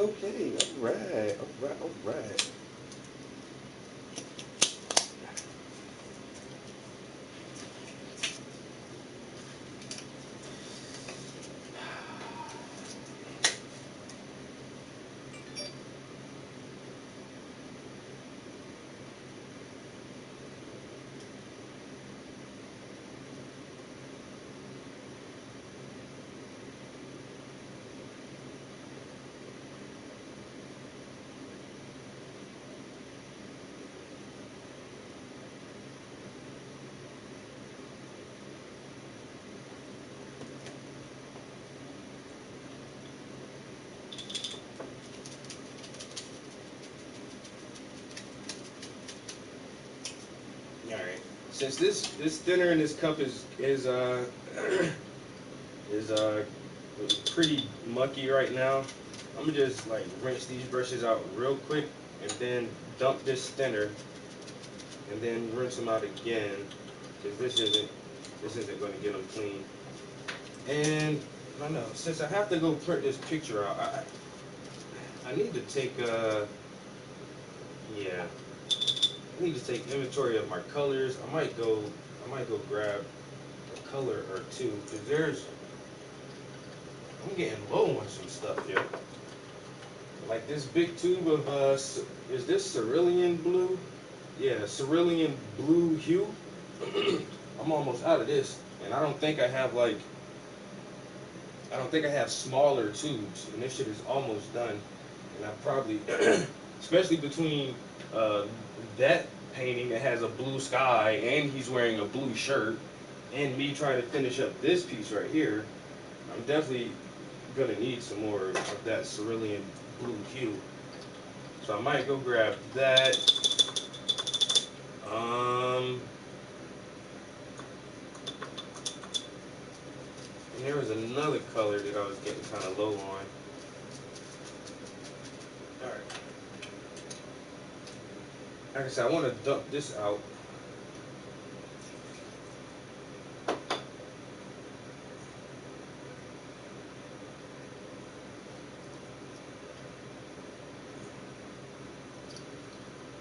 Or somewhat clean thinner in there. Yeah, you son of a bitch. See, that's why I don't like you.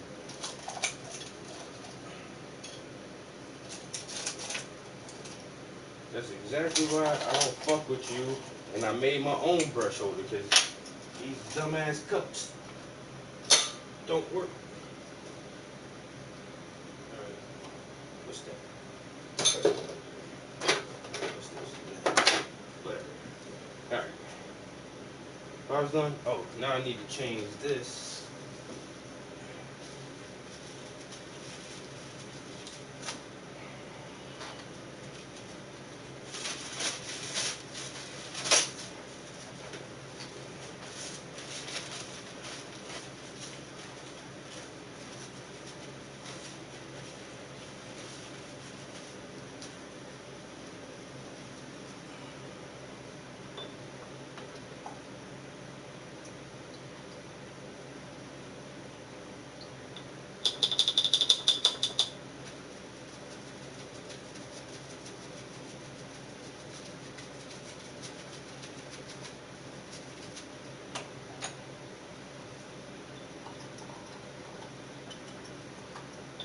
I might actually need to get me somewhere thinner too, like I'm almost out.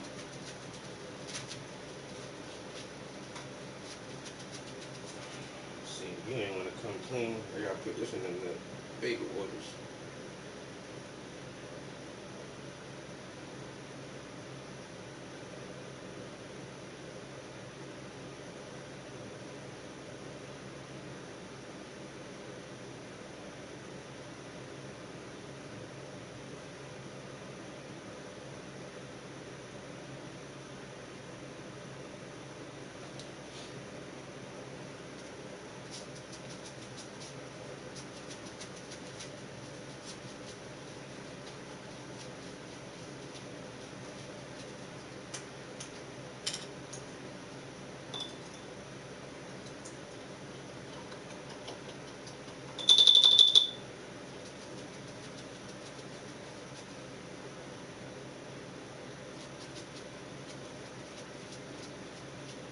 Oh my God, it takes so much to get this paint off the brushes.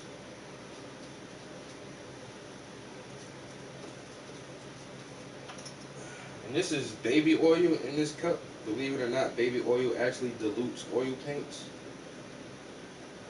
It helps break down the pigments itself.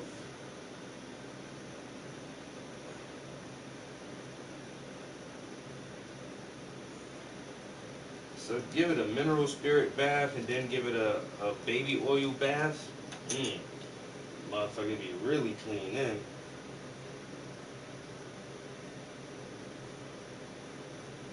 But then you gotta change your baby oils too, because then this gets dirty and then you're not really cleaning anything.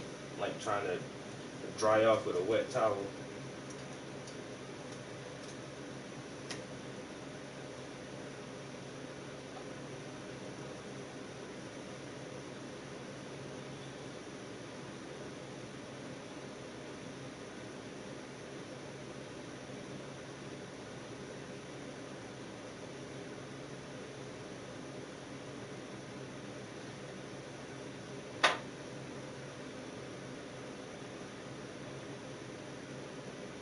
Feel like a motherfucking chemist in this bitch, boy.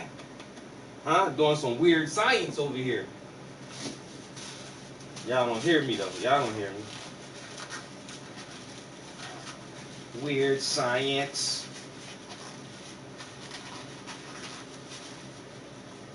The molecular compound of the oil actually prevents and inhibits the color pigments from... Never mind. Alright. Bam! You take some clean oils. Pour that in there. Now I got clean oils. I got almost clean thinner. This.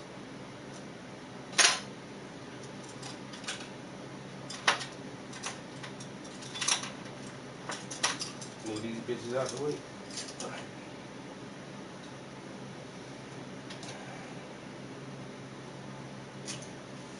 So now what? I got all that shit squared away.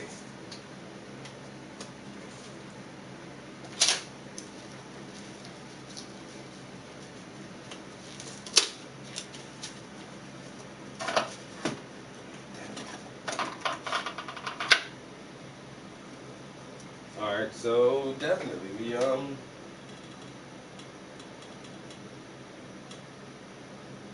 this one right here is getting close to finish. I just really just want to work on the water a little bit more.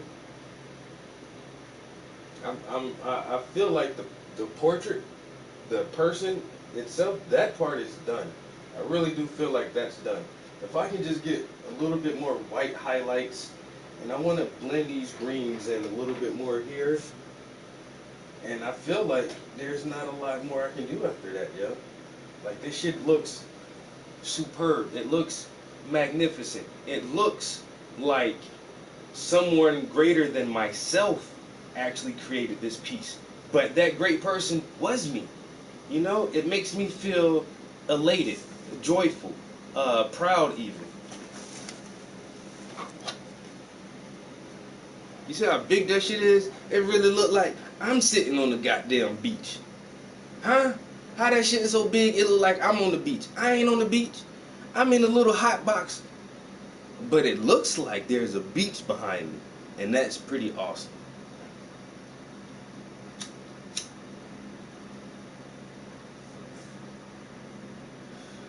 Did my dude just shoot a fireball at me? Nigga, this ain't Mario.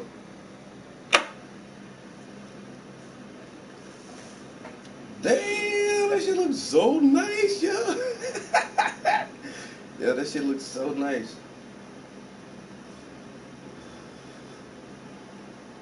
It took me long enough, I tell you that. I ain't gonna lie, it sure as hell took long enough.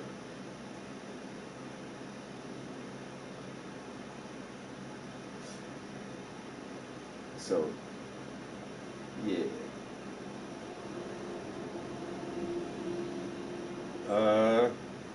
Color palette. I mean, I have some blues and whites up there, but I definitely need some bright white, some turquoise, a little bit of green. Shit, I might have to clean my palette off all over again, guys.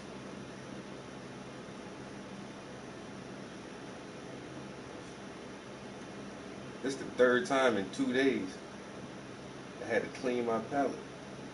I've been working a lot of colors, you know what I'm saying? You know, keys to the colors, man.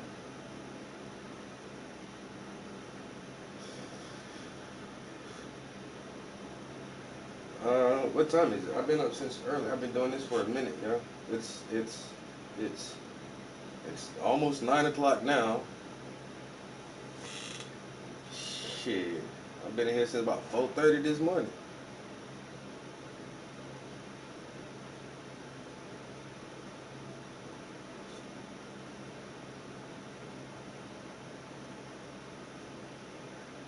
It's all good though, because we are being productive.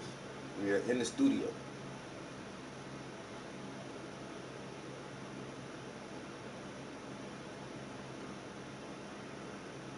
That's what it's all about.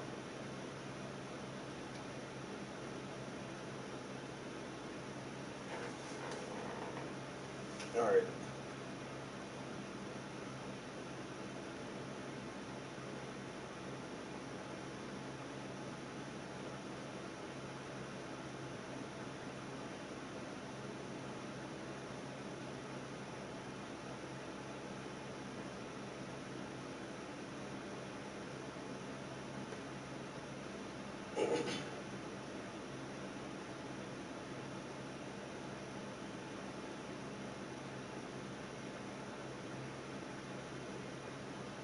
Okay.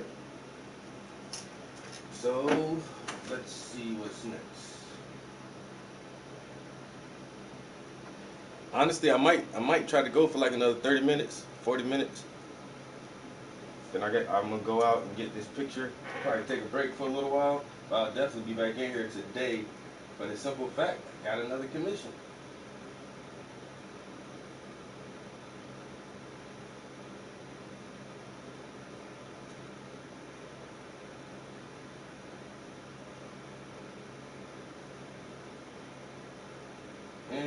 Of course, my speaker keeps going out for no reason.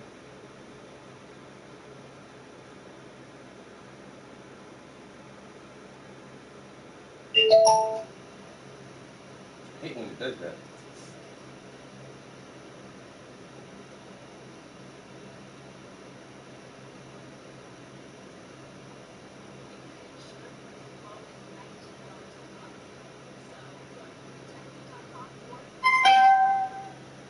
Here, and you can start saving today.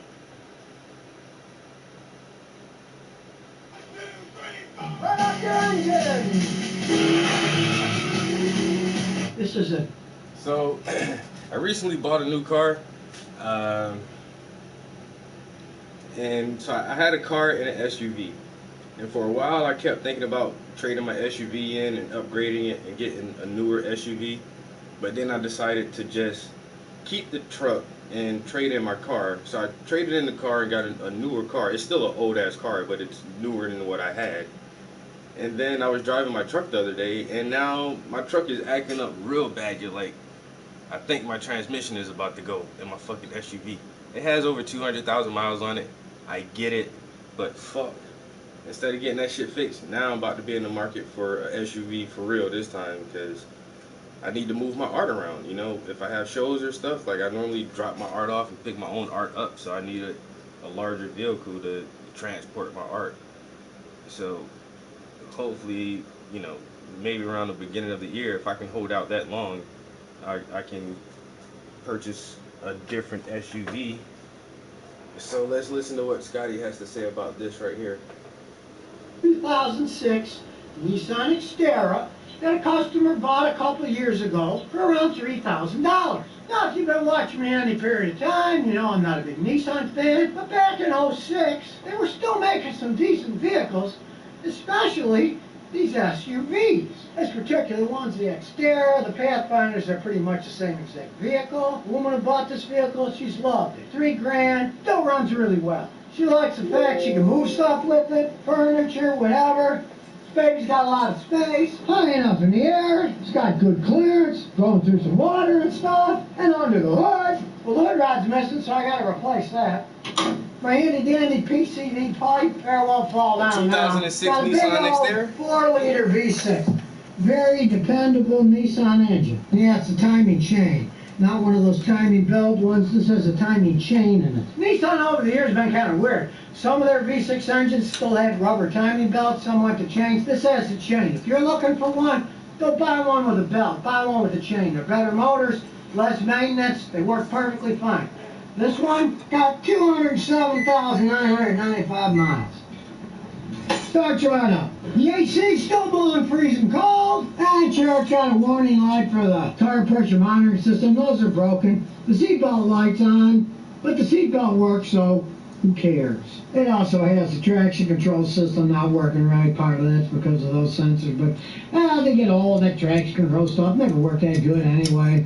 You just ignore it. It goes back to non-traction control, normal driving when they brake. And when you look at the overall setup, seats are real comfy, old, lots of mileage, still not torn through. You can see the back is absolutely ginormous. You can have a hockey game in the back seat there. This thing is huge. Now, when you combine the huge size and weight with the 210 horsepower V6, yeah, they're gas hogs. There's no arguing that. You don't buy a vehicle like this to get good gas mileage. This one gets about 14 miles a gallon in town, about 18 miles a gallon on a highway. They're pretty much gas hogs. But you want a vehicle like that? That's what you're going to get. It's square, it's up in the air, it's heavy, and it's got a powerful engine. Now, this particular one is classic rear-wheel drive. It's not the all-wheel drive version. So it has a 5-speed automatic transmission. And you know, I'm always talking about Nissans and Jatcos and bad transmissions. This transmission isn't bad because it's not a front-wheel drive transmission. Rear-wheel drive, 5-speed automatic. This thing's got over 200,000 miles, still shifts like a dream. And their trucks, they were putting good transmissions in their rear-wheel drive ones. I've had scores of customers over the last 30 years buy Xterras or Pathfinders, and they were totally happy with the vehicles. Now, some when they got really old, they decided it was time to get rid of them, but hey, you get 250, 300,000 or more out of a vehicle, what's to complain about if you were the original owner? Or in the case of this woman, $3,000, she's still driving it, hasn't thrown any real money into it, it's a bargain. She brought it here because somebody was trying to rip her off for $800 for a brake job, and I checked it. The only thing it needs is front pads, which I'm going to change after I make this video. No big deal. They're pretty reliable vehicles. They just were. The new ones, yeah, not so much. Follow the rules of luxury, or you can write new ones. And when you rewrite everything, you... Well, they don't make these exteriors anymore. They made them from 1999 to 2015. The main reason being that they're pretty much gas hogs. And they're all trying to make vehicles to get better gas mileage. Who knows? Maybe they'll bring it back. They always keep taking things away, bringing things back. You never know what people are going to sell. But they didn't stop making them because they're absolute junkers. The market forces just made them decide, well, we don't want a big gas hog to sell, so we'll stop making them. And like I said, not only can you fit a bunch of stuff inside, but this has got the fancy top on it. You can put a bunch of luggage, bicycles, whatever you want on the top, too. So let's get rid of the rod, take it for a spin. As we go in, like I say, it starts right up. The stable driving platform, that's sure. You're up high enough in the air, doesn't have much body roll. As you can see, when you step on the gas, the wheels are spinning because it's wet. This thing still has get up and go, still shifts smooth. Hey, 200-something thousand miles, this thing was pretty solid built. And being big and heavy, it rides quite well for an SUV. Sure, the gas mileage isn't that great, but it's stable. This thing still has the original shocks, the struts on it, still handles decent. For $3,000, hey, not a bad deal, really. Hey, corner's fine. Sure, the windshield's got a big crack in it, but hey, it's not the car's fault. All in all, it's a pretty fun driving experience. As old as it is, it still goes, handles, brakes. Now, when this particular vehicle was new, it wasn't a particularly loaded one. It was two-wheel drive, not all-wheel drive. It's about $21,000, which was a decent deal back in the day. Look at it. 200-something thousand miles, still run strong, shift strong, stop strong. They weren't bad cars. Hey, if you could pick one up that looks as good as this, that runs as good as this, 2 years ago for $3,000, now it's got over 200,000 miles, it's still going strong, I call that a deal. Because the only customers of mine that bought these things that weren't happy were people that did horrendous maintenance. They didn't change the oil enough. Then the engine started burning up the piston rings because the oil was so low. I had one customer, they'd bring me it once a year, and they'd say, get it inspected, change the oil and service it. Well, I drained the plug, and like half a quart of oil would come out. And I told them, watch the oil, change it, it burns some oil, add it in between. Then the next year, the same thing. Here it comes, half a quart of oil left. I tell them the same thing. Well, after 4 years of that, the engine finally was going out, and they had to sell it. Regularly. You topped it up when it used some, they'd still be driving that thing around. Now, the modern Nissans, not so much. They're not solid built like these things were. And this thing wasn't even made in Japan. It was made in Tennessee. They obviously did a good job. 15 years later, 200,000 something miles, still going down the road, track's good, shift's good, AC still blows cold. They did a good job on this thing. Most of the parts are still original. Yeah, I'm looking for some in my area, and there are none. Because when you can't find cars, it's because people aren't selling them. This one right here is a 03 Nissan Xterra. They wanted $1,000 for it, but it has 260,000 miles on it, and it looks like it too.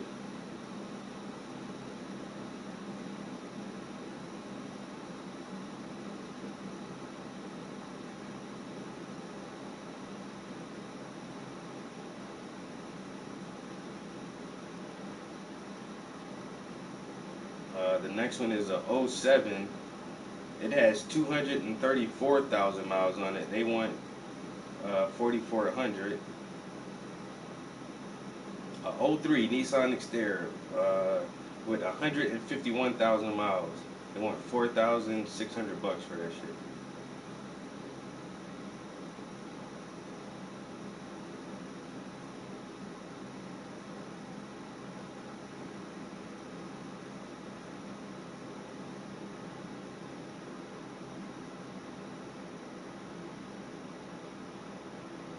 Hey, like Scotty said, if them older models hold up as well as they do, this shit has 151,000. I could put another 150,000 on that bitch.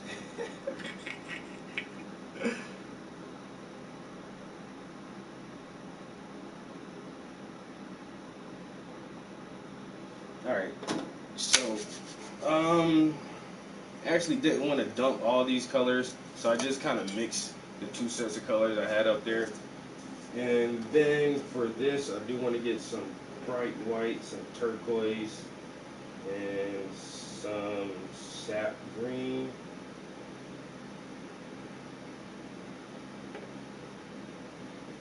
Let's see.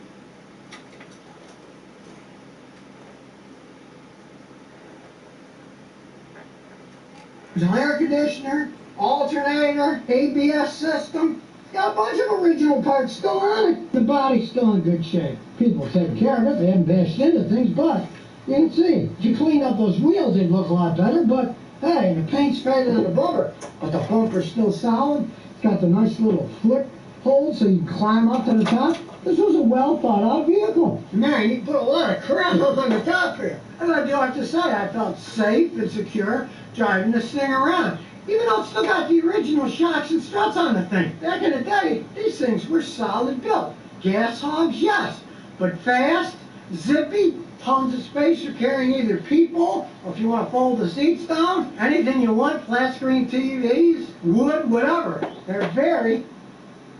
is rolling into neighborhoods to end gutter cleaning forever. On this side of the house, we see gutters clogged with leaves to handy vehicles. So now you know the truth about this old Nissan Xterra SUV. You might be surprised at how long one of these things can last with just a little bit of maintenance.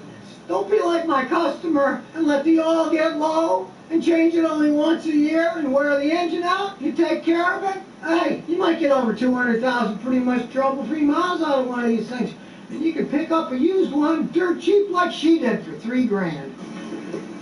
And here's some bonus questions and answers. Here we go. Just when you think the world couldn't get any crazier, now General Motors is requesting the removal of the judge and his vacate order from the RICO lawsuit that they had against Fiat Chrysler of racketeering. They're saying there was corrupted collective bargaining with Fiat Chrysler and that they bribed the United Workers Union to keep working for Fiat Chrysler. Now, to me, this is absolutely hilarious.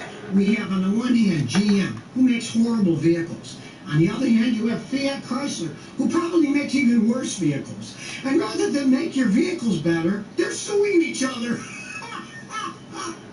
You couldn't make this stuff up. It is unbelievable. It turns out that General Motors is trying to vacate an order and remove the judge who said racketeering charge against Fiat Chrysler was a waste of time. They're seeking unspecified damages from Chrysler, but it's going to be in the billions from what they say. Come on, GM, build the cars right. Don't go suing another crappy company, Fiat Chrysler. You know, this has gotten to a point of absurdity. If you would have told me this was going to happen when I was a young mechanic in the 1960s, I would have said you're off your rock. But the world has turned in strange and mysterious ways. So now there's one car company assuming another car company, trying to get a judge thrown out so they can collect billions from Fiat Chrysler, who are pretty close to bankruptcy themselves anyways. So it's not like they'll ever collect any money, because if they did, they would just go bankrupt. Just like GM did in the past. They went bankrupt, so they didn't pay for anything. So this is like rearranging the deck on the Titanic as it's sinking underneath the water. Stay tuned, who knows what's going to happen tomorrow. So if you never want to miss another one of my new car repair videos, remember to ring that bell.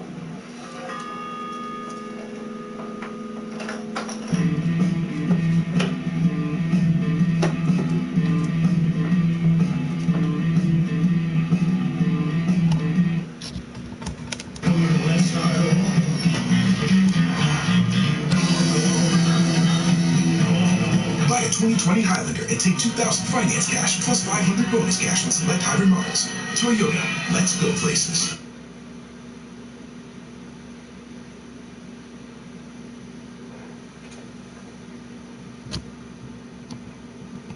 Rev up your engines!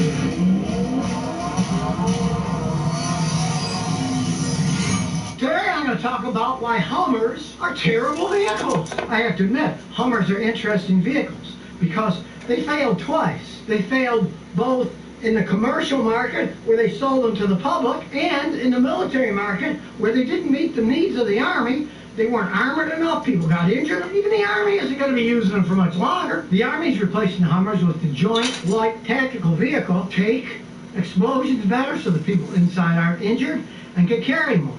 So it failed militarily, but it also failed commercially. GM lost money on the deal. Now, the reason they sold them to the public, basically because of Arnold Schwarzenegger. The story goes, it's told by Arnold, that he saw a bunch of them when he was driving around in California and said, I want to get one of these. So, back in 1991, he went to the company and said, hey, can you build me a legal civilian version of your Humvees? Well, I guess Arnold was really persuasive, so they built him one. He had the first one. Then I guess they decided, hey, we're going to build them for the public. One can only wonder if Arnold would have seen an M1 Abrams tank and he wanted a civilian version of that, perhaps they would have tried selling that to the public. And if GM had hindsight, they probably wish that they never listened to Arnold, because they lost money. They never made any profit on them, and they were gigantic gas guzzlers right at the time when people started talking about, hey, we need higher gas ratings. Things like we get better gas mileage. Hey, the large H1s, the military version, we get like 3 miles a gallon in a city and like 7 miles a gallon on a highway. I didn't go all that fast. Their top cruising speed was like 55. They could go 70 for once in a while, but the top cruising speed was 55, so it's not exactly an American cruiser. And of course, their size. The H1s are so big, they don't fit in some parking spaces, and they're not that easy to work on either. They're so big, you need heavy-duty equipment. You can't go AutoZone, buy a cheap little jack and think you're going to jack that thing up in here and work on it. So, of course, GM tried making the H2 and the H3, making them smaller, trying to turn them into SUVs, but ultimately, the Hummers, they were a commercial failure. Now, the military version only had diesel engines, and they started selling them commercially with diesel engines, but Americans, they're not that into diesel engines, so then they put V8 gasoline engines in them, but really those V8 gasoline engines weren't made for pulling a vehicle like that. The diesel engines have a lot more torque for a heavy thing like that. So, of course, the ones with the gasoline engines, they ended up getting even worse gas mileage. Plus, they had problems with the engines breaking down, the transmissions breaking down on such a heavy vehicle. I assume that's why they came out with H2 and H3 to make a smaller vehicle that wouldn't be strained as much. But still, the whole idea of it is kind of flawed. A couple months ago, one of my customers went to one of those auctions where they were selling all the old military stuff. He got himself a military Humvee for $2,500. So I turned over here and I looked at it and I said, man, this thing is in rough shape. Why do you think the military got rid of it? Now, he showed me his receipt, which I took a picture of on my phone. And on his receipt, they had a legal document. And some of the things it said, fuel leaks, not checked. Cooling system, missing hoses, not checked. Limited function check. The engine could not be started. On the very end, it says disputes. This has an ironclad assurance. If a buyer discovers the item is not substantially in the condition as representative, the buyer may submit a written dispute claim. Well, since it said they couldn't check the fuel system, the cooling system, that the engine did not start, yeah, the guarantee isn't much of anything. It just says, as they described it, and they described that the thing didn't even run, it was missing a bunch of pieces. So, if you are a real weekend warrior, and you want to get yourself a Hummer, and you have decades of weekends in front of you that you want to play around with this thing, and have it as a toy, be my guest. Go right ahead. Don't think you're going to buy one of these things and use it as an everyday driver. Because even if you spend a lot of money, spend 30 or 40 grand on one that's been all fixed up, they are not very reliable vehicles. After all, they were made by General Motors. And were originally made for the military, where gas mileage means nothing. They burn up fuel like mad in all their vehicles, from Humvees to tanks to jets. Fuel doesn't mean anything to them. And also, longevity, they spend a lot of their times having their battle vehicles being repaired. It's just a normal expectation of anything the military has, that they're going to spend a lot of time fixing the things. And fixing them with guys whose only job is to fix them. So, they learned quite a bit about it. As I said, even GM realized, well, they're selling to the public, we better put a gasoline engine in them, because Americans don't know much about diesel engines. And of course, putting the gasoline engine in something that heavy, that was a step backwards, not a step forwards. Are you over 25, have a clean driving record, no DUIs? You can drop your auto insurance rate to as low as $19 a month. As I said, it was a commercial failure selling it to the public, but it was also a military failure. It turns out that the thing is basically too big for the public driving around, but it was too small and lightweight for the Army. People were seriously injured or killed because they didn't have enough armor, and then the guys in the Army were saying, hey, bring us some stuff, and I'm sure they were welding stuff out in the field, too, to try to make them safer. So, too big for the American road and too small for the Army. To me, it's just another GM product that failed. Not enough research done on what it's going to be used for and how it's going to be accessed. It's an image thing for most guys. They want to be like Arnold. Arnold driving his Hummer around. So it's got the image of real He-Man driving around these giant vehicles. But really, my son was in the Army 2 tours in Afghanistan. When he got out of Afghanistan, he said, I'll never ever go on another one of those Humvees. So the real men, once they were in the war, they're like, no, we don't need those things anymore. We're staying far away. And some have very bad memories with them too, so they don't even want to look at them. But the guys who want to play He-Man, maybe they'll go out and buy one of these things. And if they see it as a toy, they want to play around with it. Hey, it's their money. There's a whole bunch of endless money pit Humvees out there in junkyards, salvage auctions. I mean, you can get them pretty cheap. Just realize the time and the money you're going to have to put into one of those things to get it running, and what you're going to have to spend to maintain the thing if you drive it any serious amount of mileage each year. Now, coincidentally enough, GM stopped making the Hummers after they came out of that big bankruptcy they had, because they said, hey, they're not making us any money, so we're not going to make them. I guess the bankruptcy shook GM up a bit, and they realized, hey, it was a fantasy gone wrong. So they stopped making them when they came out of bankruptcy. And as I said, from 2005 to 2010, they were making those little H3s in Shreveport, Louisiana, but they were a failure too. Their quality control was garbage. I had a customer with one. He was always coming over here because he used it as a regular vehicle, and he was putting 20,000 miles a year on it. And once you got 40,000 miles on it, it pretty much started to fall apart. The electronics were garbage. And even though it was a smaller vehicle, it still got horrible gas mileage. Now, he bought his H3 semi-loaded for $42,000. When he got rid of it when it was 4 years old, man, did he lose his shirt. He only got $18,000 for it. So, they don't have resale value either. I mean, especially the H3s, they were like, they're not as macho looking, so you got the macho image kind of disappeared. Their quality was actually worse than the earlier ones. As time went on, they just started making things cheaper, like GM always seems to do. And interestingly enough, the factory in Shreveport, Louisiana, that made the H3s, it was leased to that crazy guy who makes the 3-wheeled Elia. Well, I should say, is planning on making the 3-wheeled Elia. They never actually produced any on a production line. Every year they say next year. Now they're saying next year. And next year they'll say next year. Eventually the guy's got to go bankrupt because you can't just keep pretending you're going to make something and never do anything about it. But at least the Elia, hey, it looks like it's not going to lose a whole bunch of money because they're not going to make any probably. So if you don't make it, you can't lose that much money. Whoever invested in the company, well, they lose their money. There's no arguing that. But it's not like GM that lost a lot of money making those Hummers, made a bunch of them, and just wasn't a profitable endeavor. After all, General Motors only made 11,815 of these H1s. At that low production level, and they had to make them, right? They had to have all the machinery and everything set up.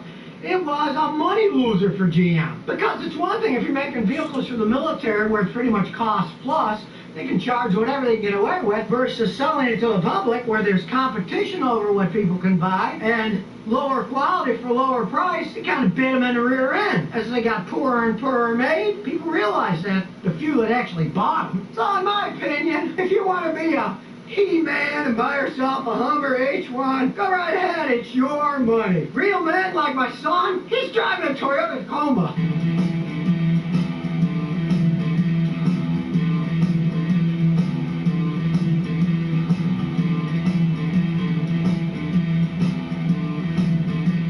Real men like my son.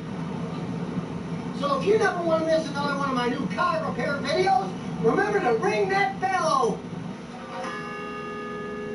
Yo, I'm not even a car guy, but for some reason I can listen to fucking Scotty for hours, yo. Ever since I started looking for a car, yo, and found his channel, yo, like, I just listened to this dude talk about fucking cars. And I'm not even that guy, like I said, yo. I'm not a car guy. Like, he makes that shit just seem like, you racing this shit, yo. Rev up your engines! Rev up your engines. Today I'm going to talk about Chinese knockoff cars. And are they coming to a store near you anytime soon? Now, to understand Chinese knockoff cars that are visual copies of famous cars like Jeeps, you have to understand a little bit about the Asian copying scenario overall. Now, the first big copiers in Asia were actually the Japanese. And they aren't like these modern Chinese knockoffs. They didn't make things that looked like the other vehicles. They made things that were the other vehicles. As an example, in the 1960s, I was always into motorcycles, went to a motorcycle show, a 650 BSA, British motorcycle, right? And it had won the best motorcycle in the show. But the guy that brought it had a wicked sense of humor.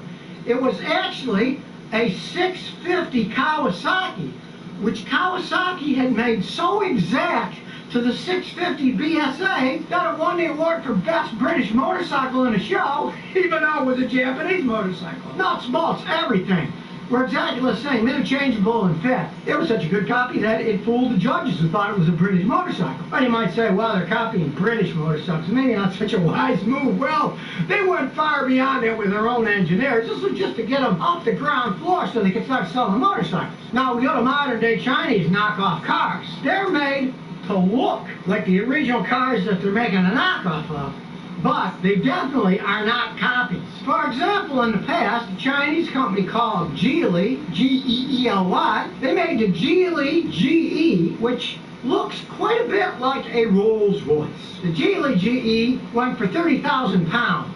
So while that was only 30,000 pounds, the Rolls Royce that was copying, that was a 250,000 pound car. And you really couldn't compare the two when it comes to how they run and drive in their speed. But that isn't really the point. The Chinese were making something that looked the same, not that drove the same, and cost so much less that they can sell them that, look, looks like a Rolls Royce, but hey, it's so much cheaper. And you might wonder, how can they get away with doing this? Well, there really are no international laws on how things look. It's a real thin line there to prove what some artistic idea came from. Hence, the Chinese make a bunch of these knockoff vehicles and sell them. Now, they don't sell them in the United States yet. They don't sell them in Canada yet. They're talking about moving to Canada, though. But they do sell some of them down the road here in Mexico. A company called Bayek, Chinese company, makes something called the BJ40. It is an obvious ripoff of the Jeep Wrangler. But strangely enough, the last time I checked the prices, you could buy the Jeep Wrangler in Mexico for only about $1,000 more than this Chinese knockoff. Now, the Mexican market is much smaller than the American market, and I doubt that they would ever bring that fake Jeep into the United States. I'm sure that Chrysler Fiat would sue the heck out of them doing so. Well, the Chinese actually make an insane luxury vehicle that their premier and all the bigwigs drive around. It's called the Hongqi L5, and they cost $760,000. So, they're much more than the Rolls Royce. It's a very limited production run. The Chinese are now having more pride in some of their stuff, so they're making their own ultra-luxury vehicle that costs a lot more than a Rolls Royce. But going back to the cheaper knockoffs, the Chinese made a thing called the Landwind. That was a direct copycat of the Range Rover. But while the Range Rover started at 40,000 pounds, this Chinese knockoff was 14,000 pounds. They never sold in the United States, they sold in England. Cheaper price of the Chinese knockoff. You can tell by looking at them, they look pretty much the same. They're nowhere near as fast as the cars that cost so much more money, but they look the same. The British sued them and won in court, and the Chinese had to take that off the market, not sell them anymore. But ironically enough here, the Chinese has just taken over and bought them. Tata, the Indian company, bought Jaguar and Land Rover, but now they got a venture with the Chery Motors in China, which is 50-50. They own half of the Land Rover, and the Tata owns half of the Land Rover. So the Chinese just, I guess they got even by buying half of the company. Now the next copycat vehicle is the Lifan 330. It's a direct copycat of the Mini. They're very expensive parts, and they're getting higher in cost. Originally, they're relatively cheap, but now they're getting pretty expensive. So the Chinese have a little knockoff. They started copying the Minis in 2008, And then when the Minis facelifted in 2013, so did the Chinese. They facelifted their 330 to make it look even more like the new Mini.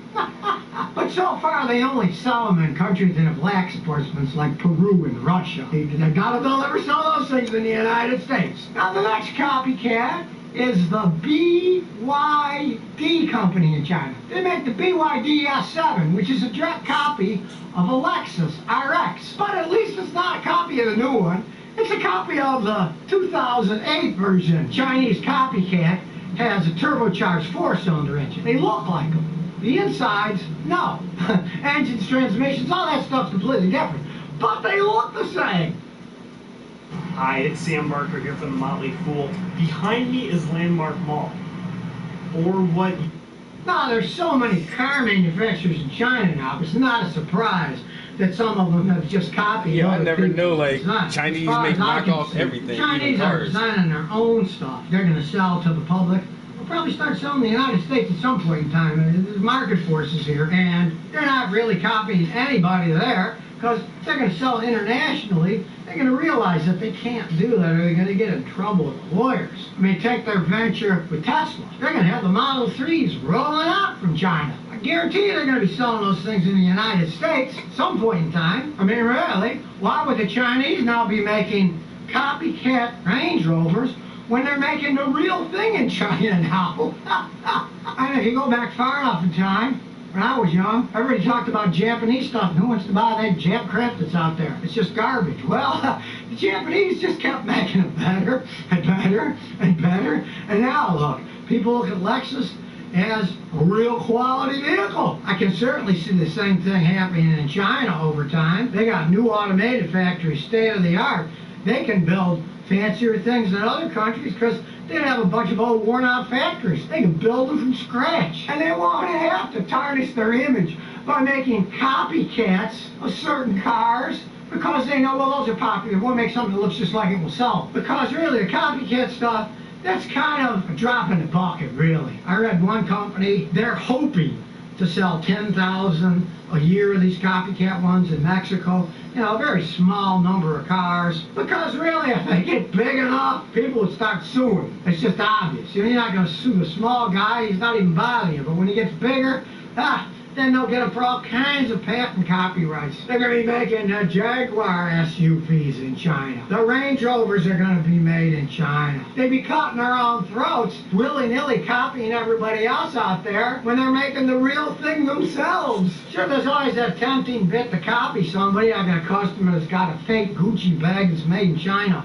And she showed me. She put it next to her friend's that was a real one. And you couldn't tell the difference. The stitching was exactly the same. But it's going to get to a point where the Chinese are going to be at a high enough level themselves that they don't want to be copying other people's stuff because they'll make their own and they'll stand on their own. So as far as I'm concerned, these copycat stuff, it's just a stopgap for some companies to try to make some money quick. You can put sheet metal on anything and make anything look like something else if you really want to. Take my 94 Celica. It's really a Toyota Corolla. It's got the same engine, the same transmission, the same brakes. The only thing is, it's on a snazzier looking body. So people like them. It's not really a sports car, it's a Toyota Corolla. It can run forever. But it's not a sports car. And really, if you look at designs, the way they're going to cars anyways, they all pretty much look the same. The other day I saw a Mercedes that looked like my wife's Matrix, that looked like a Ford Escape, that, I mean, they're all looking almost exactly the same these days, with aerodynamic forces and making them smaller with 4-cylinder engines. They really don't look all that different anymore. But at least now you know a little more about the history of these Chinese knockoffs. And although I've never personally driven one, because they didn't bring them in the United States, they were certainly afraid of being sued there. People I know down in Mexico, they say, hey, they're okay cars, you know, cost less, we're happy with them. I find it quite humorous. I can't wait to see what the future comes of it. Two ex-English companies, MG, Morris Garages, Jaguar, they're both being made in China now by Chinese companies. And the MG, they gave up with the sports car idea, and they're making little SUVs. Well, Jaguar's making little SUVs too in China, just like MG is making them in China. The MGs are going to be like $18,000, while the Jags are starting at like $35,000. So if they're both made in China, and they both have English names on them, I can't wait to see if one or the other or any of them are successful in the actual market. So if you never want to miss another one of my new car repair videos, remember to ring that bell.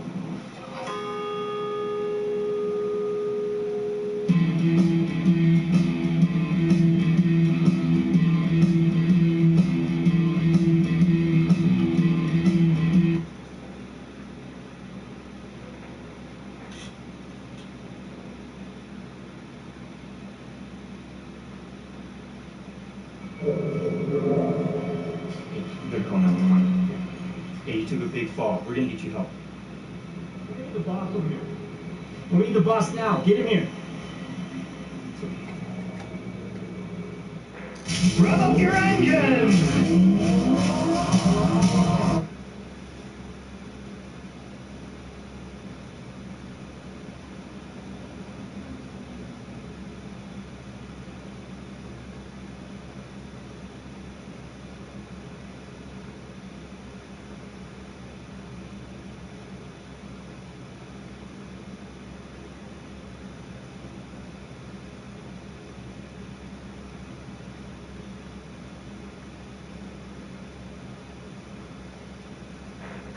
Alf in Florida, I put you on earlier and then had to take you off because we were having audio issues. Hopefully you're here and able to talk to Jenna and me. Yeah, I'm here. Thank you for having me. Also, thank you, Jenna, for I caught some of your work on the Empathetic Atheist. If anyone's not familiar with that, check it out. Cool show. Yeah, thank you. Yeah, no problem. My question to you guys, try to go quick for the sake of the other callers, is what makes values valuable? Is it the fact that certain things are valuable, or does the person making an assessment create its value when making value judgments? The person making the assessment imbues it with value.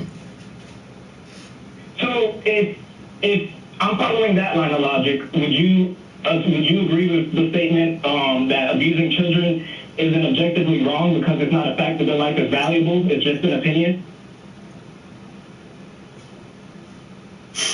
What a curious thing. So you don't seem to care what our take is on actually a moral evaluation of abusing children, but you ask if is it not wrong because they don't have some objective value? They do have objective value. They just don't have intrinsic or inherent value. Nobody does. But the people, like I have value no matter what anybody else says because I have value to me.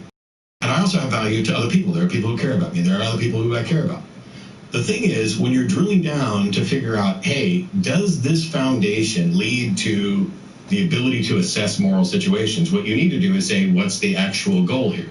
And so if we're going to evaluate, and first of all, I don't necessarily know what you mean when you're talking about abusing children, but in any given scenario, we can look at that and say, hey, does this increase or decrease well-being or the benefits to society, et cetera? It's not just, there are people who get confused about whether or not something's absolute versus objective. And there are also people who get confused and say that if we have subjective assessments to something, then it's all relative and nothing matters. And neither of those are the case. So I'd need you to be, a little more specific about what you're asking before I can give you an answer. It's kind of fuzzy right now. Well, yeah, no, I'm just trying to understand if it's ever a fact that anything can be objectively wrong if we determine something's value or worth. So basically, it can be objectively wrong. So look, for me, morality is rooted in well-being. Once you have a foundation, once you have a measuring stick, once you have a goal, you can evaluate things with respect to that goal. The only objection to a secular moral system is that you could say we have no imperative to care about well-being, and you would be correct. But if two people do care about well-being, all of a sudden now we've set a standard, and we can evaluate the consequences of certain actions with respect to that standard. And it doesn't matter that the fact that we care about well-being is ultimately subjective. The evaluations of an action can be objective. Like, I use chess as an example because the rules of chess were ultimately arbitrary. They're subjective. Well, they were subjective in the sense that they were the product of a mind. There's nothing in the universe that says chess must be played this way. However, once you have rules and a goal, you can then evaluate every move in a chess game to see if it leads to a better conclusion or a worse conclusion with respect to the goal of not losing the game. Morality can be viewed in a very similar sense. If the goal is to increase the well-being of individuals and groups and cultures, and sometimes those things are going to come into conflict, but when you evaluate an action, you can look at it and say, does this increase well-being? And so you would have to, talk about, hey, does it increase the whose well-being is increased by beating a child? Well, I don't know. It would depend on the situation, I would say. But either way, that's a pretty big hit. That depends on if the person decided that well-being was valuable, which you're saying they have no obligation to do. Correct. And there's no solution to that. There is absolutely zero solution to that. If somebody, you or anybody else, were to say, hey, I've got a solution to that because God is the foundation of morality, well, you haven't demonstrated that there's anything that makes anybody care about what God thinks about reality. You also don't have any access to what God thinks about reality. There is no solution. There's no objection that anybody can launch to a secular moral system that is solved in any way by appealing to a God. So the thing that you're objecting to is, well, first of all, we got to get people to care about well-being. You're right. If you're going to have a conversation with somebody about well-being, they need to care about it too. But they do. Virtually every living person, with a handful of exceptions, clearly cares about well-being, or they would be dead. Right, but if only two people existed, let's say Jeffrey Epstein and one of his victims, and he somehow convinced his victim that their life had no value or meaning, and he also believed that, you're saying it would be a fact that their life is valuable, right? Why?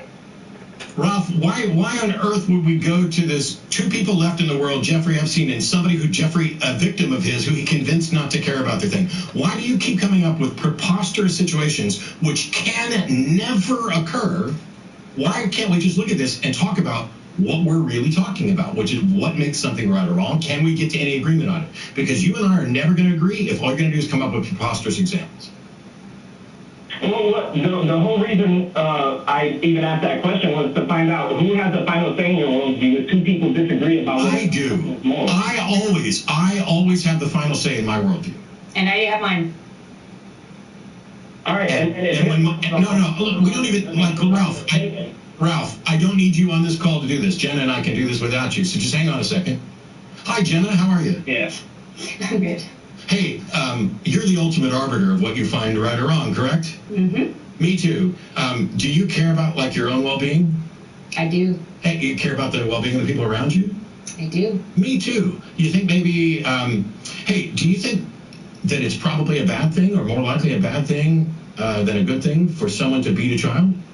Probably, yeah. Yeah. See how fucking easy that is, Ralph? Instead of pretending like there's some big mystery about morality or that there needs to be some divine authority, Jenna and I are both recognizing that we care about well-being and we have our subjective opinions about it, and yet we're able to assess the evidence and the consequences of our actions with respect to the goal and find out whether or not our actions better the world or make the world worse.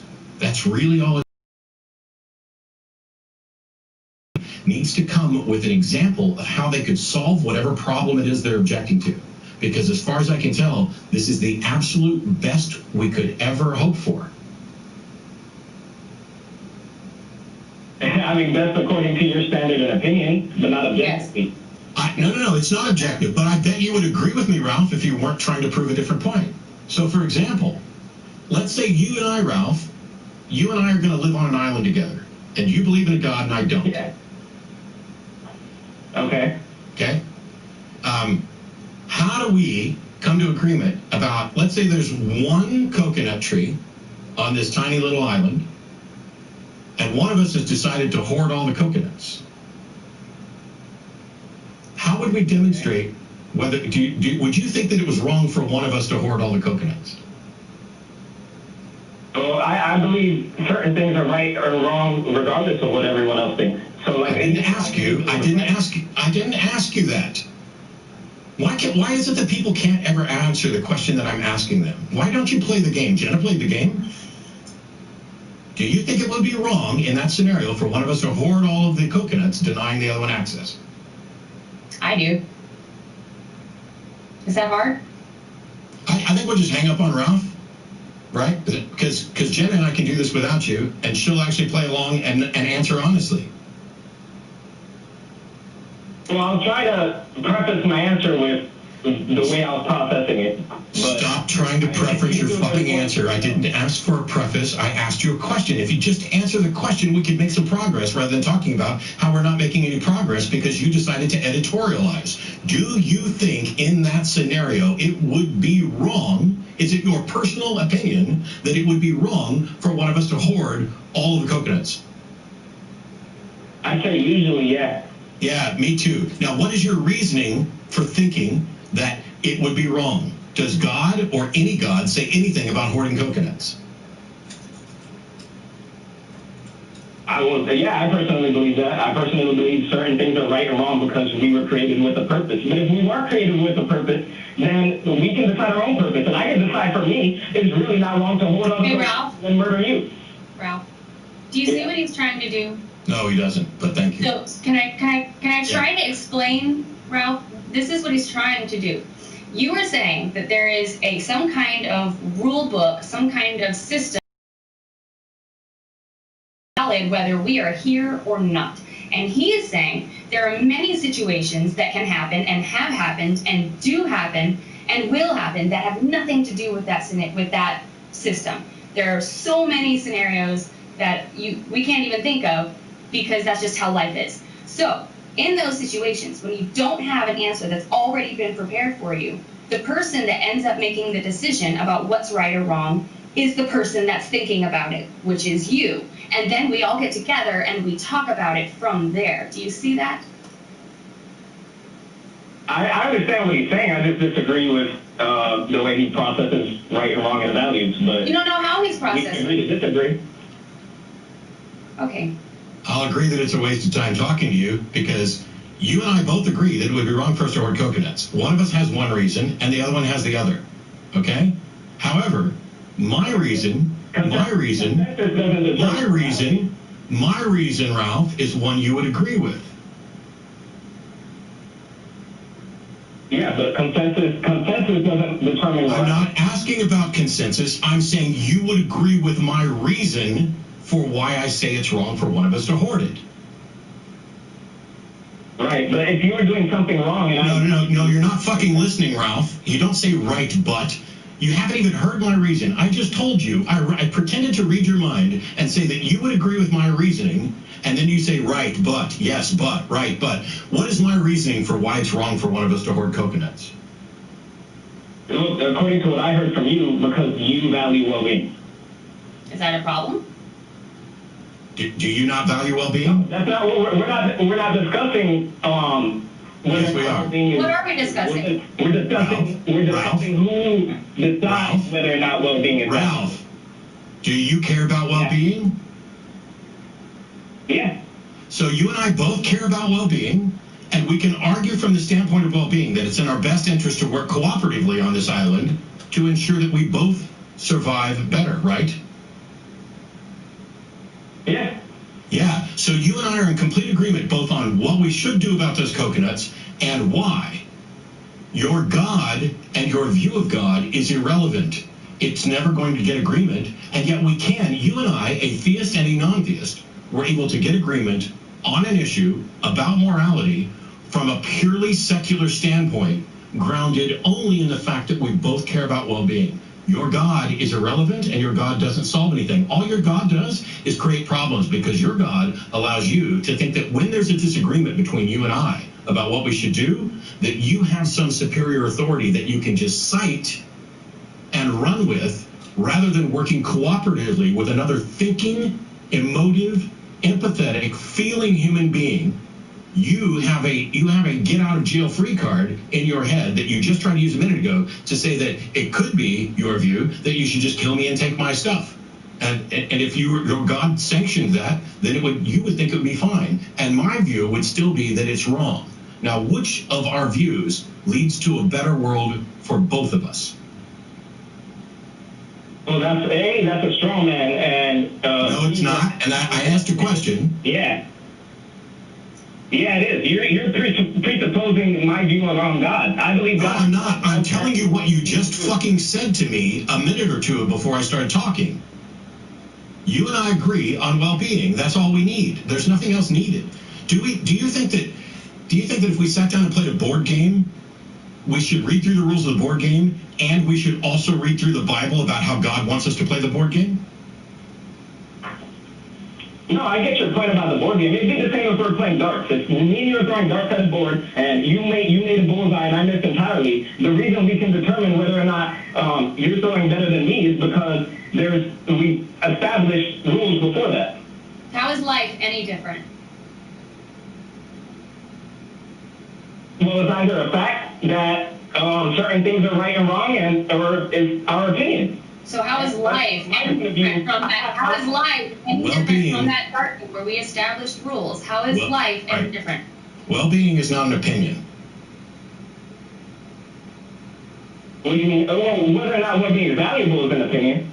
Yes, but that opinion is resolved the second you step up to the dartboard. If you agree to play darts, you can no longer get to say, well, it's just your opinion that those are the rules to darts. You agree to the rules that you're playing by. This is the point that Jenna was making, that it's not any different than life. You and I are playing the game of life. It has certain rules. If you and I agree about our well-being, that's all we need. And then we're able to communicate and evaluate data and say, look, if we do this, that will be better for one of us and worse for one of us. If we do this other thing, that'll be better for both of us. If we do this other thing, it maintains the status quo. We can do all those things and assess them, and your view of a God never enters into it because your God is irrelevant and doesn't solve anything. It can only make things worse. That's just one more of those harms of religion thing, is that you have this idea that there's like the right and wrong, and you're just arguing with everybody about what's right and wrong, and we're over here trying to compromise with each other, saying, oh, that's what you think? Okay, this is what I think. Let's try to figure out how we can solve these problems rather than just yell at each other that I'm right, I'm right, I'm right. Here's another thing. The ultimate goal of my view of life and Jenna's view of life is the betterment of life for people. What is the ultimate goal of your God? To love him and to share our knowledge of him with others. Basically to love and be loved. What God is that? I'm not aware of any God like that. So which God do you follow? Matthew 22, 36 through 40. No. If you're talking about the Christian God, the ultimate goal of the Christian God... No. Ralph, if you're talking about the Christian God, the ultimate goal of the Christian God is to have those people who will be saved in heaven with him and everyone else somewhere else. That's the ultimate goal, right? Yeah, that's what I said. No, it's not what you said. It's not what you said. You gave a shitty answer about love. Let me ask you this. Does your God care at all about human life in the physical reality? Cared enough to create us. No, he cared to create you so that you could potentially go to heaven. He doesn't give a shit about what happens here on earth. And the Bible even points this out by saying that this life is like dirty rags and that nothing here matters other than how it winds up evaluating where you spend eternity. This life is a waste. And I, as a humanist and a human being who understands that as far as we can tell, this is the one and only life we're going to get, and there is no afterlife. The entirety of your religion is about prepping a particular group of people to spend eternity in one place or another.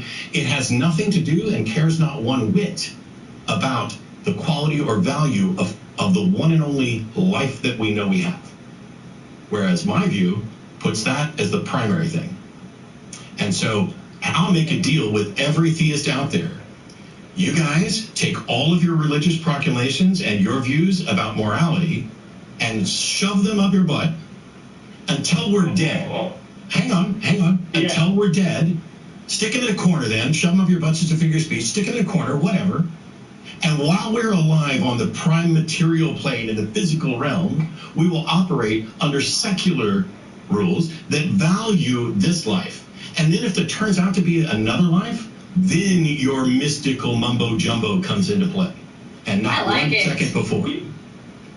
You hear that, Christians? Objective obligations from Matt Dillahunty. Anyway, I'm going to let you go. And we can agree to disagree. I'm going to free up space on the theists, but you can keep saying that we agree to disagree. I agree that we do disagree, but I don't pretend. No, yours done. by. Wow, that guy. Did you hear that, Christians? That was your representative. And so what he did there at the end, did you hear that, Christians? Objective morality from Matt Tony. I'm sure that would be a clip on YouTube, because everything is. Here, we should make this a clip on YouTube as well. Of the two of us, me and Ralph, I'm the one that has a moral system that values human life in the here and now, and that works to make the human life better in the here and now, that doesn't make appeals to anything in the supernatural outside of any of this. And the message that I would say is, did you hear that, Christians? There was another person calling in to pretend that they represent you. And so when you send me emails to talk about how this show is just a scam, where we pick the low-hanging fruit and our call screeners won't let anybody serious get through, and that only the stupid theists get through and only the dumb Christians get through, my question or my issue for you is, why didn't you call? Why didn't you have your pastor call? Why didn't you have an apologist call? Why is it that Ralph calls, thinks he represents all of you, makes a mockery out of everything that is real and true and valuable in life, and cannot offer any single objection to secular morality that is solved in any way by a religion, and then wants to yell as if there's something wrong with me at the end? If you want to see better theists calling in, you need to either be one or get a hold of one and have them call in. 512-991-9242 on the Atheist Experience Live. Yep.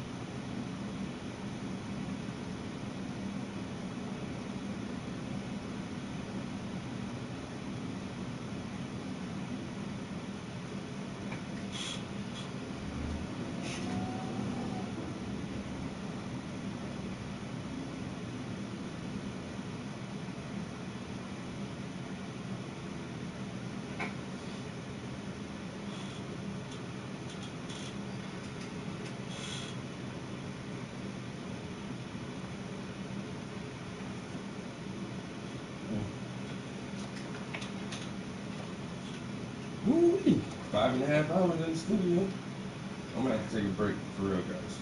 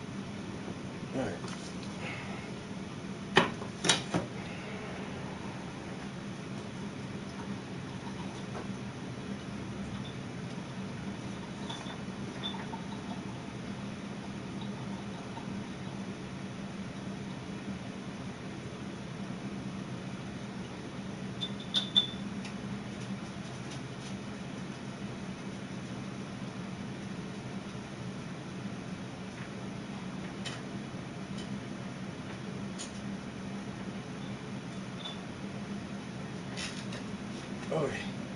Ouch.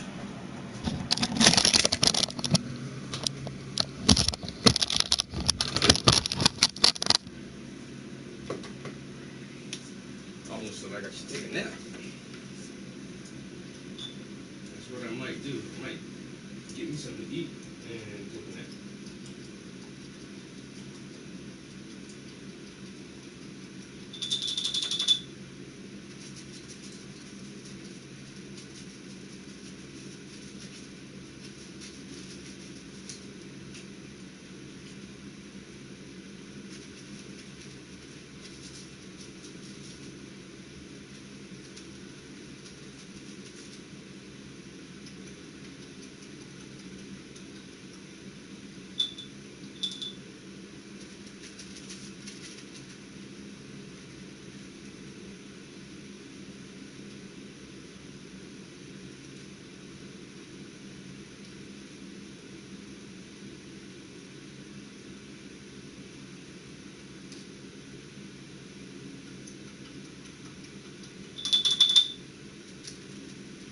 So many brushes.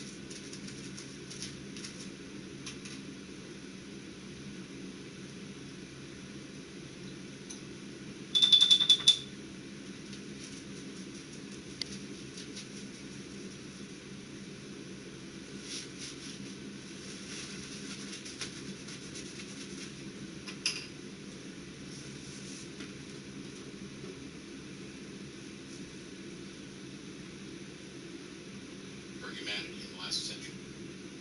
Or just what have they done to advance our knowledge of a God, multiple gods, supernatural, wide open? What have they done to advance knowledge? Now I would assume, because I had a similar challenge at one time, and people would come in and say, oh, well, my church donated this. No, that's people doing something good, not a religion doing something good.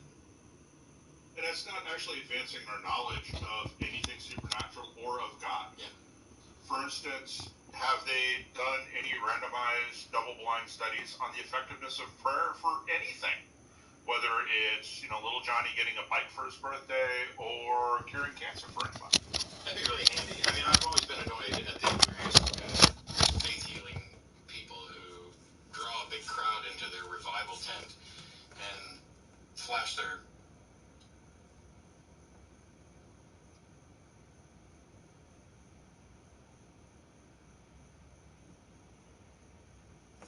Alright, like I said, guys, it's still pretty early in the day. I'll definitely be back in here later on.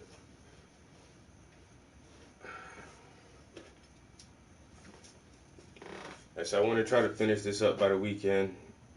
Get back to this commission here that I just started, and I have another commission to start. So I said I'm just take a break for a little while, go get this other picture, put it out, and try to get started on this next commission project.